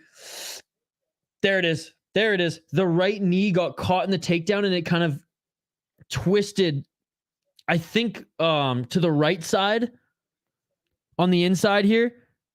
Ouch. Ouch. Ouch. Ouch. Ouch. Ouch. Ouch.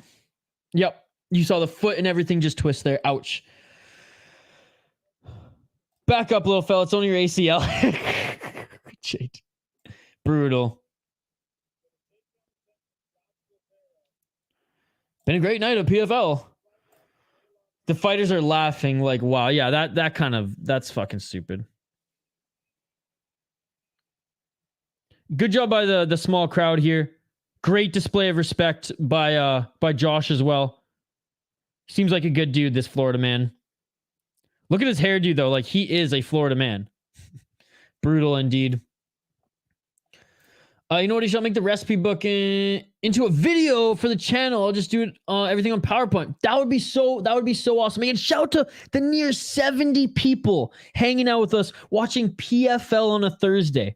It's been an interesting night at PFL. Moraes got knocked out again. I mean, we see the crazy fluke injury here. We've seen some finishes, not necessarily the highest level of MMA, but at least if we're going to see boring, not very skilled MMA in one of the worst big promotions in the PFL, in a promotion where you can't even fucking throw elbows. What a disgrace.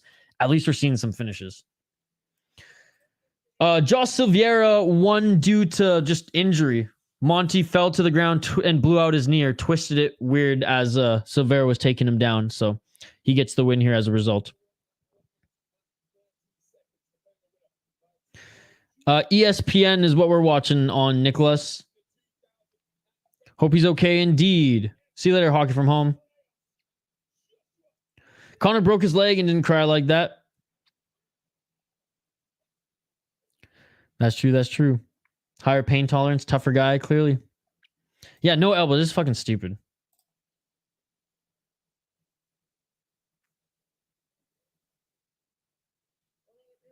All right, and Jay, I'm not even gonna read that comment. I'm not even gonna read that comment. Well, quick fight. There's an injury on the takedown attempt, and we roll on to the second fight on this main event. Unfortunate for him. Hope he recovers soon.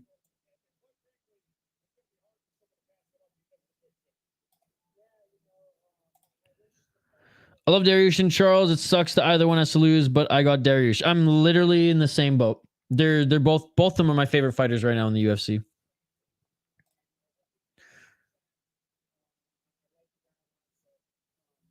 Connor did get on like a bitch too, though. Your wife is in me DMs. I'll finish this outside. Thanks for agreeing. I said nothing of the sorts. All right, we'll highlight the next fighters in a sec. I will update the ticker on the bottom of the screen. That went by way quicker than expected, folks. Especially given how the last light heavyweight fight went. That was the only one that went to the decision, if I'm not mistaken, out of the first ones. Let's see. Yeah, it was the light heavyweights, Sanchez and Johnson. That one went split decision. And then Ty Flores, right? That one, light heavyweights. Yeah, so both of our light heavyweight fights before this have gone to decision. So I figured this one would as well, but no, we got a fluke injury.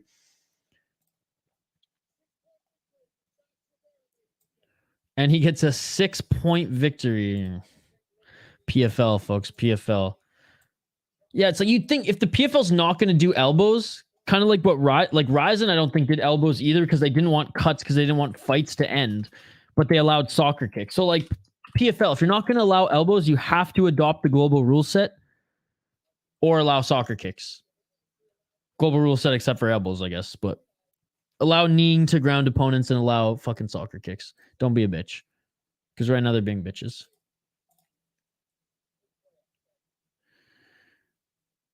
Yeah, threatening his opponent. We scumbag.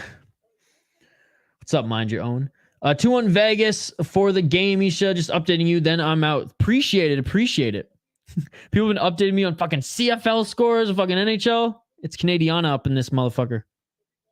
A doctor stoppage. It's a doctor stoppage. 5 rounders in a co-main event are reserved for deserving people like Palal. Oh my god. Why did I even click that?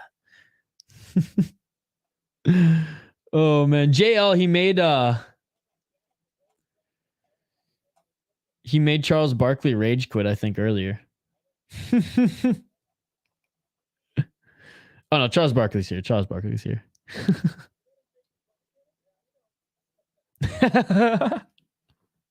Because he wouldn't take a sip of his whiskey. Oh man. He's good at whipping chairs too. Gave Rose Namajunas PTSD. I'm the best. Fucking Rose Namajunas. Fucking Rose Namajunas. All right. Let's get to the next fight here. Bubba Jenkins against Sung Bin Jo.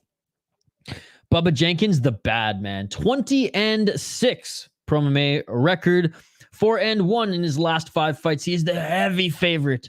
Minus 410. He's 35 years of age. Again, fighting at 145 this next one, folks. Fighting at a Black House MMA. He's got 6 KO TKOs, 4 submissions, 10 decisions. 8-3 in Bellator. 6-2 in PFL. 1-1 in ACB. He beat Chris Wade in his last fight, unanimous decision. Lost to Brendan Loughnane in the championship last season. He beat Ryoji Kudo, Ronaldo Exon, and Kyle Bochniak. Bochniak's 11-5 at the time. Exon was 18-5. Kudo's 11-3-1 draw. So not bad, not bad. I mean, he lost to Chris Wade before that, so he got his fight. He got a win back there against him. And he also fought in Brave as well. Oh, as we look at this, that's awesome. So he actually fought a little bit in Russia, a little bit in Bellator. So yeah, man, Bubba Jenkins, legit career here. As he fought in RFA, Bellator, ACB. Again, ACA is a lot better, but ACB still decent. Brave, which is a decent regional show. You got 2 wins in Brave against a 15-4 guy and a 20-4 guy. And then, yeah, since then has been with the PFL and has been absolutely dominating. 6-2. So remember, Bellator and PFL guy, never a look in the UFC. Was the favorite Bubba Johnson or Bubba Jenkins. My apologies.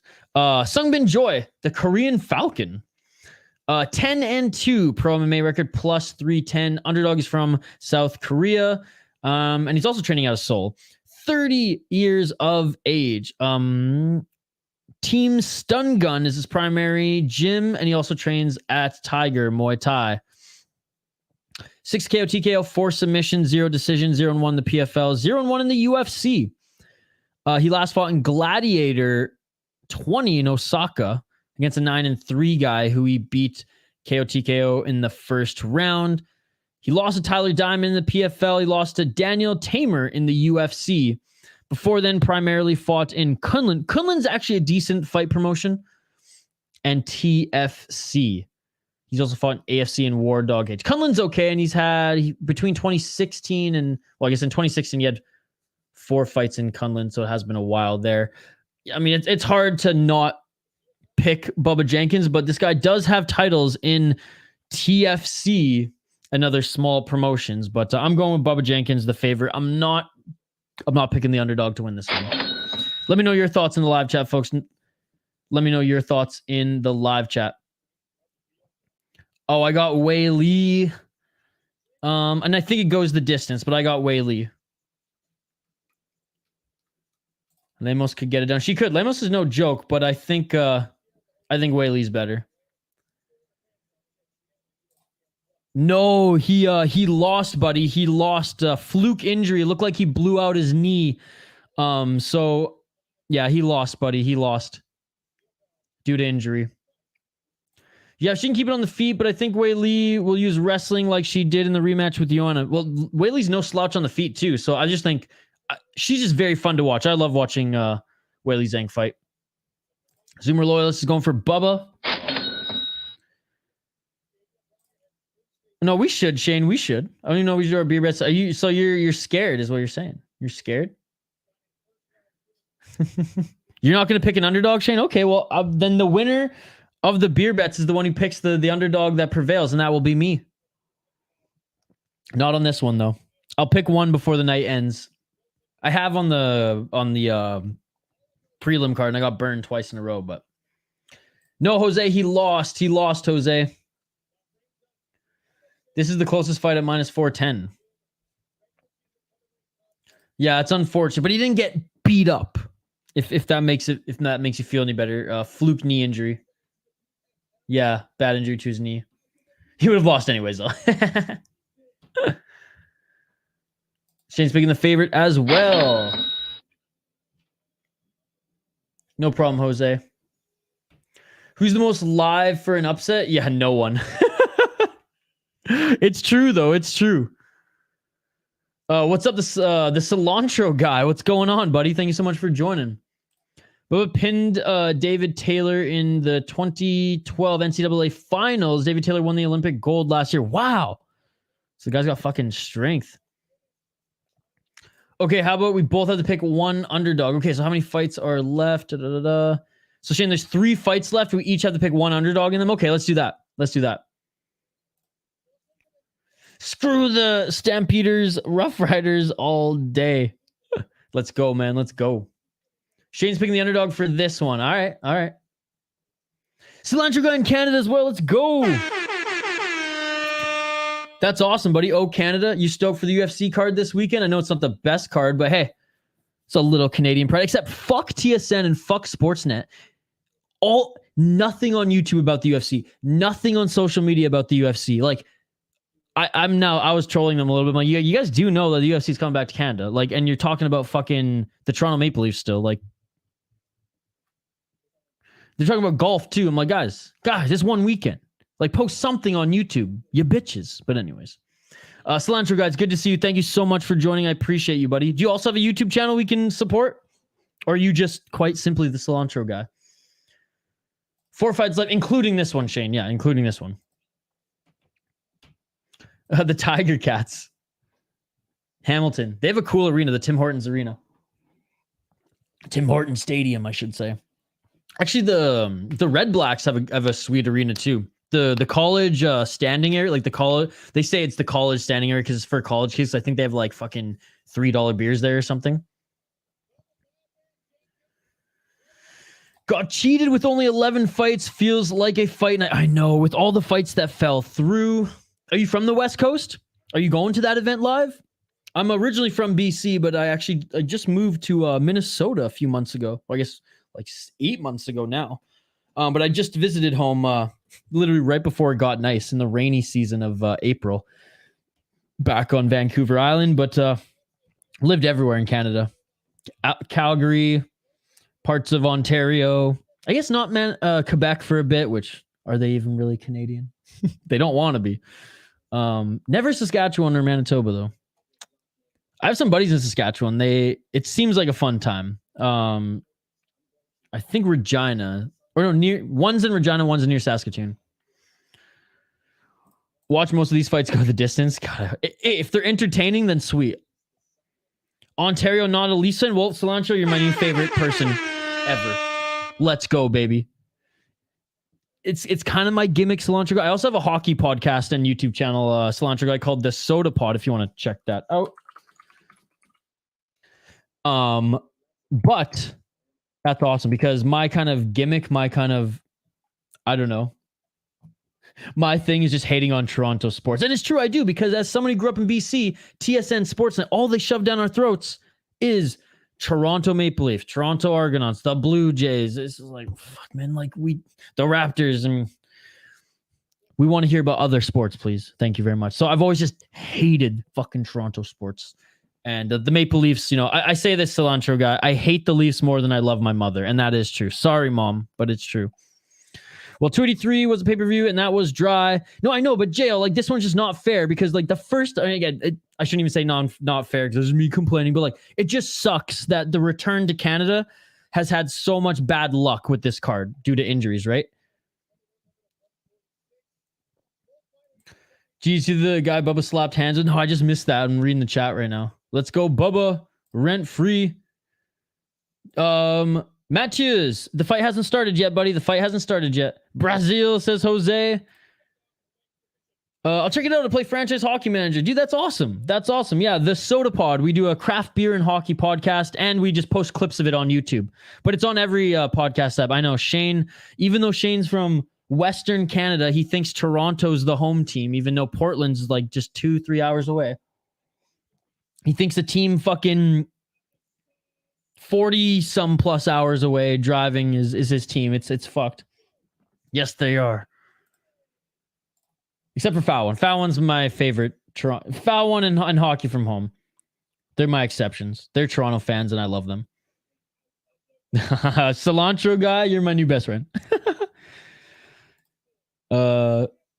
Regina, baby, the city that rhymes with fun. Hell yeah. Dude, that was my favorite Canadian city as a kid. Regina. What's up, Jelani?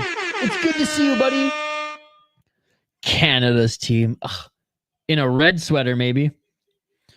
I'm not a big basketball guy, so I'm the wrong person to ask, buddy. But Shane here, the Cilantro guy, Shane, one of our exclusive members here, basketball is his fucking sport, man. So that's the one to talk to and connect with in the live chat.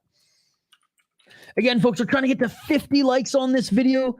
There's over 50 people watching. If all you like the video right now, we will hit our like goal, baby. Let's fucking go. Keith Peterson in this one to ref round 1, ladies and gentlemen. Let's hope that this one's a little bit more competitive and there's no fluke injury. We'll get back to any live comments as soon as we can, but Let's get it on! Time for some live play-by-play commentary, reaction, interaction. Bubba Jenkins goes in, textbook Bubba Jenkins with the 1-2 and goes for the takedown right on Sungbin Jo. Sungbin Jo asked to the mat, back to the cage as he used it to try to get back up, but the pressure on Jenkins pulling that right ankle back. I mean, this is Bubba Jenkins, folks. This is Bubba Jenkins.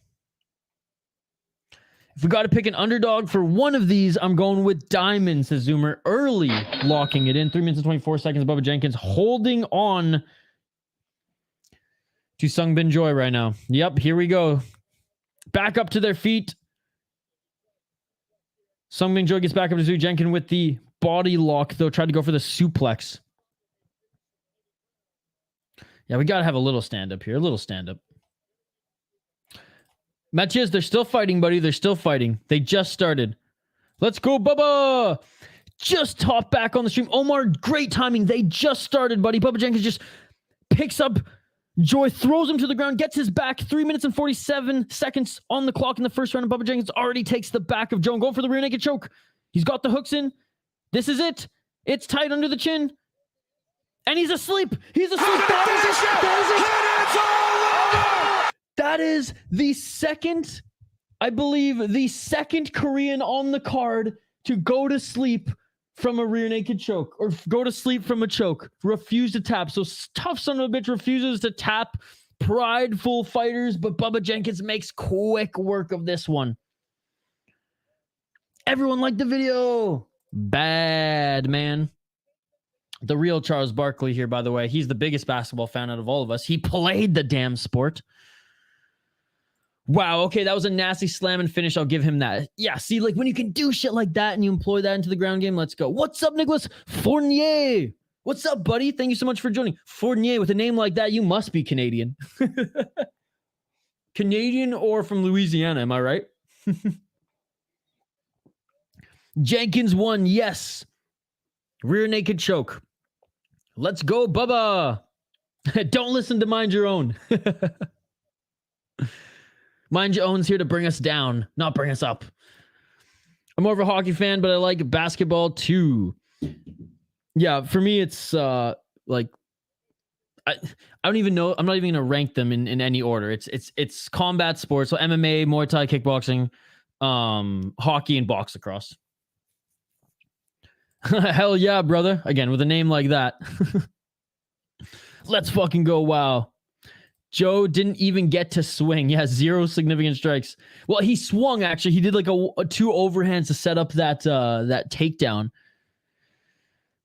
Vancouver Canucks, born and raised in British Columbia. So Vancouver Canucks, I do like to follow the Washington Capitals, and I've been covering the Minnesota Wild for close to 5 years now on my podcast. And one of the reasons why I've moved to Minnesota, because we have a Minnesota craft beer and hockey podcast. So it's better for me to be on the ground here, building relationships with all the breweries.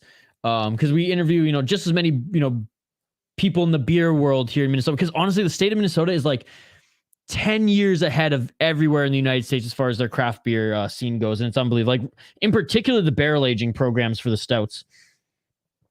Football and baseball as well. But yeah, Cilantro got my teams, BC Lions for CFL, obviously.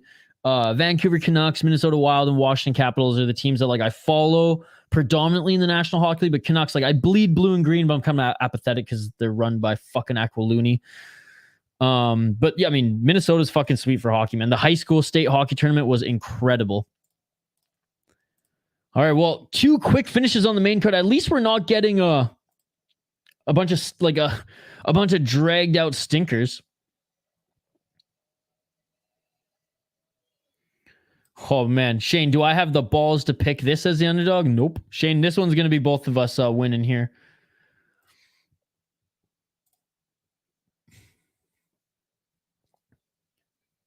So what was that about you picking the underdog? Your Canucks, I feel bad. Yeah, dude, I escaped the riots in 2011. I was there. That was my senior year of high school. I was there with some of the boys. We didn't get into the arena, and luckily we didn't watch in like the crowd because it soon became a mob like downtown. We found this random little bubble fucking tea restaurant across the street from Rogers Arena. No one was in there. They had some fucking like, no joke, they had some Korean like drama show on, people getting kimchi slapped on screen. I'm like, yo, can you put the hockey game on? They're like, what hockey game? I'm like, the hockey game. They put it on and we watched the Canucks get their ass fucking kicked by Boston there. And then yeah, man, we walked around a little bit after, went from like everyone crying, hugging each other, we'll get it next year, to like some idiot fucking lighting a cop car on fire, and then just madness ensued. Smoke down on Granville.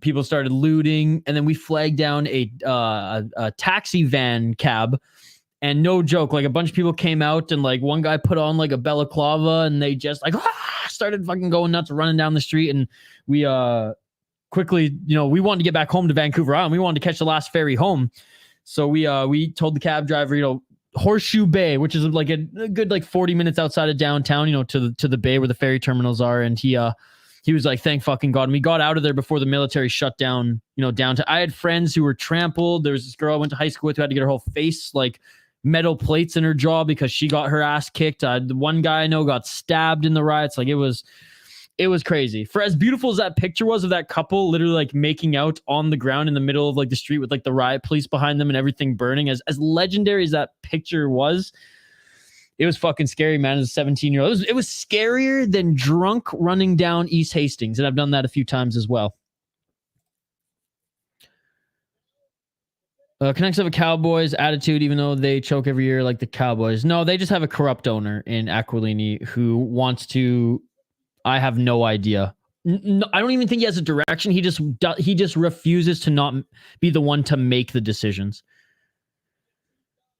Bubba tried to touch gloves and the agent started looking confused.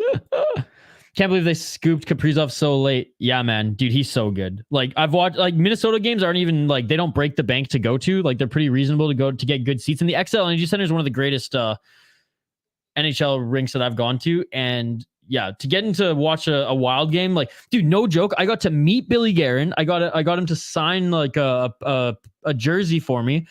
You went, so put it this way. You got to meet Billy Guerin. You got to do a live Q&A with him where he took questions. And you got, I think, a free beer, and it was $45. And now it was an early season package, but still, like, the Minnesota Wild, they do it right. And they were shitty seats, but way better views than a lot of the rinks I've gone to. But anyways, there's the hockey talk. Appreciate you, Cilantro guy. And I love Cilantro too. So there you go. He was out. Yeah, dude, it was bad, man. It was bad. Yeah, whoever picked PFL as the second best organization, there's something wrong with you. We threw a hissy fit. That is embarrassing. One championship is the clear second, 100%. What is Bubba Jenkins going off about here? Cowboys suck. Bellator third. I can't put Bellator third. I got to put KSW third, personally. And I watched a lot of KSW. I watched a lot of Bellator. No, dude, PFL's not even fourth. Bellator is fourth. Dude, guys, I know like a lot of people just don't watch KSW. That's why you assume it's not as good. I promise you, it's better than Bellator and PFL. I promise you. I'm not even giving opinion. That is fact, brother. That is fact. I played pinball with Mark Emery on Hastings Street. No way. I've gone to the weed party. What's it called? Shane, what's it called? There's a cafe that like even when cannabis was illegal, they somehow allowed you just to go in there as long as you brought your own product. And it was a little cafe. Then upstairs you could hit the vape lounge and play pool at the weed party headquarters. I never met Mark though. He's kind of fucked in the head, but hey, I like the hippie lettuce. Vikings are the kingpins of the North. We taken our SB trophy. Giants Nation. Duke pointed to Austin's my favorite. Get the fuck out of here, brother. Get the fuck out. That is amazing. That is amazing, Adam. Yeah, bro. When I lived in Nanaimo, that was mine too. That's awesome, dude. When I lived in Victoria, it was Victoria was sorry. Nanaimo, I usually took Horseshoe Bay. But Victoria, yeah, man. Duke Point to Austin. Let's go, baby.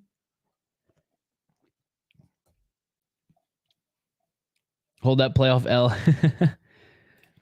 Cilantro guy, yep. And I truly believe one is the second best promotion. And I think that should be the right answer all around. UFC is the NFL of MMA. One championship, KSW, Bellator, PFL, Ryzen for me, and then maybe even Octagon in the Czech Republic. Is it called Czech Republic anymore? Czechia, whatever the fuck they call it. That's a really good promotion too. Don't look at me, Lightning. I voted for one championship. Yeah, why are you bullying Ben? Ben likes to stir stuff up. If you haven't noticed, Jay Herbo in the live chat. Send my regards to Ben. I haven't seen him in the live chat here for a little while. I love how you guys are connecting in the I love how the Discord's popping now. And again, if you folks want to become exclusive members, you can. We do an exclusive membership stream every week, and we're slowly adding more and more little perks for you guys. Again, it's just been a busy couple months for me and Kyle to try to, let alone continue to stream and bring content for you guys. And also do a ton more that we want to for the exclusive members. But if you do want to support the channel a little bit more, you can become an exclusive member. We do an exclusive membership stream. And even if you become an exclusive member for 1 month, just 1 month, and then don't renew it, you'll have lifetime access to our Discord and our City Life community here. Bellator is Ben, PFL is pretty fucking bad too. At least with Bellator, like, they're good fighters, aren't like UFC washed up guys like PFL. Like in PFL, don't get me wrong, they have a few. Like I love Olivier Mercier, Brendan Loughnane is good. Like they do have some good talent, but like I don't know. 10 guys popping for steroids and they can't even compete the rest of the season. Like what is this shit? At least Bellator Scott Croker would at least go out of his way to try to hide those fucking positive tests. This is the Positive Fighters League, though. The Positive Fighters League. Here we go with the over-the-top black man rant. Road to the UFC was better. Yes, and Cilantro, thank you very much for bringing that up. For those who have not seen Road to the UFC, it's better than fucking The Ultimate Fighter right now. I just finished episode 4. Man, those guys go fucking like Ultimate Fighter back in the day fighting into the house ham. That's how crazy these fights are. They're so good. Way more technical, though. Road to the UFC is incredible. It's more stand-up, huh? KSW, you mean? New Amsterdam Cafe. Let's go, baby. PFL is nothing without Kayla. True. It kept getting shut down. See, I never saw it get shut down. Yeah, that cafe had a little smoke room inside of it. Yeah. Yeah, JD, the vape lounge, brother. Whenever I went to concerts and shit in high school, we'd go hang out at the vape lounge. I think it's still going. Shit, now it's a dispensary. So before they did it all when it wasn't legalized, and they somehow, like, I think because it was the weed party's headquarters, they got away with it because it was actually like a political party. Again, I don't have all the answers on that, folks. All I know is heaven on earth when I was a 16, 17-year-old going to Vancouver Canucks games in Vancouver and concerts. I don't understand why MMA fighters don't train jiu-jitsu and wrestling and takedown defense. They must think this is kickboxing. Well, the good fighters do. The good fighters do. Daniel Jones over Kirk Cousins. I'm not an NFL guy. I prefer one to UFC lately. Me too. Mostly because I love the kickboxing and Muay Thai element. Like it's guaranteed fireworks. Even on the women's side, it's guaranteed fireworks. Because Muay Thai women, they fucking beat the piss out of each other. It's crazy, man. Oh no, what's the score? KSW, that KO punch from the being mounted was insane. Yeah. So last KSW event, I think they were heavyweights, weren't they? One guy took mount and started beating this guy, and this guy from the back dodged one shot, landed a left hook from the bottom, and knocked out the guy on the top. How crazy is that? One just has everything hard not to like it. Absolutely. And Glory Kickboxing for me is another one that I love as well. Now, I can't rank it in MMA promotions on that list, right? Because it's not an MMA promotion. But for a combat sports fan, for me, it's as far as what I'm a fan of One Championship, Glory, UFC, Ryzen, Bellator, PFL in that order. But I wouldn't even put Bellator and PFL on there. I would rather watch Aris than Bellator and PFL. I would rather watch Cage Warriors than Bellator and PFL. I would rather watch LFA than Bellator and PFL, to be perfectly honest, folks. I would rather watch fucking the UFC Fight Pass Invitational Jiu-Jitsu match than the PFL and Bellator if it was on head-to-head.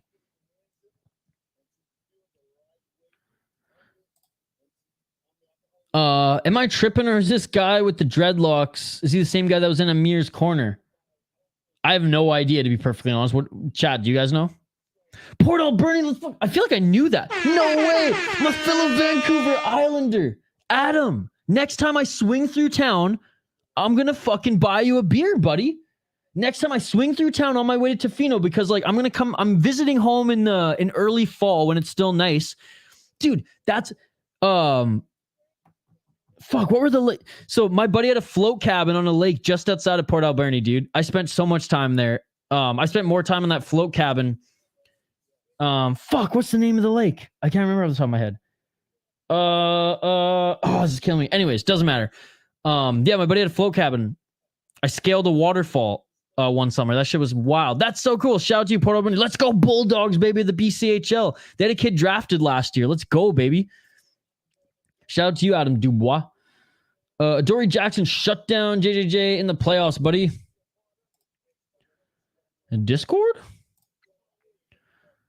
Yeah, exclusive members. They get the Discord link.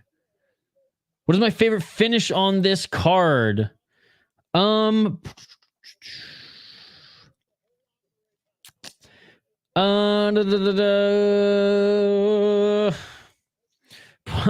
hate to say it, but the Moraes card, that one was the cleanest, or the Moraes knockout, that was the cleanest one.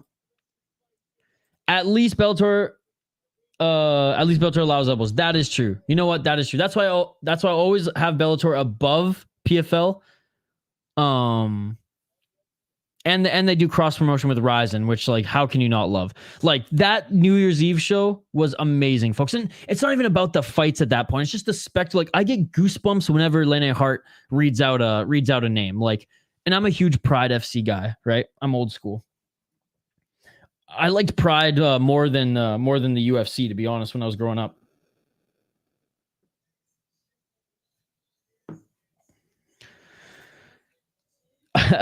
People send me them all the time, and I've started watching them. Yeah. KSW is the best at hiding PEDs. Yup. Well, honestly, dude, did you hear one of the lead promoters on Ariel Hawani this week? He didn't even hide it. He didn't even hide it. He's like, oh yeah, we're getting better at it, but he's like, yeah, WADA is the commission, but he pretty much did this. And you know what? I'm glad he did, because that promotion wouldn't be, I mean, maybe it would be if they crack down on it, but like if it's an even playing field, fuck it, man. If everyone can use even playing field, and if you don't want to use, don't go to that promotion, right? Jay Herbo watches Street Beefs, he said. Too much downtime between fights, especially with no promo and commentary, just video of empty stage. Yeah, I don't know why they just don't hop to the next fights here. Just because they have to fill time on ESPN? It's on UFC Fight Pass, brother. It's on UFC Fight Pass. I mean, Chandler's been the only good thing about... I mean, actually, no. Chandler's been good and the 2 knockouts. But, like, let's be honest, Jet. This tough season fucking sucks, dude. It's horrendous. It's worse than dog shit. Worse than smelling of fucking nice, fresh, steaming pile of shit. It's that bad. It really is. You guys have made it so much fun to watch. But, like, I rewatched again. I was like, is it really that bad, or am I just getting older and it's just not my thing anymore? I rewatched 5. I rewatched 10. Like, it's not even close. They were so good. Titties! They were so good. Jerbo told me to come back. He said you're trolling him on Discord. What's going on? It's good to see you as always, Benjamin.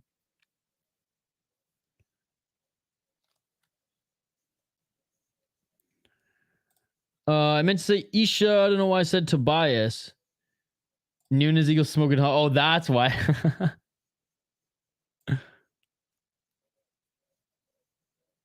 Hey, she's got an athletic body. I'll give her that. Tobias coming out on those Daisy Dukes. Maybe it didn't get shut down. That's just what I heard from someone. Talking about Wilder. Okay, now they're getting into the pre-fight, I hope. Jeez, bro, I don't know if I even put Bellator and PFL that low. Oh, I do. Again, the more I've watched some of these regional promotions, I'm like, man, like, and again, it all comes down to depth, right? Like, Bellator is a little bit deeper with their talent, but like, they still like aren't that good. But when, like, I've seen Cage Warriors cards better than most Bellator cards. Now I've seen Cage Warriors stinker cards as well, right? But again, I want to say, as far as my ranking, it go like as a promotion that is an MMA promotion that in the order that they are the best, it goes the UFC, obviously, then one, then KSW, then we'll say Bellator, PFL, Ryzen, okay? As far as my preference as being entertained as a consumer, as a fan of combat sports, it's one championship, Glory Kickboxing, UFC, KSW. But you know what? I'm putting KSW over UFC. It's more entertaining. UFC, Bellator, we'll say Eris, Cage Warriors, PFL. I would. Sprout Lake. Yes, Shane, that is correct. Sprout Lake. Well, the things he's all that. Let's do it. Yeah, there's a good craft brewery just outside of Port Alberni, isn't there? Sprout Lake, dude, beautiful lake. Yeah, I used to have my buddy used to have a float cabin there, and we'd go every summer. It was awesome. I meant Octagon. It was an honest mistake. I mean, Octagon MMA is also really good promotion too. Can we please just recognize how good Amanda looked in that Dolce & Gabbana tonight? I haven't seen the press conference yet. I'm going to watch it right after this. But Benjamin, I will comment in the Discord. Socrates, again, shout out to you, Socrates, another Canadian. We're getting a lot of Canadians in this live chat here today, and 60 plus people, folks. If you haven't already liked this video, if we get all 60 of you liking this video right now, we will pass our like goal of the evening, which is 50. So thank you all so much for joining. We had 5,000 subs tonight. That is amazing. I appreciate you all. I think it was one event in Kansas one time in PFL that they had a live judge scoring round by round, which was different, but I kind of liked it. Glory Kickboxing has live scoring, 5 judges, live scoring, 10-point must system because it's kickboxing. And It's amazing. It's amazing. 3-minute rounds, like 5 3-minute rounds for a title fight. Yeah, Glory Kickboxing is fucking awesome. But you know what? For MMA, I hate the 10-point must system for MMA. I would rather Pride rules. I would rather one championship rules for MMA. However, for kickboxing, Muay Thai, like you have to have it. There you go. Look at that. You're making JL's day, baby. Oh yeah, Shane's parents used to live in Port Alberni. Oh my God, Benjamin is going full JL up in this motherfucker. Connor's lost that dog in him. He's way too civil now. He just hasn't been in there for a while, right? Chandler's fought way more than Charles, or way more than Connor in the last few years. Florida's tied with 2 minutes left. Let's fucking go. Blaw's body odors are putting an elephant unconscious. Oh shit, oh shit.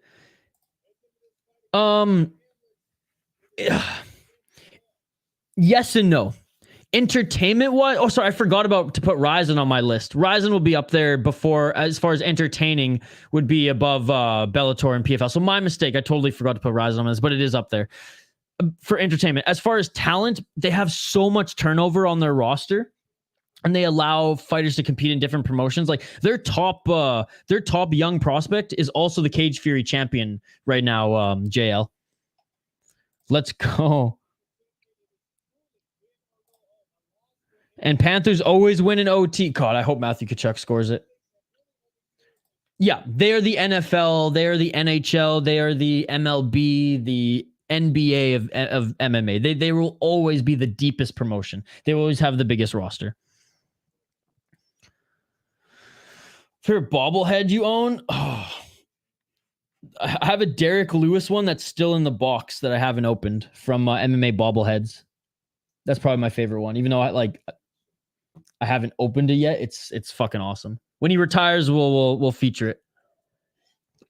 The other one will be Don Cherry because apparently he's a controversial figure.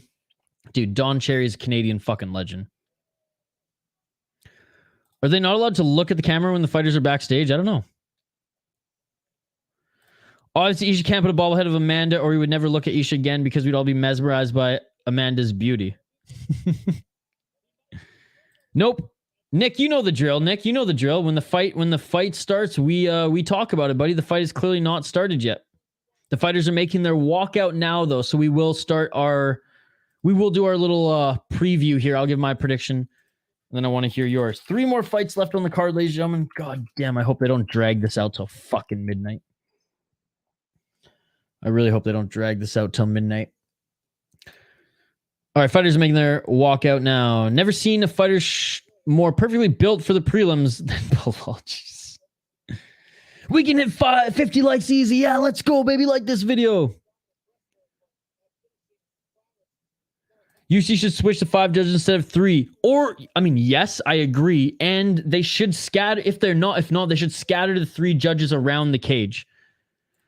Watch a shit ton of Sam K because he's from Australia, but he doesn't belong in the PFL. There you go. Aston giving everyone the pick there. Pretend Panthers are lucky. Dude, you need luck to win in the Stanley Cup. No judges needed when Bilal is on. Oh my goodness. Got to open the Derek Lewis. Give him some air. His balls is hot. Oh my God. That might...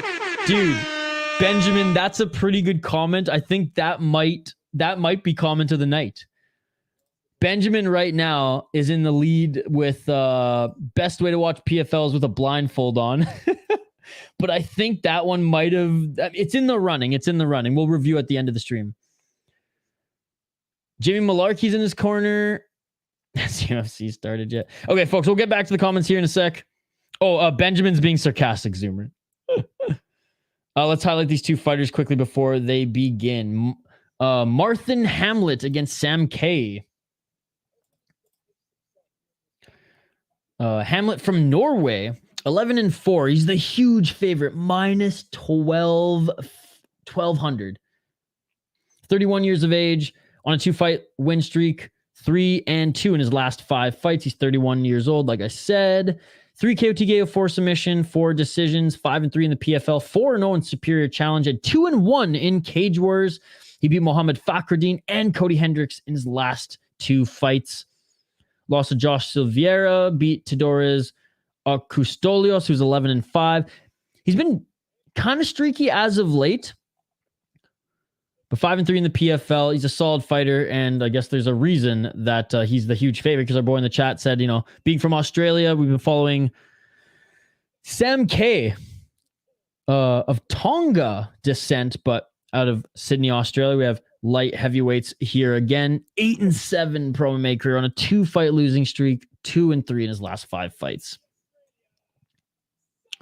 4 KO TKO, 0 submission, 4 decisions, 0-2 in the PFL, 3-1 in Nitro MMA. Lost to Silveira and Juan Adams. Before then, beat a 4-1 guy and a 10-3 guy in Hex Fight Series and Super Fight. I mean, yes. Shane, I can't pick the underdog in this one. I promise I'll pick an underdog in one of the last 2 fights. We're going with the favorite in this one. Let's see if this is the fight that shocks the world. Shocks the world who's even watching PFL. But let's be honest, the Hamlet's gonna clean up on this one. Hamlet's gonna win on this one. Let me know if you think otherwise in the live chat, folks. We'll get back to our play-by-play commentary here in just 1 sec. Just updating the ticker on the screen. We'll get to it. If I miss any of your comments, don't worry. We'll get back to them when there's a break in action.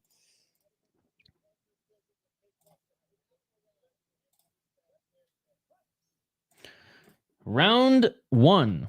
Let's get it all. I hate Herb Dean Cilantro. I think he's the new Mazzagatti. He just wants people to die in the cage. 4 minutes and 43 seconds, and right away, Hamlet going for the clinch up against the cage. He's got his right underhook. Looking for the takedown right away with the back take. Are we going to see a quick choke again? Holding his back. He's got the body lock.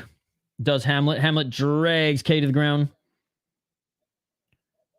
Gets 1 hook in.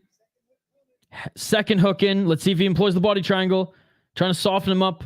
Hamlet has the back of K. Both hooks in. No body triangle yet. Going for the neck crank. That's how he won his last fight, via neck crank. Did Hamlet.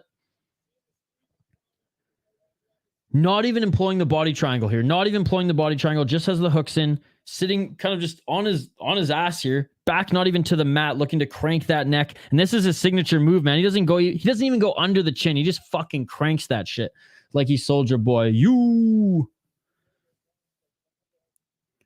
doesn't even have it on the chin. This is his thing. He just goes for the cranks. But Case seems like a tough guy, though maybe not the most talented fighter. He seems like a tough guy. I don't think the neck crank's going to put this guy out. He's going to have to go for the rear naked here. And again, not even fighting the legs. He just has a simple hooks and no body triangle. Hamlet softening up K here, looking to maybe now get that arm under the chin, knowing that, look, this guy is trying for the neck crank again. Interesting. That's amazing. I used to like Herb Cilantro. Back in the day, he was one of the best. Now he's one of the worst. Diego likes Cilantro's comment of the night. Basil is the best herb. Somewhere in an alternative universe, Nunez is attractive and Bilal doesn't. Same position here, folks. 2 minutes and 42 seconds left. Hamlet trying to go for the neck crank first under the chin. Again, he's had this position for a while. You can't waste it. Like, get that body triangle, soften up the head, and go for the rear naked. 2 minutes and 27 seconds left. Charles, what are these pride emojis? Is that an Oldo? I have no idea. I can't see the emojis on my program. I just see pride face, pink earrings, pride face, orange flowing, pride face, green tears, fan rainbow. So I have no idea, Charles. I just see a big paragraph on my screen. Nice work by K for getting out of that. I think Hamlet blew that opportunity there. He should have got a body triangle. But anyways, back up to their feet, separated, center of the cage. I forgot this fight was going on. Herb Dean is the best ref. Herb Dean is the best ref at smoking the herb right before the fight. I'll give him that. Although he did have a good last 2 weekends. Or he did have a good weekend last weekend. I'll give him that. He actually ended some fights before fighters died. Nice straight left jab by Hamlet. Okay, moving here, but not sure if that's good footwork or not. Hamlet again. Oh, man, there's just levels to this. Hamlet with a body kick. Hamlet landed a right there. I mean, with ease, too. Benjamin using the city life emojis. Let's go. Weed is the best herb. Yes, sir. Yes, sir. Yes, sir. Shout out Vancouver Island. Jason Herzog's damn good. 1 minute left. Straight left jab by Hamlet. Again, not much going on here. I'm giving you everything that's going on here, folks. Minus 2,500 live odds for Hamlet. K's kind of just like moving his body around, but it's not helping his timing. Or he's still getting hit with shots. Low kick there by Hamlet. Indeed.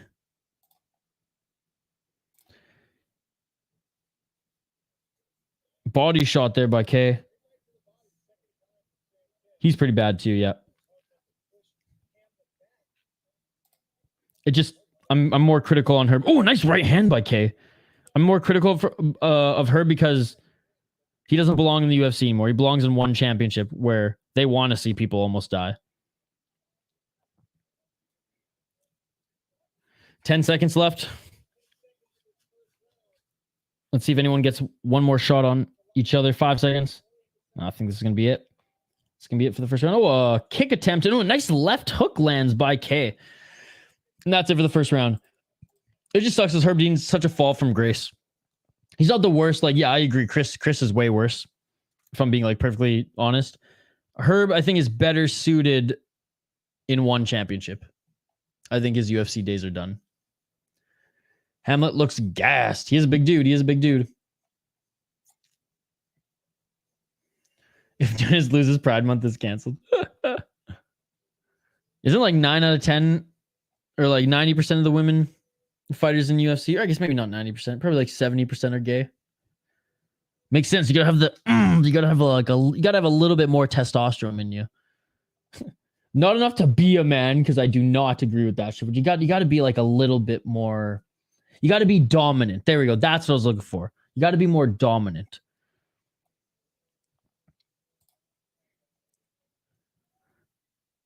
Jared Gordon finished this guy. That's probably true. Bilal, not sure. K's ass. Yep, it was established. I like how they have live odds. Yeah, it's cool, eh, Shane? UFC does that too. They just don't show them as often as they used to. Too bad Nunes can't lose. All right, second round, folks. We'll get back to the comments here in a moment. Let's get it all! Unless this fight continues to be not a lot of action. But Hamlet there with a nice combo. And Hamlet goes in for the takedown. And Kai just kind of falls to the ground. I don't know if he got tagged with something there, but now he's getting beat up against the cage. He's putting his hands up to block some of the shots, but back up to his feet here. But total domination and control by Hamlet as he tries to get the hooks in again.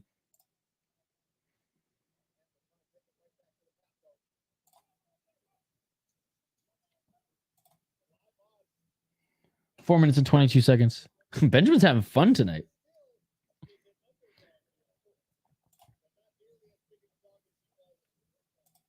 Four minutes and 12 seconds. Still just holding on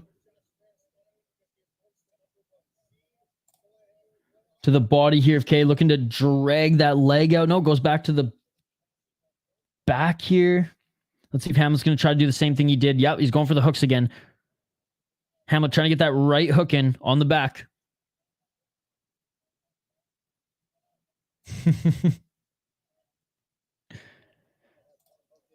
Herzog, my favorite ref. Herzog and Beltran are my two favorite. Beltran recovering from, he had some like intestine issue. All right, back take. Again, here we go. Same thing that happened in the first round, folks. Hamlet gets the back of K, gets the double hooks and no body triangle. Let's see if Hamlet can learn from his mistake. Dude, sink in the body triangle. I know you're a little high right now. Lean back, sink in that body triangle. There it is. Hamlet sinks in the body triangle now. Now K has one more thing to worry about. One more thing that's impeding him anyways. What's up, Urban Sidewalk? You know who sucks? William Knight. Everyone forgot about his last performance. We have not. We dog him all the time. We dog him all the time. We had one homie, I think it was Diego in the live chat, watch that last fight he was in. What was it? CES? CES is a god-awful regional promotion, by the way. Body triangle still secured, folks. 2 minutes and 47 seconds left on the clock. Hamlet with softening up K here. I know, Hamlet, you like those fucking neck cranks, bro, but go for the rear naked already.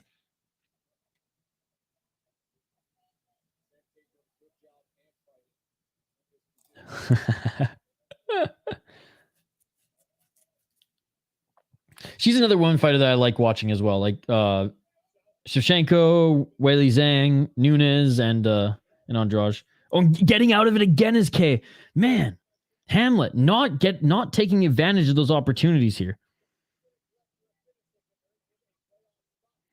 She's long been retired. She was so bad. I forget her name, but yeah, she was so fucking bad.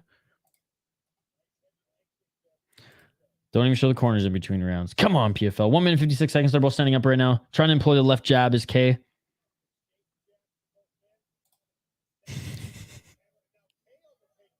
Frank Trick is good. Oh, and Hamlet seemingly tagged K with something there as he just kind of fell to his back.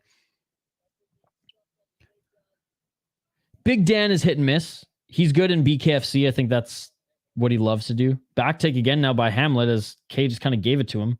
The hooks aren't in yet, but he's holding on to it. K, knees on the ground here. Hamlet dragging him back, looking to get those hooks in. Frank Trigg, I think, is awesome. He's been a very good ref. Big Dan is hit and miss, but he's better than Chris Tioni and Herb Dean right now, in my opinion. William Knight is one of the worst fighters that are just big. Absolutely. All right, back take again by Hamlet here. Hamlet, you're embarrassing Hamlet's embarrassing himself right now for not getting the finish. Get that body triangle secured again and go for the fucking rear naked, baby. Let's go. None of this neck crank shit. Fucking work that jiu-jitsu, slide it in there. I know easier said than done, but you've had so much time here, brother. Hamlet's playing with his food. Look what happened to Kayla.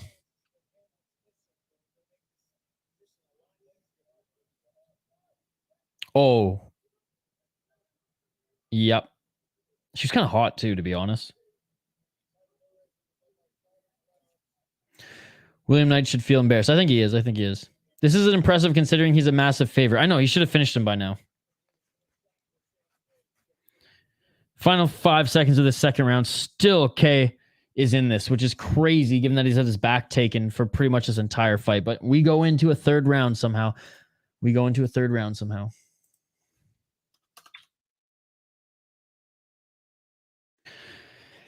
Yeah, I mean, domination. I mean, look, Hamlet's winning this fight. Back take and landing the better strikes. But this is not like what was brought up in the chat. This is not a minus 1,200. We should see a better fight than what we're seeing right now. Or we should have seen a finish already, sort of thing.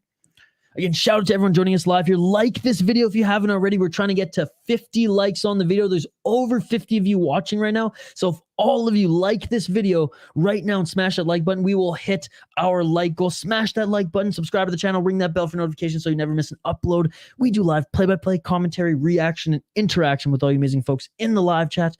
Fight companions every single weekend. We have one championship back-to-back tomorrow, UFC on Saturday, as well as Anthony Pettis Fight League on Sunday, where John Jones is actually making an appearance to the event. Chris Tioni just loves taking points away. Yeah, he's just like bad as far as like the rules of officiating, whereas Herb Dean's half asleep. Big Dan is, again, like rules. Sometimes he doesn't get them right. All right, round 2, ladies and gentlemen. Let's get it on. Round 3, third and final round. Thank God. Let's go.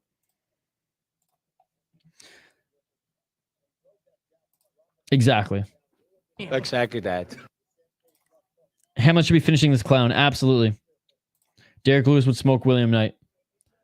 Dude, Brandon Moreno would smoke William Knight.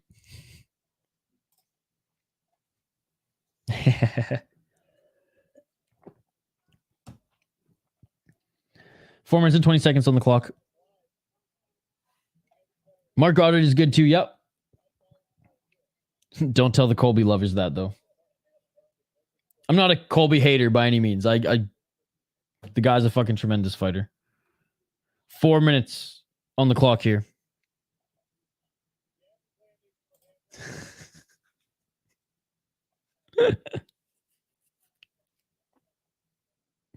JL, again, you know why that happened. Yes, he would. 3 minutes and 49 seconds. Again, not much going on in this fight, folks. There's not much to commentate on. I mean, Kai's throwing some weird-ass feints right here. Inside leg kick for Kai. Is it K or Kai? K. Wish he'd do that to me. What's up, Jelaine? It's good to have you back in the chat, brother. 3 minutes and 33 seconds, folks. Again, a bunch of weird fakes by K.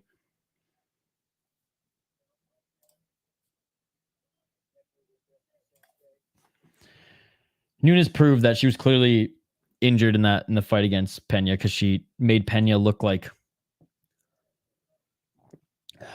an Invicta fighter in that one. Hey, I got no judgment based on this fight on the Australian fight scene, dude. Volkanovski's the pound for pound, baby.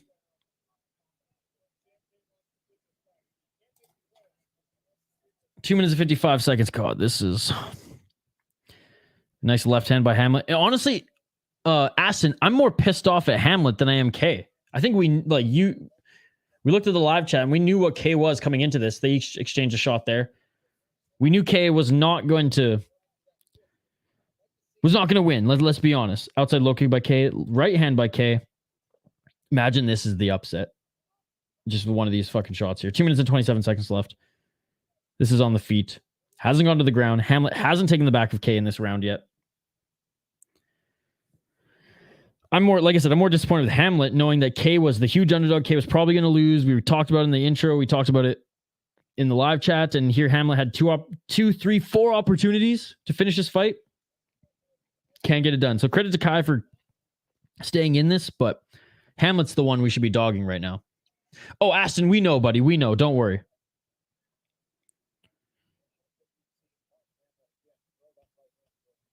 Straight left jab by Hamlet.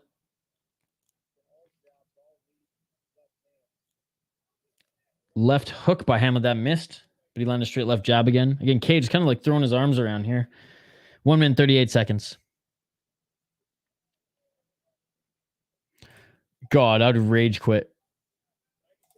He doesn't deserve the finish. Yeah, see, Jack Della Maddalena. Oceana is where the killers are at right now. I promise we are better than this, but yeah, Hamlet's pathetic. Back in a sec. No worries, buddy. Look at K. At least K wants to fight. He's pointing at the center of the cage. He goes, let's go, let's go. Hey, credit to K here. I respect that. He at least just wants to stand and bang. He's like, let's go, let's fight, let's fight. He's stalking down Hamlet right now. Hamlet's just picking him apart with the jab. K winner by surviving. Fuck, marry, or kill. Nunes, Megan O'Leary, Stamp, Fairtex. Kill Megan O'Leary and Stamp Fairtex. Fuck, and marry Amanda.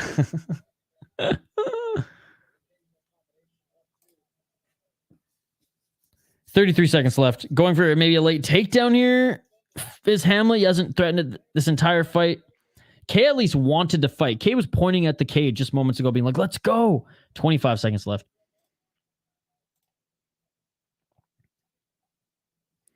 USA, Africa, and Kazakhstan, Russia, way better.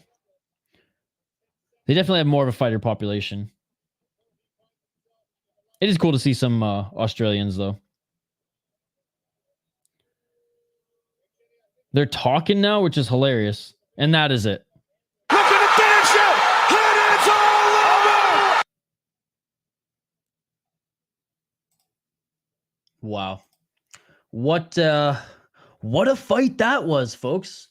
What a fight that was. Hamlet wins by embarrassment.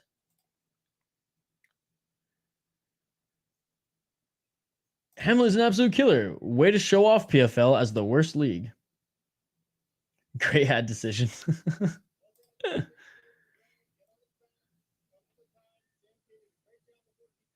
You should get the impression you never read 1984, then again you live in Canada. No, I had to read it in school, dude.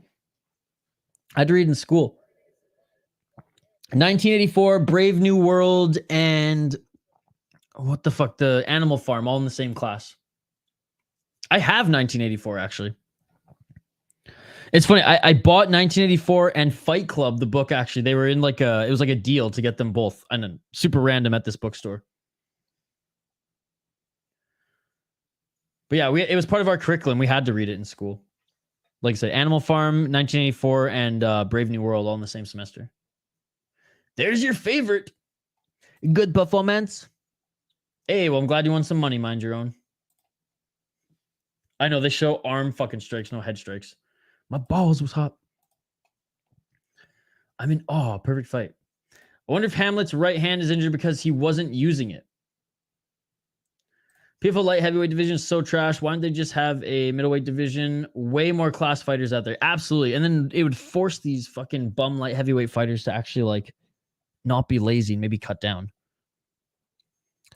I'm drinking from our friends at Waconia Brewing, who hooked us up with a care package today. It's a raspberry blonde ale, but it's not too sweet because I don't like fucking fruit beers at all. Too sweet. I hate sours. If I want a fucking fruit beer, I'll drink a smoothie. If I want something fruity, I'll drink a smoothie. You know what I mean? But no, this is good. Just a hint of raspberry. Very much. Yeah, it's good, man. It's good. And shout out to our friends at, Waconia. I'm never gonna say no to free beer. Unless it's a fucking big sour.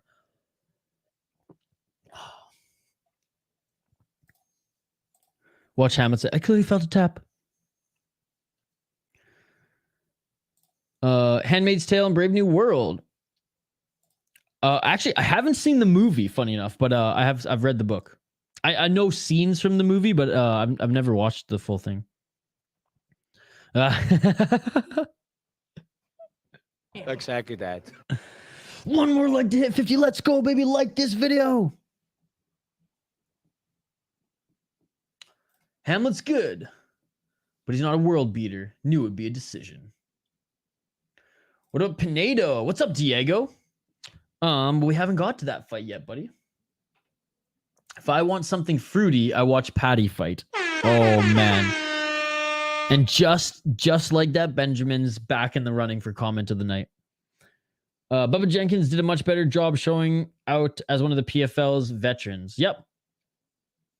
1984 movie sucks. When was it made? It was made in the 80s? Moicano wants money. They would never signed us Brave New World in my high school. Yeah, my high school was a very fucking cheap funded public school where the teachers kind of just ran their own curriculum.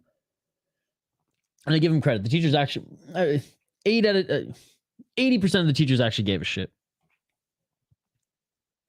But yeah, I went to a public school in not the best area of town. Patty's still talking about his loss to his father. That was in 2022. Man needs to move on. Yeah, that was a bad decision. All right. We haven't even heard the official decision for this one yet. Oh my goodness. 2 more fights left on this card, folks. 2 more fights left on this card. Thank God these aren't 5 rounds, these last 2. That would be a drag. But again, these ones should be competitive. And Shane, I have to take an underdog in one of these last 2 fights. That's Shane and I just do beer bets head to head. Shane and I are buddies, by the way, folks.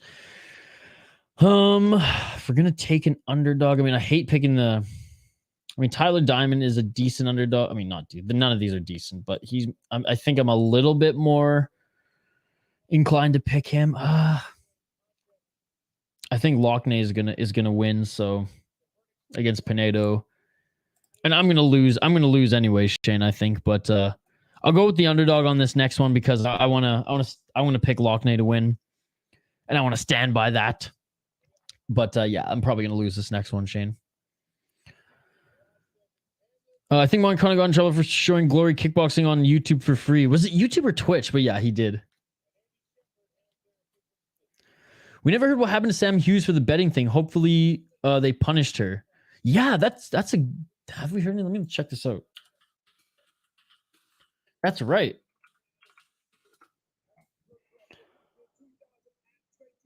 Sammy says boyfriend bet $1,000 on her at UFC 287. Bleacher Report actually just released something an hour ago. No shit. Yeah, that's a clear violation. Yep, interesting. I'm gonna look more into that after this as well. Thanks for bringing that up. Patty taking a whole year off. It looks like he let things cool off after his last fight. But I think he broke his foot, so he had surgery, and he's just getting back into. I think he just finished rehab and he's getting back into training now. But mentally, Zoomer, I'd agree with you. But yeah, he did have to have surgery on his foot. I think it was a broken foot, right, guys? He did have surgery though. Anyways, let's tee up this next fight. Fuck, I mean, why is PFL dragging this shit on, dude? Honestly, we have 2 more fights here. PFL's just fucking dragging this shit on. This is Thursday night, guys. You want viewers, you got to keep it going. You got to keep it going. You can't take these fucking crazy big breaks. PFL's taking more breaks than I have on this stream here tonight, folks. Chandler beats McGregor via round 2 heart attack. Yes. Pathetic, barely scraping by. I can tell my high school, college, the teachers were upset with how the standardized all education was and how little freedom they had, especially my history teacher. Oh yeah, so mine was definitely the opposite. Mine was definitely the opposite. 2 more decent fights, most likely. Yeah, knock on wood, fingers crossed. And we're seeing the intro for the next one here, folks. Let's go. For the most part, yes. I followed his vlog during some of his camps. The best one was when he did like a tag team jiu-jitsu match with these were they Navy SEALs? That was cool. He came to the United States and like basically if he tapped one out, then they tagged in, and he didn't stop fighting until he tapped all 10 of them. And that was pretty cool.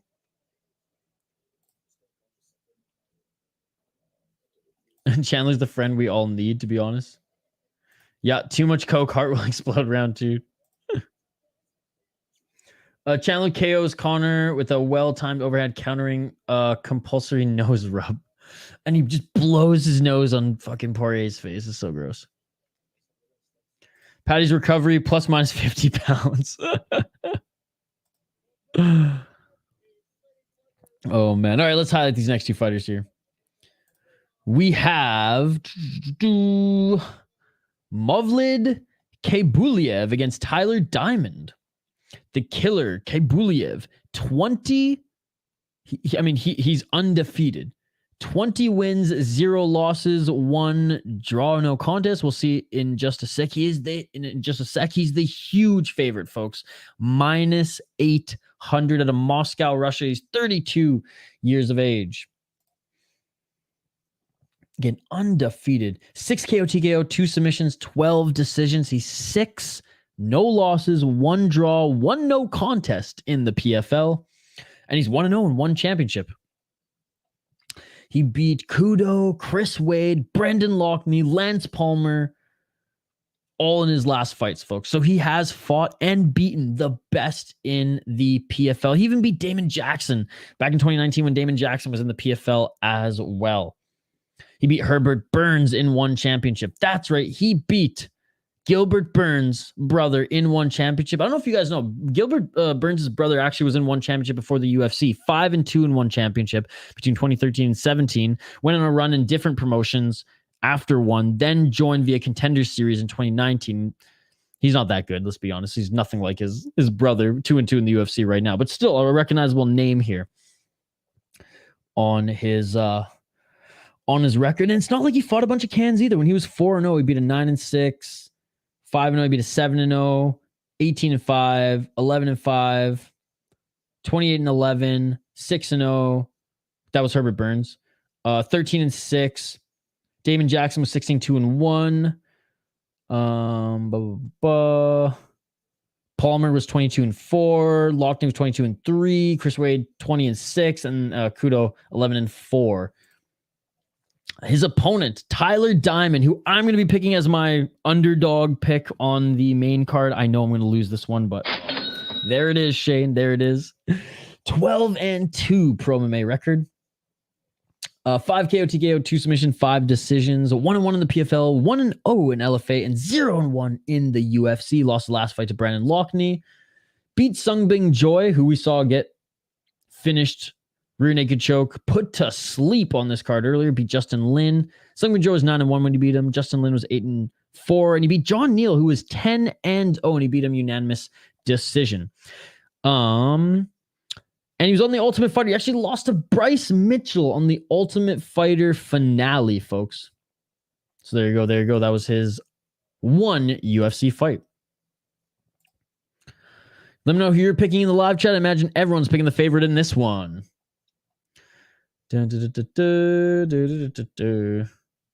Movlid by Lay and Pray. Do you think Loughnane is going to win by KO or decision?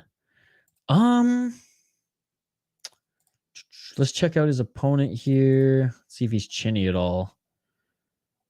Also last fight decision. It seems like his opponent likes to get into the firefight, so I'm gonna say if Loughnane wins, it's going to be by finish, either TKO or KO. Yes. Yeah, I'm in that camp too, to be honest. McGregor, I mean, they might fight, but it might not be till 2024. Actually, I know it's not going to be till 2024. McGregor literally just entered the USADA testing pool like this week. What's up, Omar? I already takes a heart attack by round 2, bro. What's my favorite stream you've done? I don't know. I've done so many now. The Ryzen New Year's one was a lot of fun, and the Contender Series ones are always fun too. 20-0, but not in the UFC.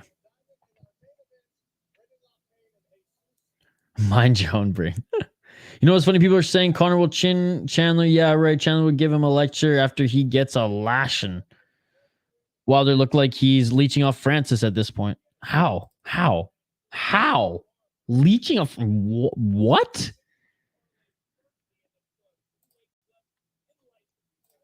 People paid him to be there and do the interviews. Leeching off Francis? Dude, if anything, Francis trying to leech off one of these big boxers. Come on. Holy fuck. Have they not started this fight yet? This is insanity, folks. I'm going to fucking... I wonder, is people on Twitter complaining about this too? This is crazy.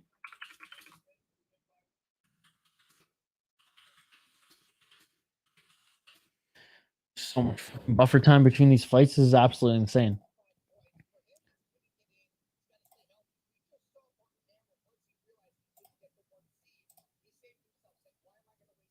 He keeps bringing him up. Rooting for the diamond. Hope he pulls the upset. Let's go. Who won OT? Who won OT?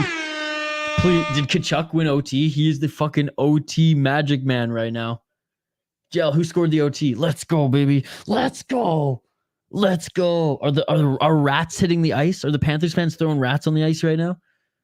Oh my goodness. I mean, we have time. The fight hasn't even fucking started yet. Oh, let's go, Panthers, baby. 3-2 in OT. Who scored the OT winner? Let's see. Who scored that shit? Kachuk had the goal and assist. Please tell me he scored the OT winner. Someone in the chat, tell me. Come on. It says he has a goal tonight. I want to know if he scored the OT winner, because he's been scoring OT winners left, right, and center in these playoffs. McGregor needs the juice to win. You said I got to do 2 tests real quick, then leave him alone. I think McGregor honestly used the juice to heal that leg, much like Weidman admitted that, well, semi-admitted that he did. Anderson Silva did the same thing. Now, Silva might have juiced also during the Wild West era. But again, him and Vitor, if they're both on the juice, that front kick to the face is even sweeter, baby. Movlid by rear naked choke, because we all know El Diamante always lackluster when it's his time to shine. fucking right, See, dude. that shit beautiful than a motherfucker. Let's fucking go. Dude, this kid is insane. I cannot believe the Canucks passed on him and chose fucking Oli Ulevi, who's playing in Rockford right now in the AHL. That fucking bum. Oh my God, finally we have the fighters making their walkout to the cage. Let's go. We have Tyler Diamond making his walkout right now, folks. Again, Omar, I don't really know because I am not a PFL truther. What I know about his opponent is he likes to stand and bang. So if Loughnane entertains that, maybe. But again, if you're looking for a bet to place based on my opinion on this, don't, because this is not my realm of expertise in the PFL. Like I'm not gonna lie, buddy. I don't think I've ever seen Jesus Pinedo fight. Maybe once. So he's got 11 KO TKOs. So if Loughnane is gonna get the win, I imagine he's gonna stand up with this guy. Again, I'm not the expert. You sound more like the expert than me, brother. You tell me what happens. You tell me what's gonna happen. Loughnane has 14 KO TKOs. So yeah, I mean, if they're gonna stand and bang and Loughnane wins, it's probably gonna be by TKO. But again, in overtime, and Kachuk scored the fucking overtime goal, baby. Let's go. Check out, go Florida Panthers. Got the Panthers fucking bobblehead here. How do you rate UFC 290? It's such a great card to look at. 291 is better. Let's go, Carolina. Dude, Chandler always looks like a unit. It's a loophole around drug testing.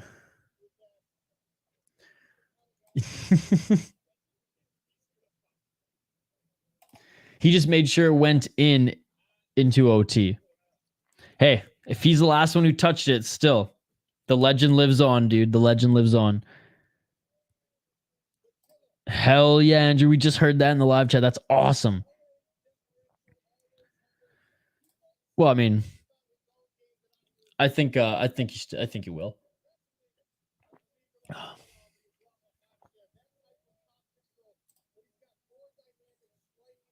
I got Movlid. Shane, I'm guessing that's who you have as well. It's PFL, Andrew, so they've been okay. There's level to this. Movlid and Loughnane should have this in the bag. Absolutely, Cilantro. Absolutely. Oh, I don't fucking even want to answer this question, man. Why are you doing this to me? Why are you doing this? I mean, I think Benil will probably win, but it's so fucking close that I don't even know. Charles could, like I said, could easily crack him in the stand-up and then just pounce on him, right? And end it there. It's so close for a reason, but I got to pick one, right, for my predictions. So, but Benny. UFC 291 is better. I just want to say how to rate UFC 290. Down the card. Oh, by the way, Robert Whittaker, he's another unbelievable Aussie fighter. Oh, Nickel's going to destroy Trayshawn Gore, Hooker and Jalen Turner. That's good. Plus, he's Whittaker. Whittaker's going to stomp him. Moreno, Pantoja. Moreno's going to win. Volkanovski. Yeah, it's a good fucking card. Lawler, Price. I mean, hope Lawler goes out on a win. That one's going to be Brady, Jack Della Maddalena. Jack Della Maddalena is going to clean up Sean Brady. Jimmy Crute, Alonso, Menfield. That maybe could be a fun fight. Prachnio. I mean, the early prelim. Oh, no, Cameron Saman's on the early prelim. Let's just hope this guy doesn't fucking take any fouls here. He's 8-0, and he would manage to win despite getting a point taken away in his last fight. He always kicks in the balls and eye pokes. Early prelims are okay. I'm excited to see Saman on the early prelims. On the prelims, I mean, the Sean Brady and I mean, obviously, I'm going to watch the Lawler fight. It's probably not going to be too exciting. But yeah, the main card is actually really good. I mean, Nickel's going to fucking humble Trayshawn Gore even further. Turner Hooker should be a good fight. Whittaker Duplessis is going to be a good fight. Moreno Pantoja is going to be a good fight. And Volkanovski Yair is going to be a good fight. So it's a good card. 291 is still better, though.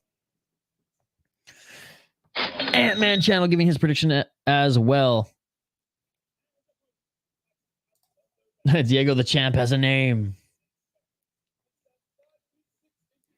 think it's going to be a clean sweep for the favorites, to be honest. Yeah, I know I picked the wrong. Well, Shane and I, we just want to go head-to-head on like something here for our beer bets, so we agreed that we'd each pick an underdog.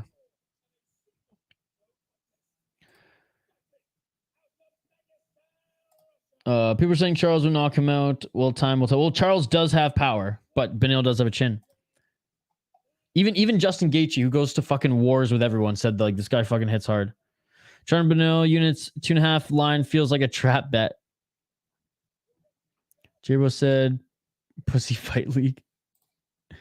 I hope Charles wins via Brazil. Viva Brazil.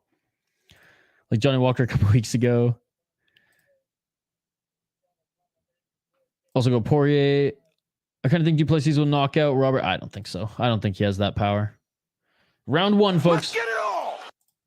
If Romero can knock out Whitaker, what in what fucking world do you think Duplessis will? Honestly, brother. All right, we'll get back to the commentary in a sec, folks. We have a fight to call. No problem, buddy. No problem. I do that every week. Sorry I couldn't get it up earlier. We'll get back to the... Oh, yes, he will. I'll get back to your comments here, folks. I can't help myself. I keep clicking them. I'll get back to the comments here in a sec, folks. Keep them coming. Talk amongst yourselves. Our eyes on the fight here. 30 seconds in. Khaybulaev against the Diamond. Tyler Diamond. Not to be confused with Poirier. Stalking Khaybulaev right now is Diamond. Oh, Khaybulaev lands a left and a knee. Another knee by Khaybulaev. That left, though. That left hurt Diamond. Sorry, my roommates are about to go to bed here, so I might talk a little quieter here for the last 2 fights. Didn't think this was going to go till fucking 11 or midnight, folks. We're 5 hours into this. Nice left hand there by Diamond. 3 minutes and 58 seconds left, and so far, so good on the feet here. Have a great night, Andrew. Good comment. Fuck Cilantro guy. You got some good comments here, buddy. I dig it. Thank you for joining. Oh, Canada. Have a great night, Andrew. Right hand there by Khaybulaev.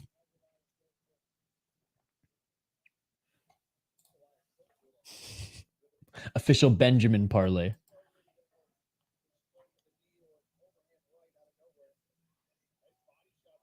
Nice body shot. Oh, and going for the knee again is Khaybulaev. He likes this. This is the third fucking flying knee he's thrown.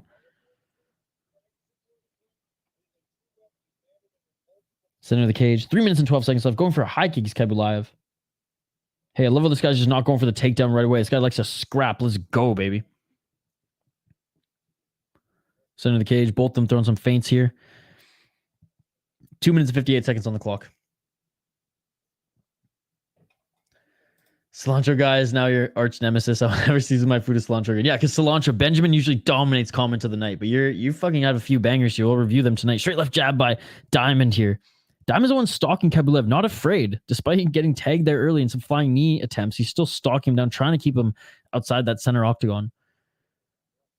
Spamming knees.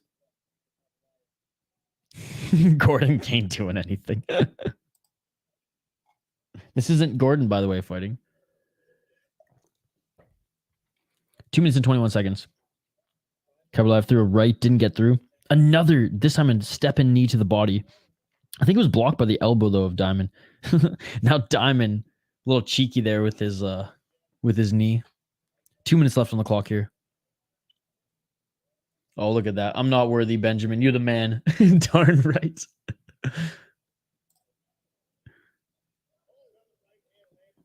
Nice right hand there.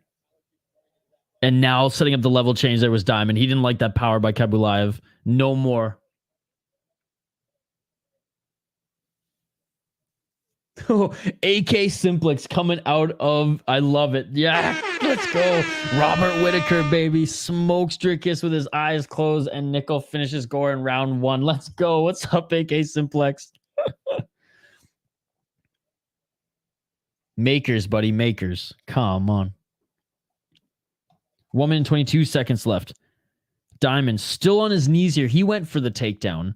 And he's going for the trip takedown here. Dude, you're trying to go for a trip takedown in the clinch against a freaking Dagestani? It ain't gonna happen. 1 minute left in this first round. They separate back in the center of the cage. I was just saying, why is Kyle trying to be Dagestani? Hell yeah, dude. You already know. JL likes to stir the pot, buddy. It's good to see you, AK Simplex. No. 290, buddy. 290. UFC 290. 45 seconds left. Outside low kick on Khaybulaev, and that one seemed to hurt him a little bit. Good kick there by Diamond. Actually an interesting fight here.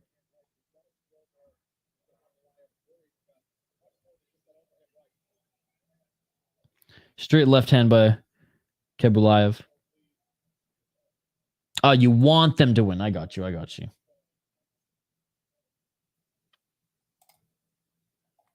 15 seconds left in this first round. Appreciate everybody watching, by the way, and everyone hanging out tonight for some fucking Thursday night PFL on a questionable card. There's been finishes, but... Oh, there's 4 seconds left in the first round, and Khaybulaev, flying knee, drops Diamond, but Diamond gets out of the round because there was 4 fucking seconds left, and he survives it. Oh my goodness, folks. We have a fucking fight on our hands.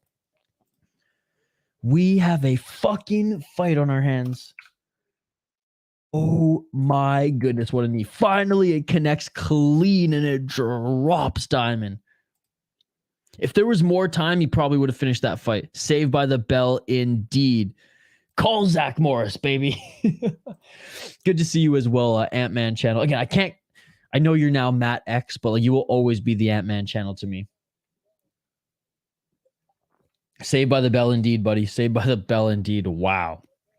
Easy first round. Khaybulaev. What a knee. Was that the 6th knee he threw in that round? That means he stopped falling for those. Where's Kelly at?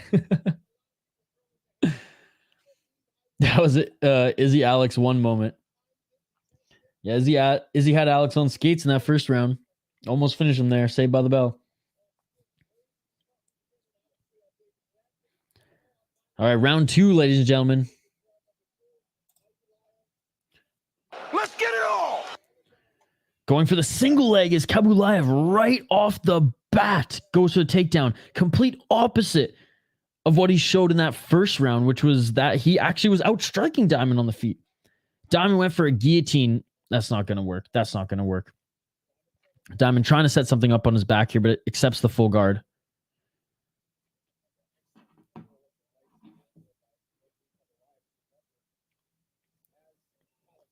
Standing up on his feet is Khaybulaev. Rubber guard now for Diamond.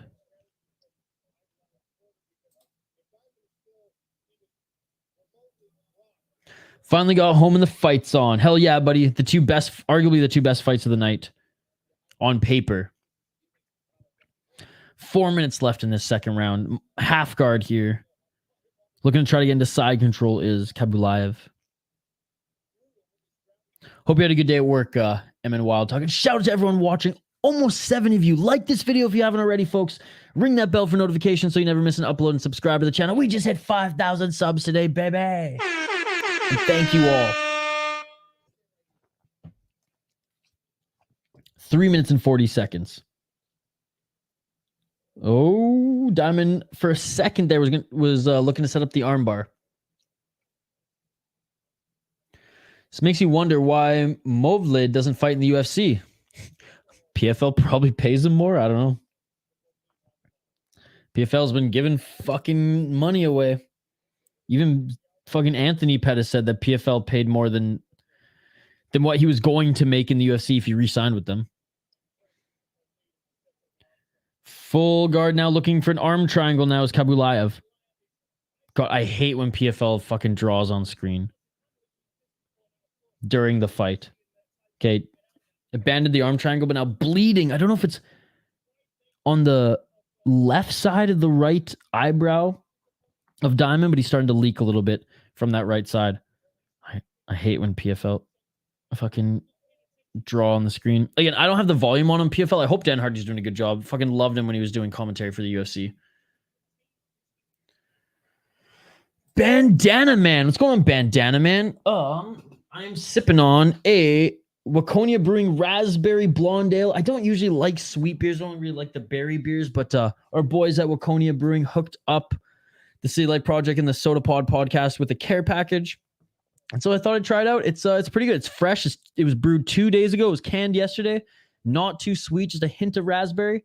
Can't complain. Not something I'd like usually go and seek out, but can't complain. How are you, buddy? Full guard here, some right hands landing by Khaybulaev. Again, appreciate you, Bandana Man. Minus 6,000 live odds, minus 9,000.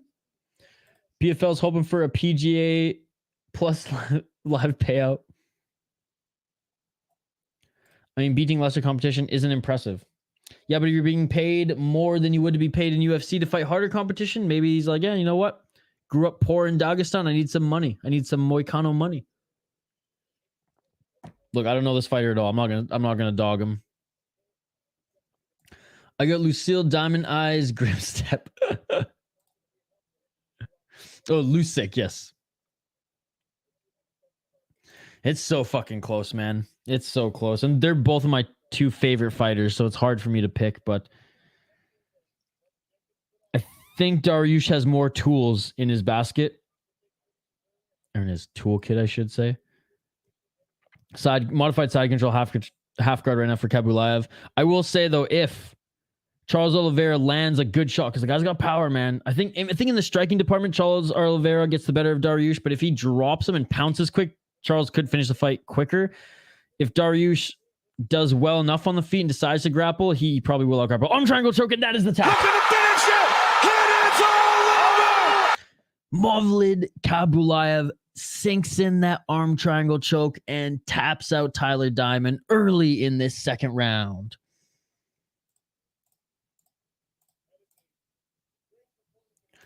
Stop fighting. He's already dead. I'm doing good. Love the content. Appreciate it, buddy. Well, I love having you here as well. We do Fight Companions every single weekend, buddy. Tomorrow, back-to-back one championship. That's right. Friday fights in the morning, Lupini 20. Then in the evening, one championship. Fight night Saturday, UFC. And then Sunday, we're going to do a live stream for Anthony Pettis fighting championship. And John Jones is going to be making an appearance there as well. I enjoyed the heck out of the Tourney Flow. I'm glad you liked it, brother. Tourney Flow is a beer that my podcast brewed with one of the best breweries in Minnesota. Chris Clark, how do you know it was canned? Or Curtis Clark, how do you know it was canned? Because one of the distributors there, because I know them.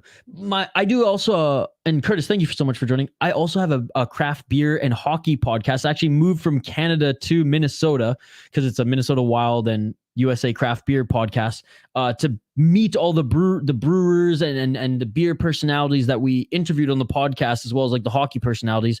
And so we have great relationships with, I would say, like 20 to or probably like 30 to 40 breweries in Minnesota. And we're really good friends with our friends at Waconia Brewing. And I met up with the distributor today for lunch. He's a buddy of mine. And he said, yeah, brand spanking new, hasn't even hit the shelves of the liquor store yet. And if you want to see a tour of Waconia Brewing, I actually did a vlog of it on this channel. That is right. The City Life Project. We did a vlog of it, and I'll throw it in the live chat. If you guys want to save it, you guys want to check it out, if you want to see some of the other types of content that we do on this channel, this was one of them. So let me quickly throw you guys the link, because it's cool that it is actually this brewery. It is Waconia Brewing that we did a little walkthrough and made a little content piece on. And then on my other podcast, I do have a podcast. It's called The Soda Pod. You can find it on all podcast apps, all audio, Apple Podcasts, Spotify, the SOTA pod, the SOTA pod. But you can find clips of the podcast on my YouTube channel, the second YouTube channel, The Soda Pod, funny enough. As I continue to rag the puck here, as I drag, or as I scroll to find this. Here it is. I found it. Yeah, check it out, guys. I'm no fucking Steven Spielberg here, but I do like to vlog and film stuff. Again, Curtis Clark, thank you so much for joining, buddy. Main event of the evening next. They haven't even announced the winner of this last fight because fucking PFL just likes to do things on Tofino time, as we say on Vancouver Island.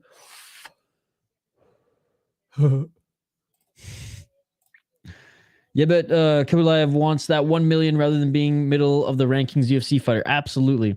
I'm leaning towards Benny.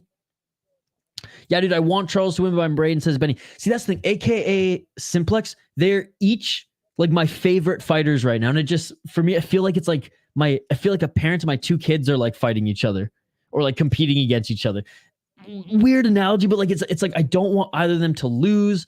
I want them both to be successful. I want Charles to be champion again for sure. But at the same time, Beneil deserves it, man. He deserves it. And I'm leaning towards him in this fight as well. I hate how Makhachev fucking got the title shot, which he deserved the win, and it was a great win against Charles Oliveira. I hate that he got the title shot off of Bobby Green on short notice and Dan Hooker on short notice, where Beneil has had to fight fucking killers. Benil's path to the title is almost as impressive as Charles Oliveira's, right? So it's tough, but like, yeah, I think Benny, and the betting odds reflect it as well. Okay, finally the fighters are being announced, as you know, the winner is being announced in the center of the cage. We'll highlight the next fighters in just a moment. Diamond surviving the whole fight is still an accomplishment. So, well, it's only 2 rounds. There may have been a PvP lupulin, so good on all fronts. Well, there you go.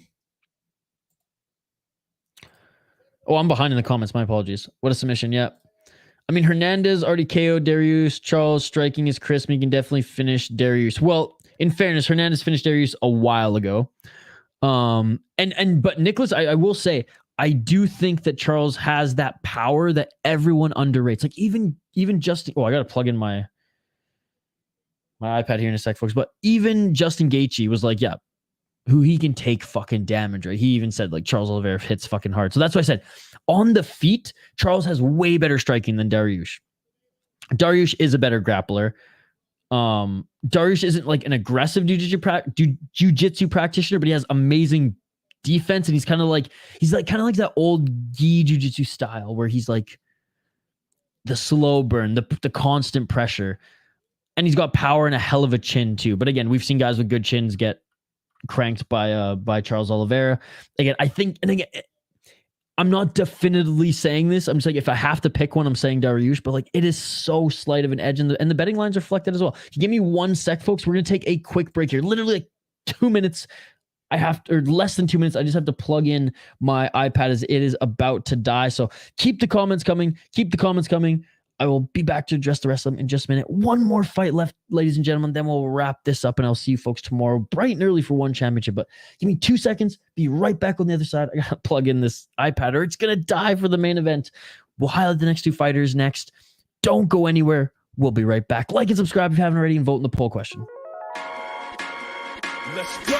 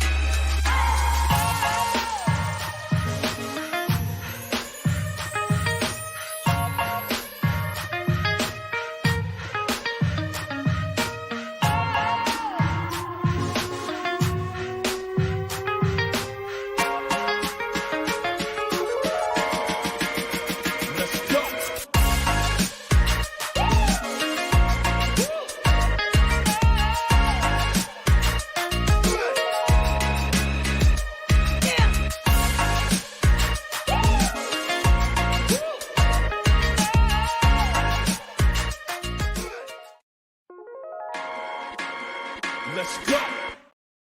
All right, and we are back live here on the City Light Project YouTube channel for the last fight on this Fight Companion PFL 4 2023 regular season. We have Brian Loughnane against Jesse Pinedo, or Jesus Pinedo. My apologies.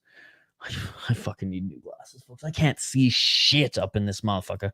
Shout out to everyone who's been commenting. Shout out to all the new subscribers. Shout out to everyone who's helped us get to 5,000 subscribers. We have so many new subscribers, new community members, because that's what I'm calling it. We are building a community here in the live chat. Our live chat's been absolutely buzzing, folks. I cannot thank you enough for the interaction. That's what it's all about here. And some of our OG subscribers who've been here since like we were at 100 subs have joined in the moment when we hit 5,000 too. So cannot thank you guys enough.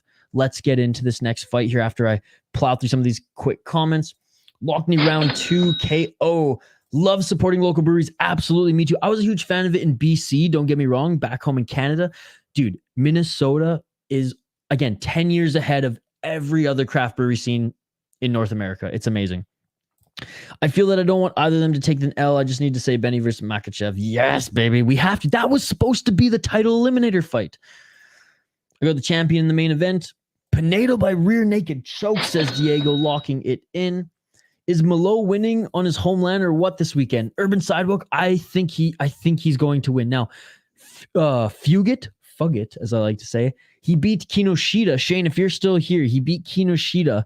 That was who beat Kinoshita, and I think he surprised everyone. Even the MMA guru, myself, so many people had Kinoshita beating Adam Fugit. Fugit humbled him a bit, showing him that, I am a veteran. I am a damn good kickboxer, which he is. Malo just has that fucking dog in him though. And hopefully, knock on wood, Malo is my pick. I'm a little scared based on how easily Fugit pieced up Kinoshita, but I don't think Kinoshita had the proper game plan going into that one. Is there anyone in the top 10 of that division that has a glass chin? The lightweight division?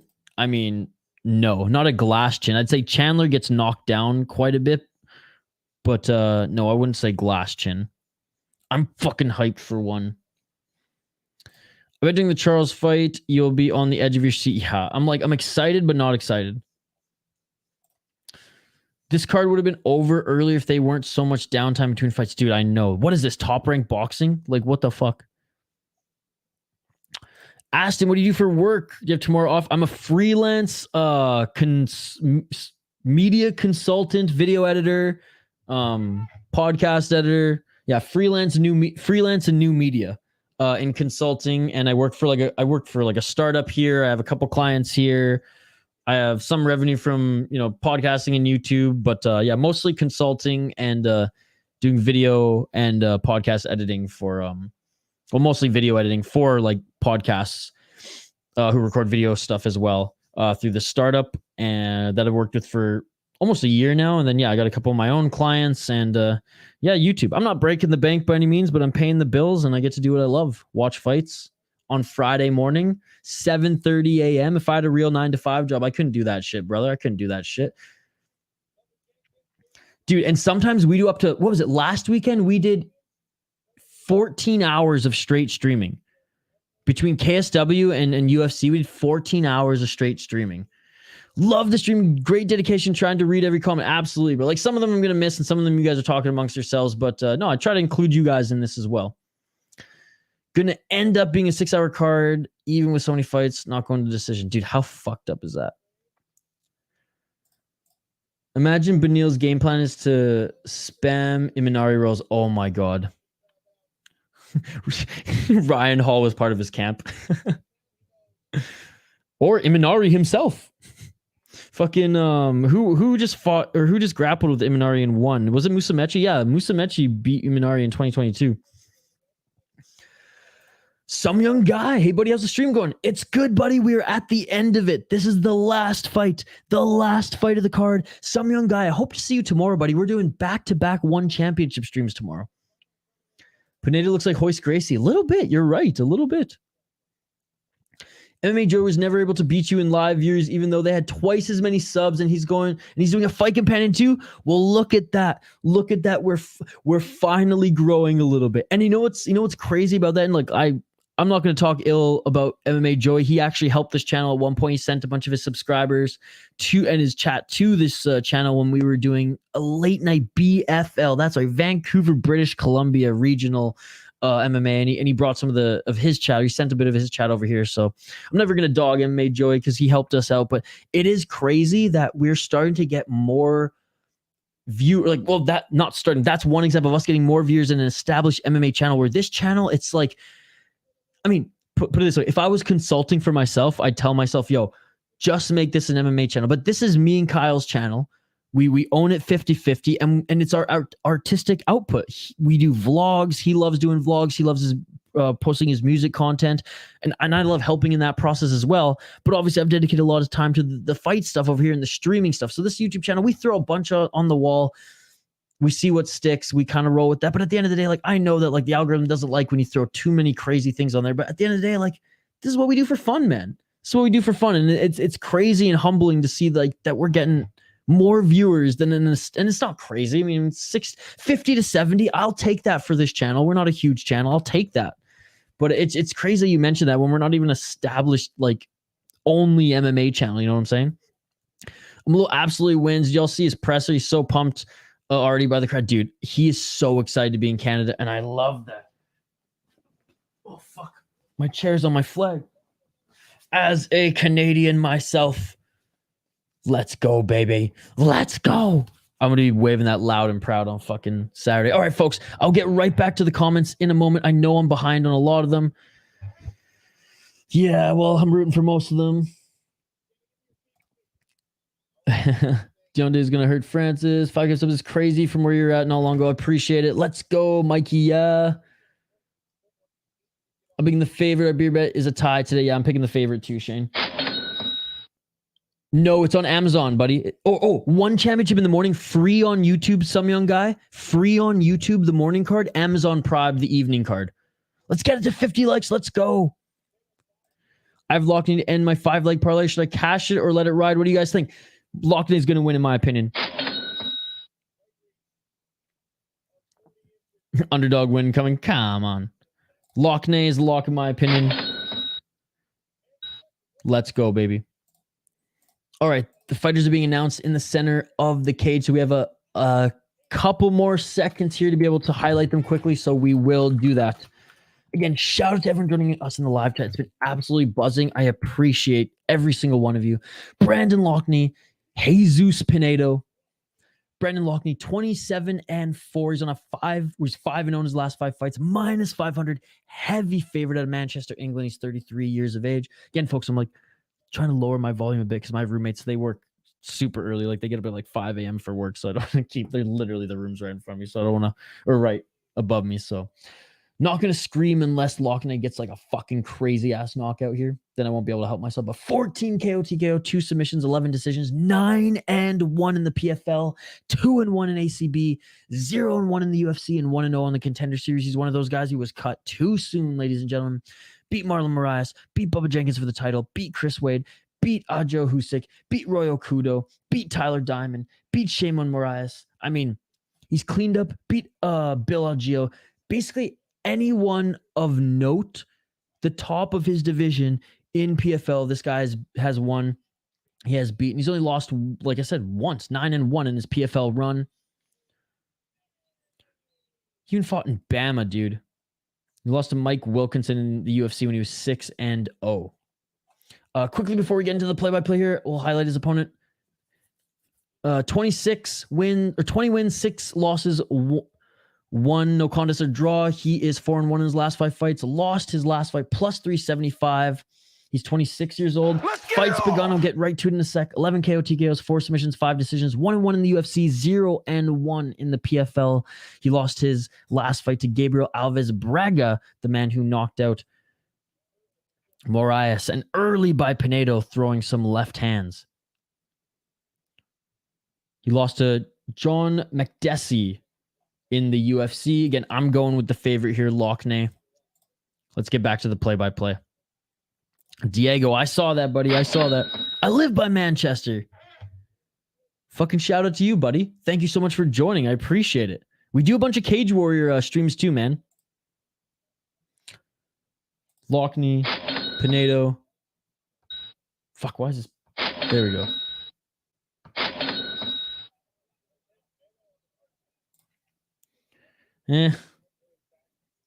Nice right hand by Loughnane on Pinedo. Again, I'll get back to the comments here before the stream ends, folks.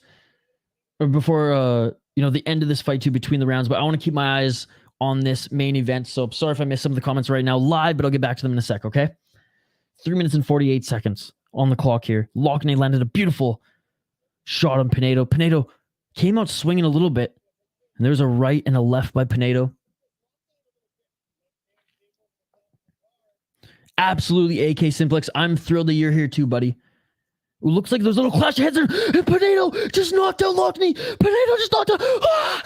Upset of the card. Upset of the card. Upset of the card. Are you fucking kidding me? Are you fucking kidding me? Holy shit. And he jumps out of the cage. This is insane. Oh my fuck, dude. What an upset. What an upset. Shane, don't you wish you picked this one? Holy fuck. Holy Matt, you didn't know shit, buddy. That was a lucky guess. Oh my God. Oh my goodness! He just took out the champ. He just took out the champ. Look at the emotion on this kid. Oh my goodness. He's 26 years old. This is probably the biggest moment in his career, ladies and gentlemen. He just took out the champion of the division.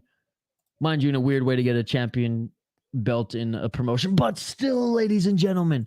Again, wow. Oh my goodness. I'm sorry to those who lost money, but no one saw this coming. Diego.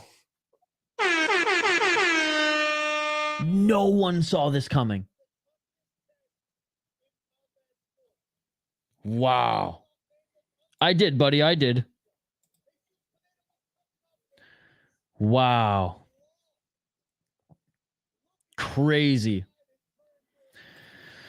Thanks, you good to be here. Love the friendly atmosphere. It's 5 a.m. here. Look at that, dude. You're a dedicated MMA fan as well. Thank you so much.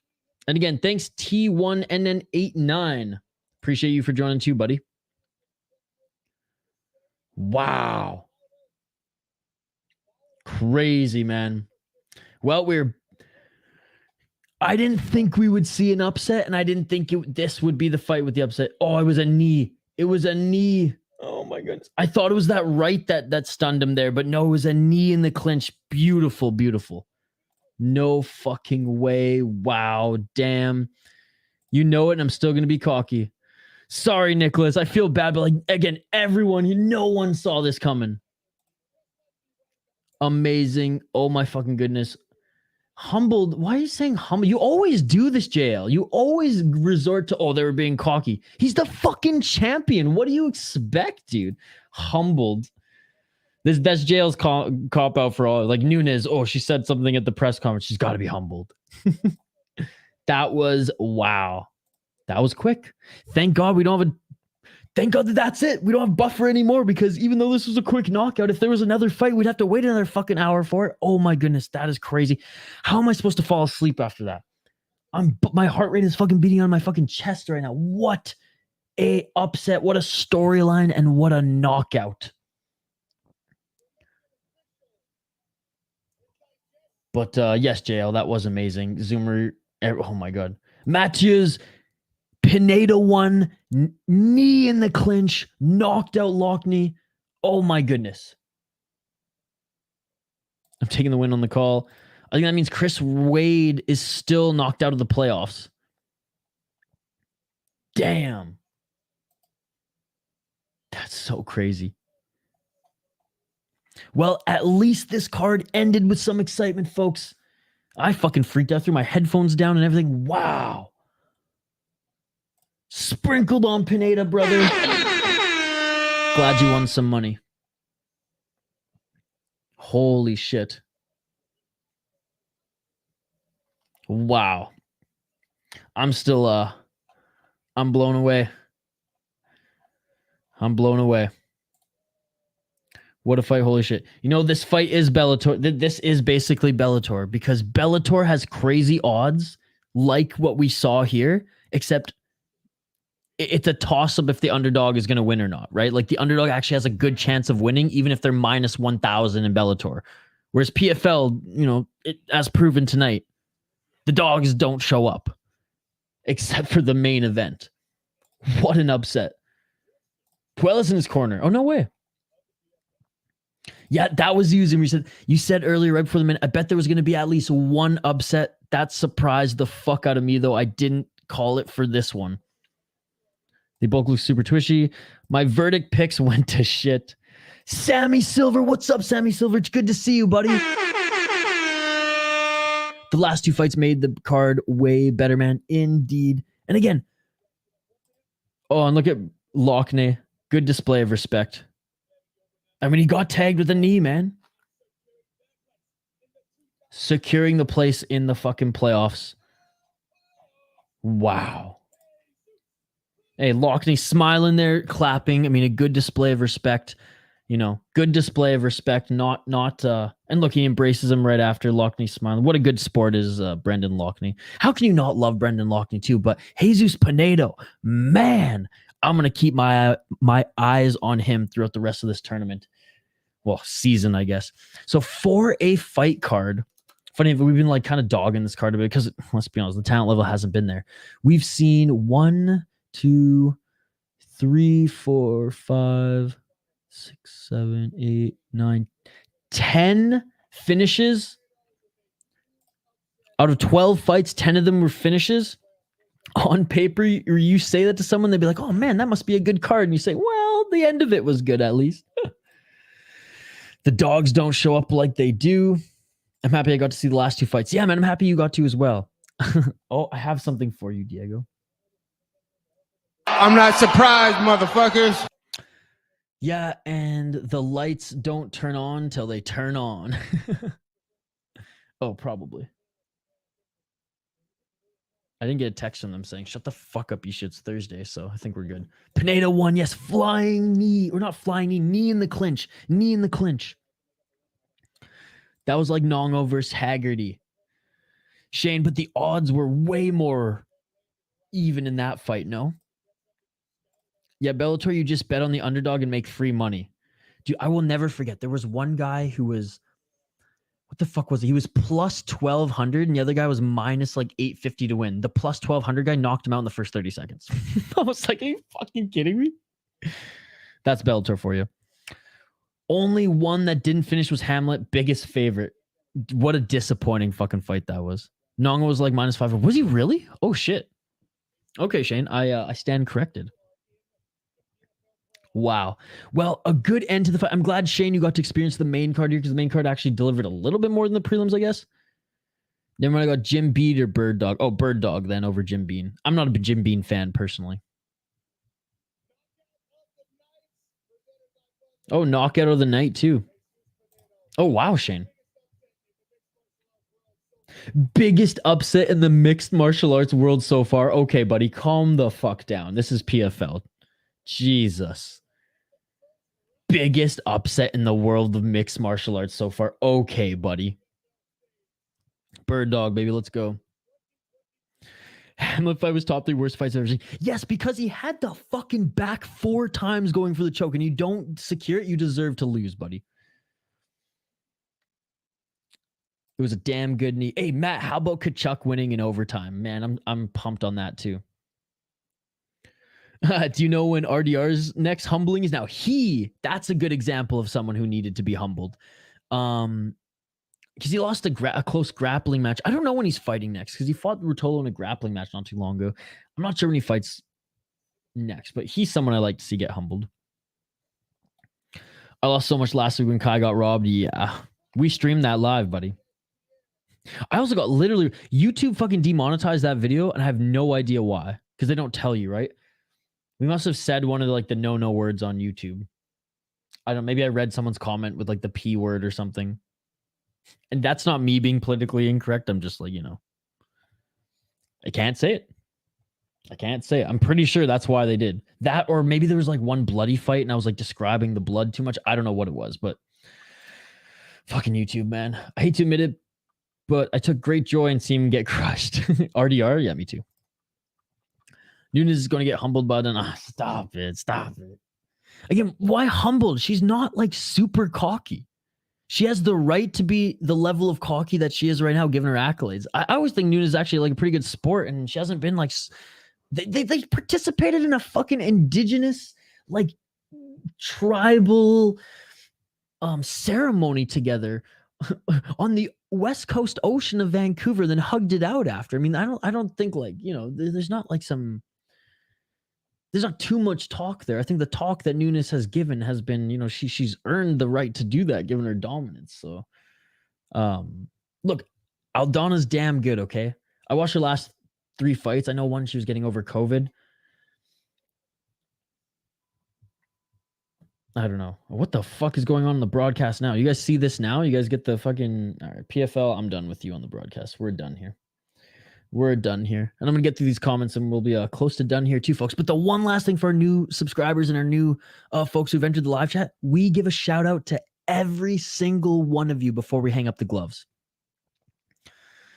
Dun, dun, dun, dun, dun. Oh, by the way, did you guys hear Angela Lee retiring from mixed martial arts? She's vacating the belt in Fairtex, and I forget who else. Turbo, if he's still here, he knows. Fairtex and another top women in the division are going to fight for the title. Sad stuff, you know. Angela Lee, Victoria Lee, her sister passed away. Angela hasn't been taking it well. She's been really struggling. I mean, I can't blame her. If one of my sisters, you know, died, that would... I don't even want to think about it, right? So Angela Lee vacating the title and is retiring from mixed martial arts. I think she's only like 26 years old. Christian Lee, however, the double champ, he's not retiring. He might not vacate, but he might give up one of the titles for interim while he continues to heal, but he said he will be back. And there's one more Lee in the family. They're the youngest brothers, a talented Muay Thai fighter and wrestler in Hawaii. But yeah, some crazy news, guys. Angela Lee. And it's sad that she's retiring this way, right? Hill versus Malkin. I'm not sure. But he had no neck. He couldn't choke. I mean, that is kind of true. That is kind of true. But still. Bro, if they win the cup, Kachuk deserves a consummate. Absolutely. I remember that stream I was talking so much shit about RDR and we were hyped when he got dusted. Yeah, the whole chat was, dude. The whole chat was. Yes, Aldo Valle, he got fucking kneed in the face in the clinch and knocked out in the first round. Nunes is humble. Come on, she's lovely. Yeah, I mean, I don't think she talks too much shit. Only to Juliana. What a card we had today. Who needs those canceled fights? Oh, thanks, Diego. It's true. It's true. See you at 5:30 a.m. Good show tonight. Thank you so much, JD. I will see you bright and early for one championship. I mean, see, I don't know what fucking interviews you are watching because I watch every single one. Okay? I watch every single one. And the one-on-one ones, the ones that matter, not the ones that sell the fucking fight, you know? Like the big one, the Connor style ones. In every single one, she's been nothing but respectful. So I have no idea where you're getting that from, Jay. I really cite your sources, brother. Hit me, send me the link. Send me the outpost. Like, I want to know. I'm curious. Nunes is gonna crush Aldana like a can. Well, I don't think that much. I really don't. I think Aldana will she's a damn good striker. Nunes is a damn good striker too. And it's gonna be a good fight. I'm leaning towards Nunes because she's the GOAT of female mixed martial arts right now. But like back to like the, you know, underestimating, needs to be humbled. Like where is that narrative coming from? I'm very confused. She knows how good she is and she's the GOAT. Yeah. I just went back and found the first stream I joined. Apparently it was Stotts versus Sabatello 5 months ago. Oh my goodness. Oh my God. And someone gave Sabatello, what was it? Was it Sal D'Amato who gave what judge gave Sal D'Amato or gave Sabatello some of the rounds? Remember Sabatello got like 2 or 3 rounds in that fight and he should have lost like 4-1. I mean, in all the like all around like unanimous. Wow, 5 months ago. Feels like forever, Benjamin. Feels like forever. Yeah, that's the thing. Like it's not as like I'm not super bullish, but if I'm gonna pick one, I'm gonna pick Nunes, and I'm more bullish on that pick than I am on like Dariush over Charles Oliveira. Main event, fuck yeah, fight of the night. No, I don't know what you're saying no to, Benjamin. Do that up kick body shot TKO was the wildest thing I've ever seen live. That was awesome. I will say though, Aldana did not look that great in the beginning stages of that fight, and that was concerning because her opponent's not that good. FNF Pro GTX 16. Was that what was on the screen? Christian Lee. Adesanya got humbled, but won the rematch, so now refuses to be humble anymore. Adesanya has never really been humble, but I mean, I'm not a super fan nor a hater of Adesanya. I'm kind of in the middle. See you at One Championship, brother. Have a great night, Diego.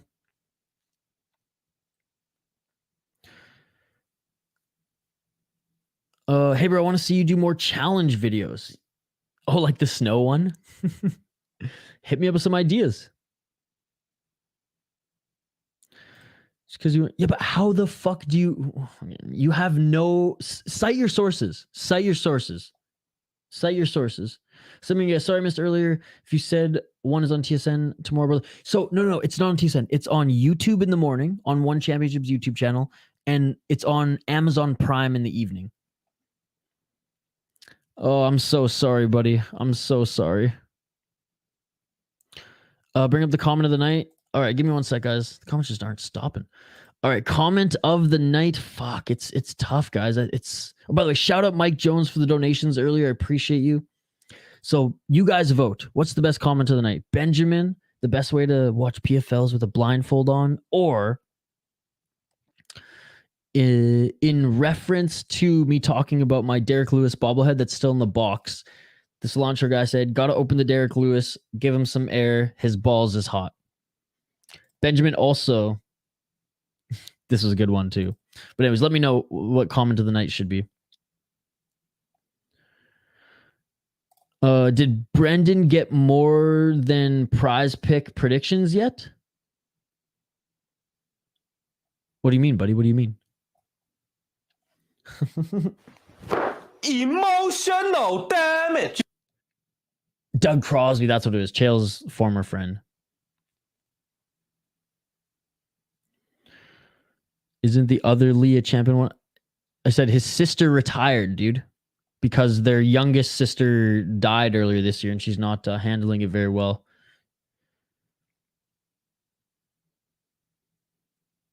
Okay, Chael. Jail's nitpicking here because he knows it's grinding my gears. Give it to Cilantro, says Benjamin. Cilantro, give it to the Derek comment too slow. Look at that. Cilantro's first night in the chat, and he already wins comment of the night too. Look at that.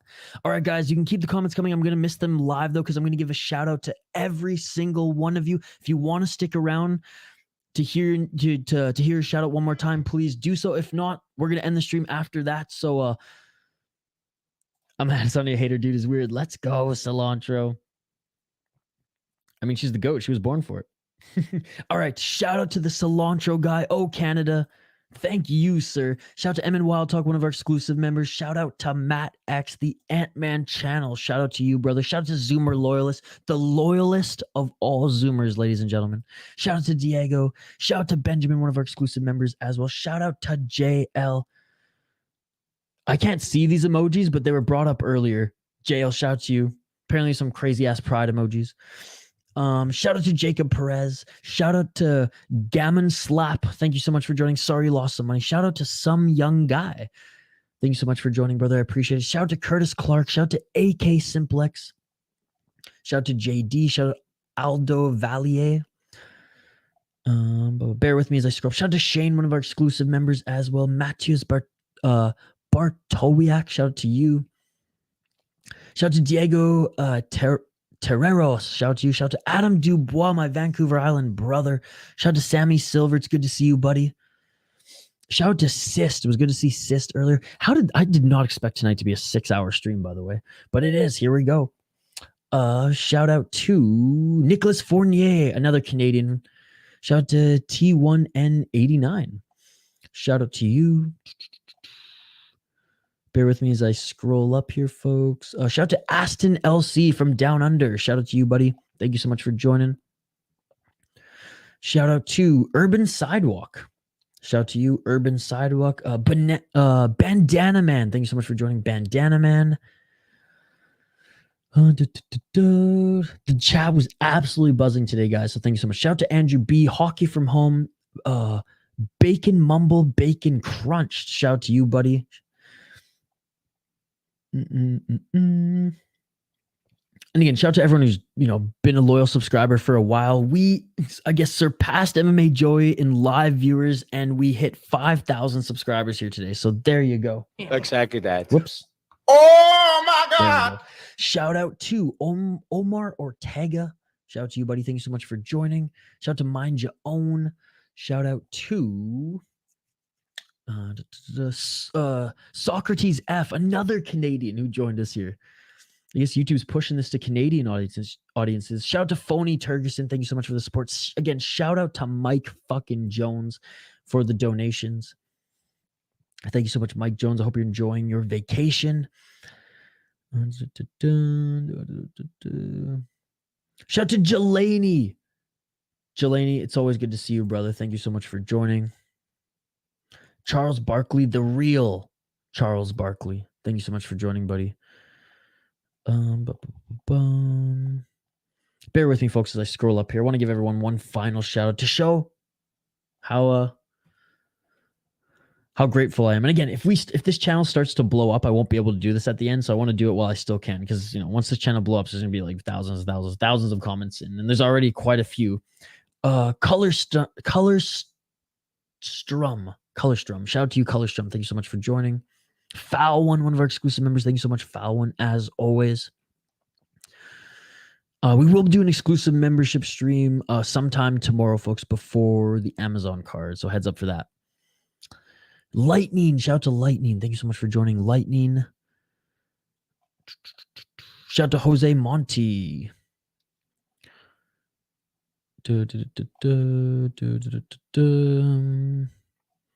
Almost done, folks. Almost done. Crippled Ham. Thank you so much, Crippled Ham, for joining.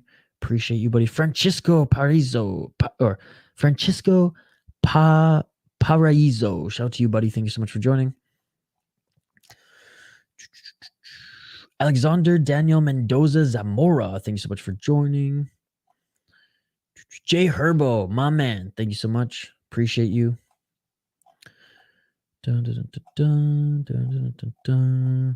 Almost done, guys. Almost done. Like I said, Sist. Who else? Pierre Algio. Thank you so much, Pierre Algio. West Coast. Thank you so much, West Coast, for joining. Matt W. Appreciate you, Matt. Activate A. Demigod Dan. Appreciate you guys as well. And again, Mike Jones for the donations. Thank you so much, buddy. Absolute beauty. Living with H and Nick Rodriguez. Appreciate you guys as well for joining. And again, Mike Jones hitting us up with 2 donations tonight. Scander. Thanks so much, Scander, for joining. Almost there, folks. Almost there. Final stretch. Final stretch. Fucking long stream, man. Did not expect it to be 6 hours. Did not expect it to be so much fucking buffer between the fights either. I know I'm missing someone. Oh, Habib was here. Habib, Deltec. Thank you so much, Deltec, for joining. And Habib Nurmagomedov. Bilal Hayrat. Thank you so much, Bilal Hayrat, for joining. I think that was it. We're almost at the top here. Johnum Martin. Thank you so much, Johnum Martin, for joining. Leo the Dawn. Good to see you, Leo, as always, brother. Hernan, Bobby Boy. Thank you guys so much for joining as well, Hernan and Bobby Boy. How could I forget Hernan and Bobby Boy, one of our new subscribers. Steel City Tom. Thank you so much, Steel City Tom, for all the support. Steel City Tom's a regular.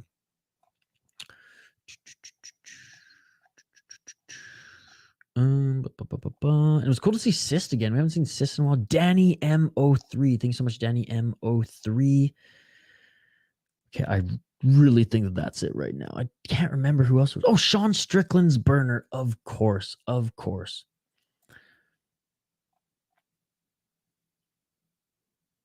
Appreciate you, Sean Strickland burner. From the Jerusalem Discord chat, if I'm not mistaken. Barry Muhammad, thank you so much for joining. Jacob's THP and Jack Eichel's biggest fan. Thank you so much for joining as well. JR, thank you so much for joining. Man, there's a lot of comments. I knew the chat was one. Sean Spencer, appreciate you, Sean Spencer. I knew this was going to be a long one, folks. That's why I said sign off if you don't want to hear your shout out. But we're almost done, I promise. Mick31, Mick Vominos, motherfucker. It's good to see you. And that's it. Wow, that was quite a bit. That was quite a bit. Dun, dun, dun, dun, dun, dun, dun, dun, dun. All right, bottom here. Let's go, baby. Peace out, brother. Have a good night. Can't wait for UFC 289. I still can't believe what happened. Man, I know I'm buzzing right now. Doug Crosby is a fucking criminal. I think Benjamin was comment of the night. It was good. It was good. Good night, brother. What are you doing after the stream? I am going to eat some fucking dinner that I have not had. And then I'm going to prep the one stream. And then I'm going to go to bed, dude. Adesanya is on video making out with his dog. Man's best friend. Yeah, that's true. That's true. Thank you so much, Cilantro. Thank you. Shout out to everyone. Like and subscribe if you haven't already. We do Fight Companions every single weekend, covering the entire world in combat sports, MMA, you name it. We also post other content on the channel, so check that out as well. And until tomorrow, bright and early for one Friday fights and then one fight night, back-to-back one championship cards tomorrow. Live play-by-play commentary, reaction, and interaction. But that's it for me tonight. PFL 4 is in the books. What a crazy knockout at the end. Brandon Loughnane gets knocked out with the knee. That was insane. Love you all. Thank you so much for the support. 5,000 subscribers. That shit beautiful than a motherfucker. Can't say thank you enough. Until tomorrow, good night, ladies and gentlemen. Peace. I'm out of here. See you tomorrow for one championship. Back to back. Let's fucking go. Your shield in the fiercest battle, I'll defend you from all these arrows, and the sword I will keep you from danger.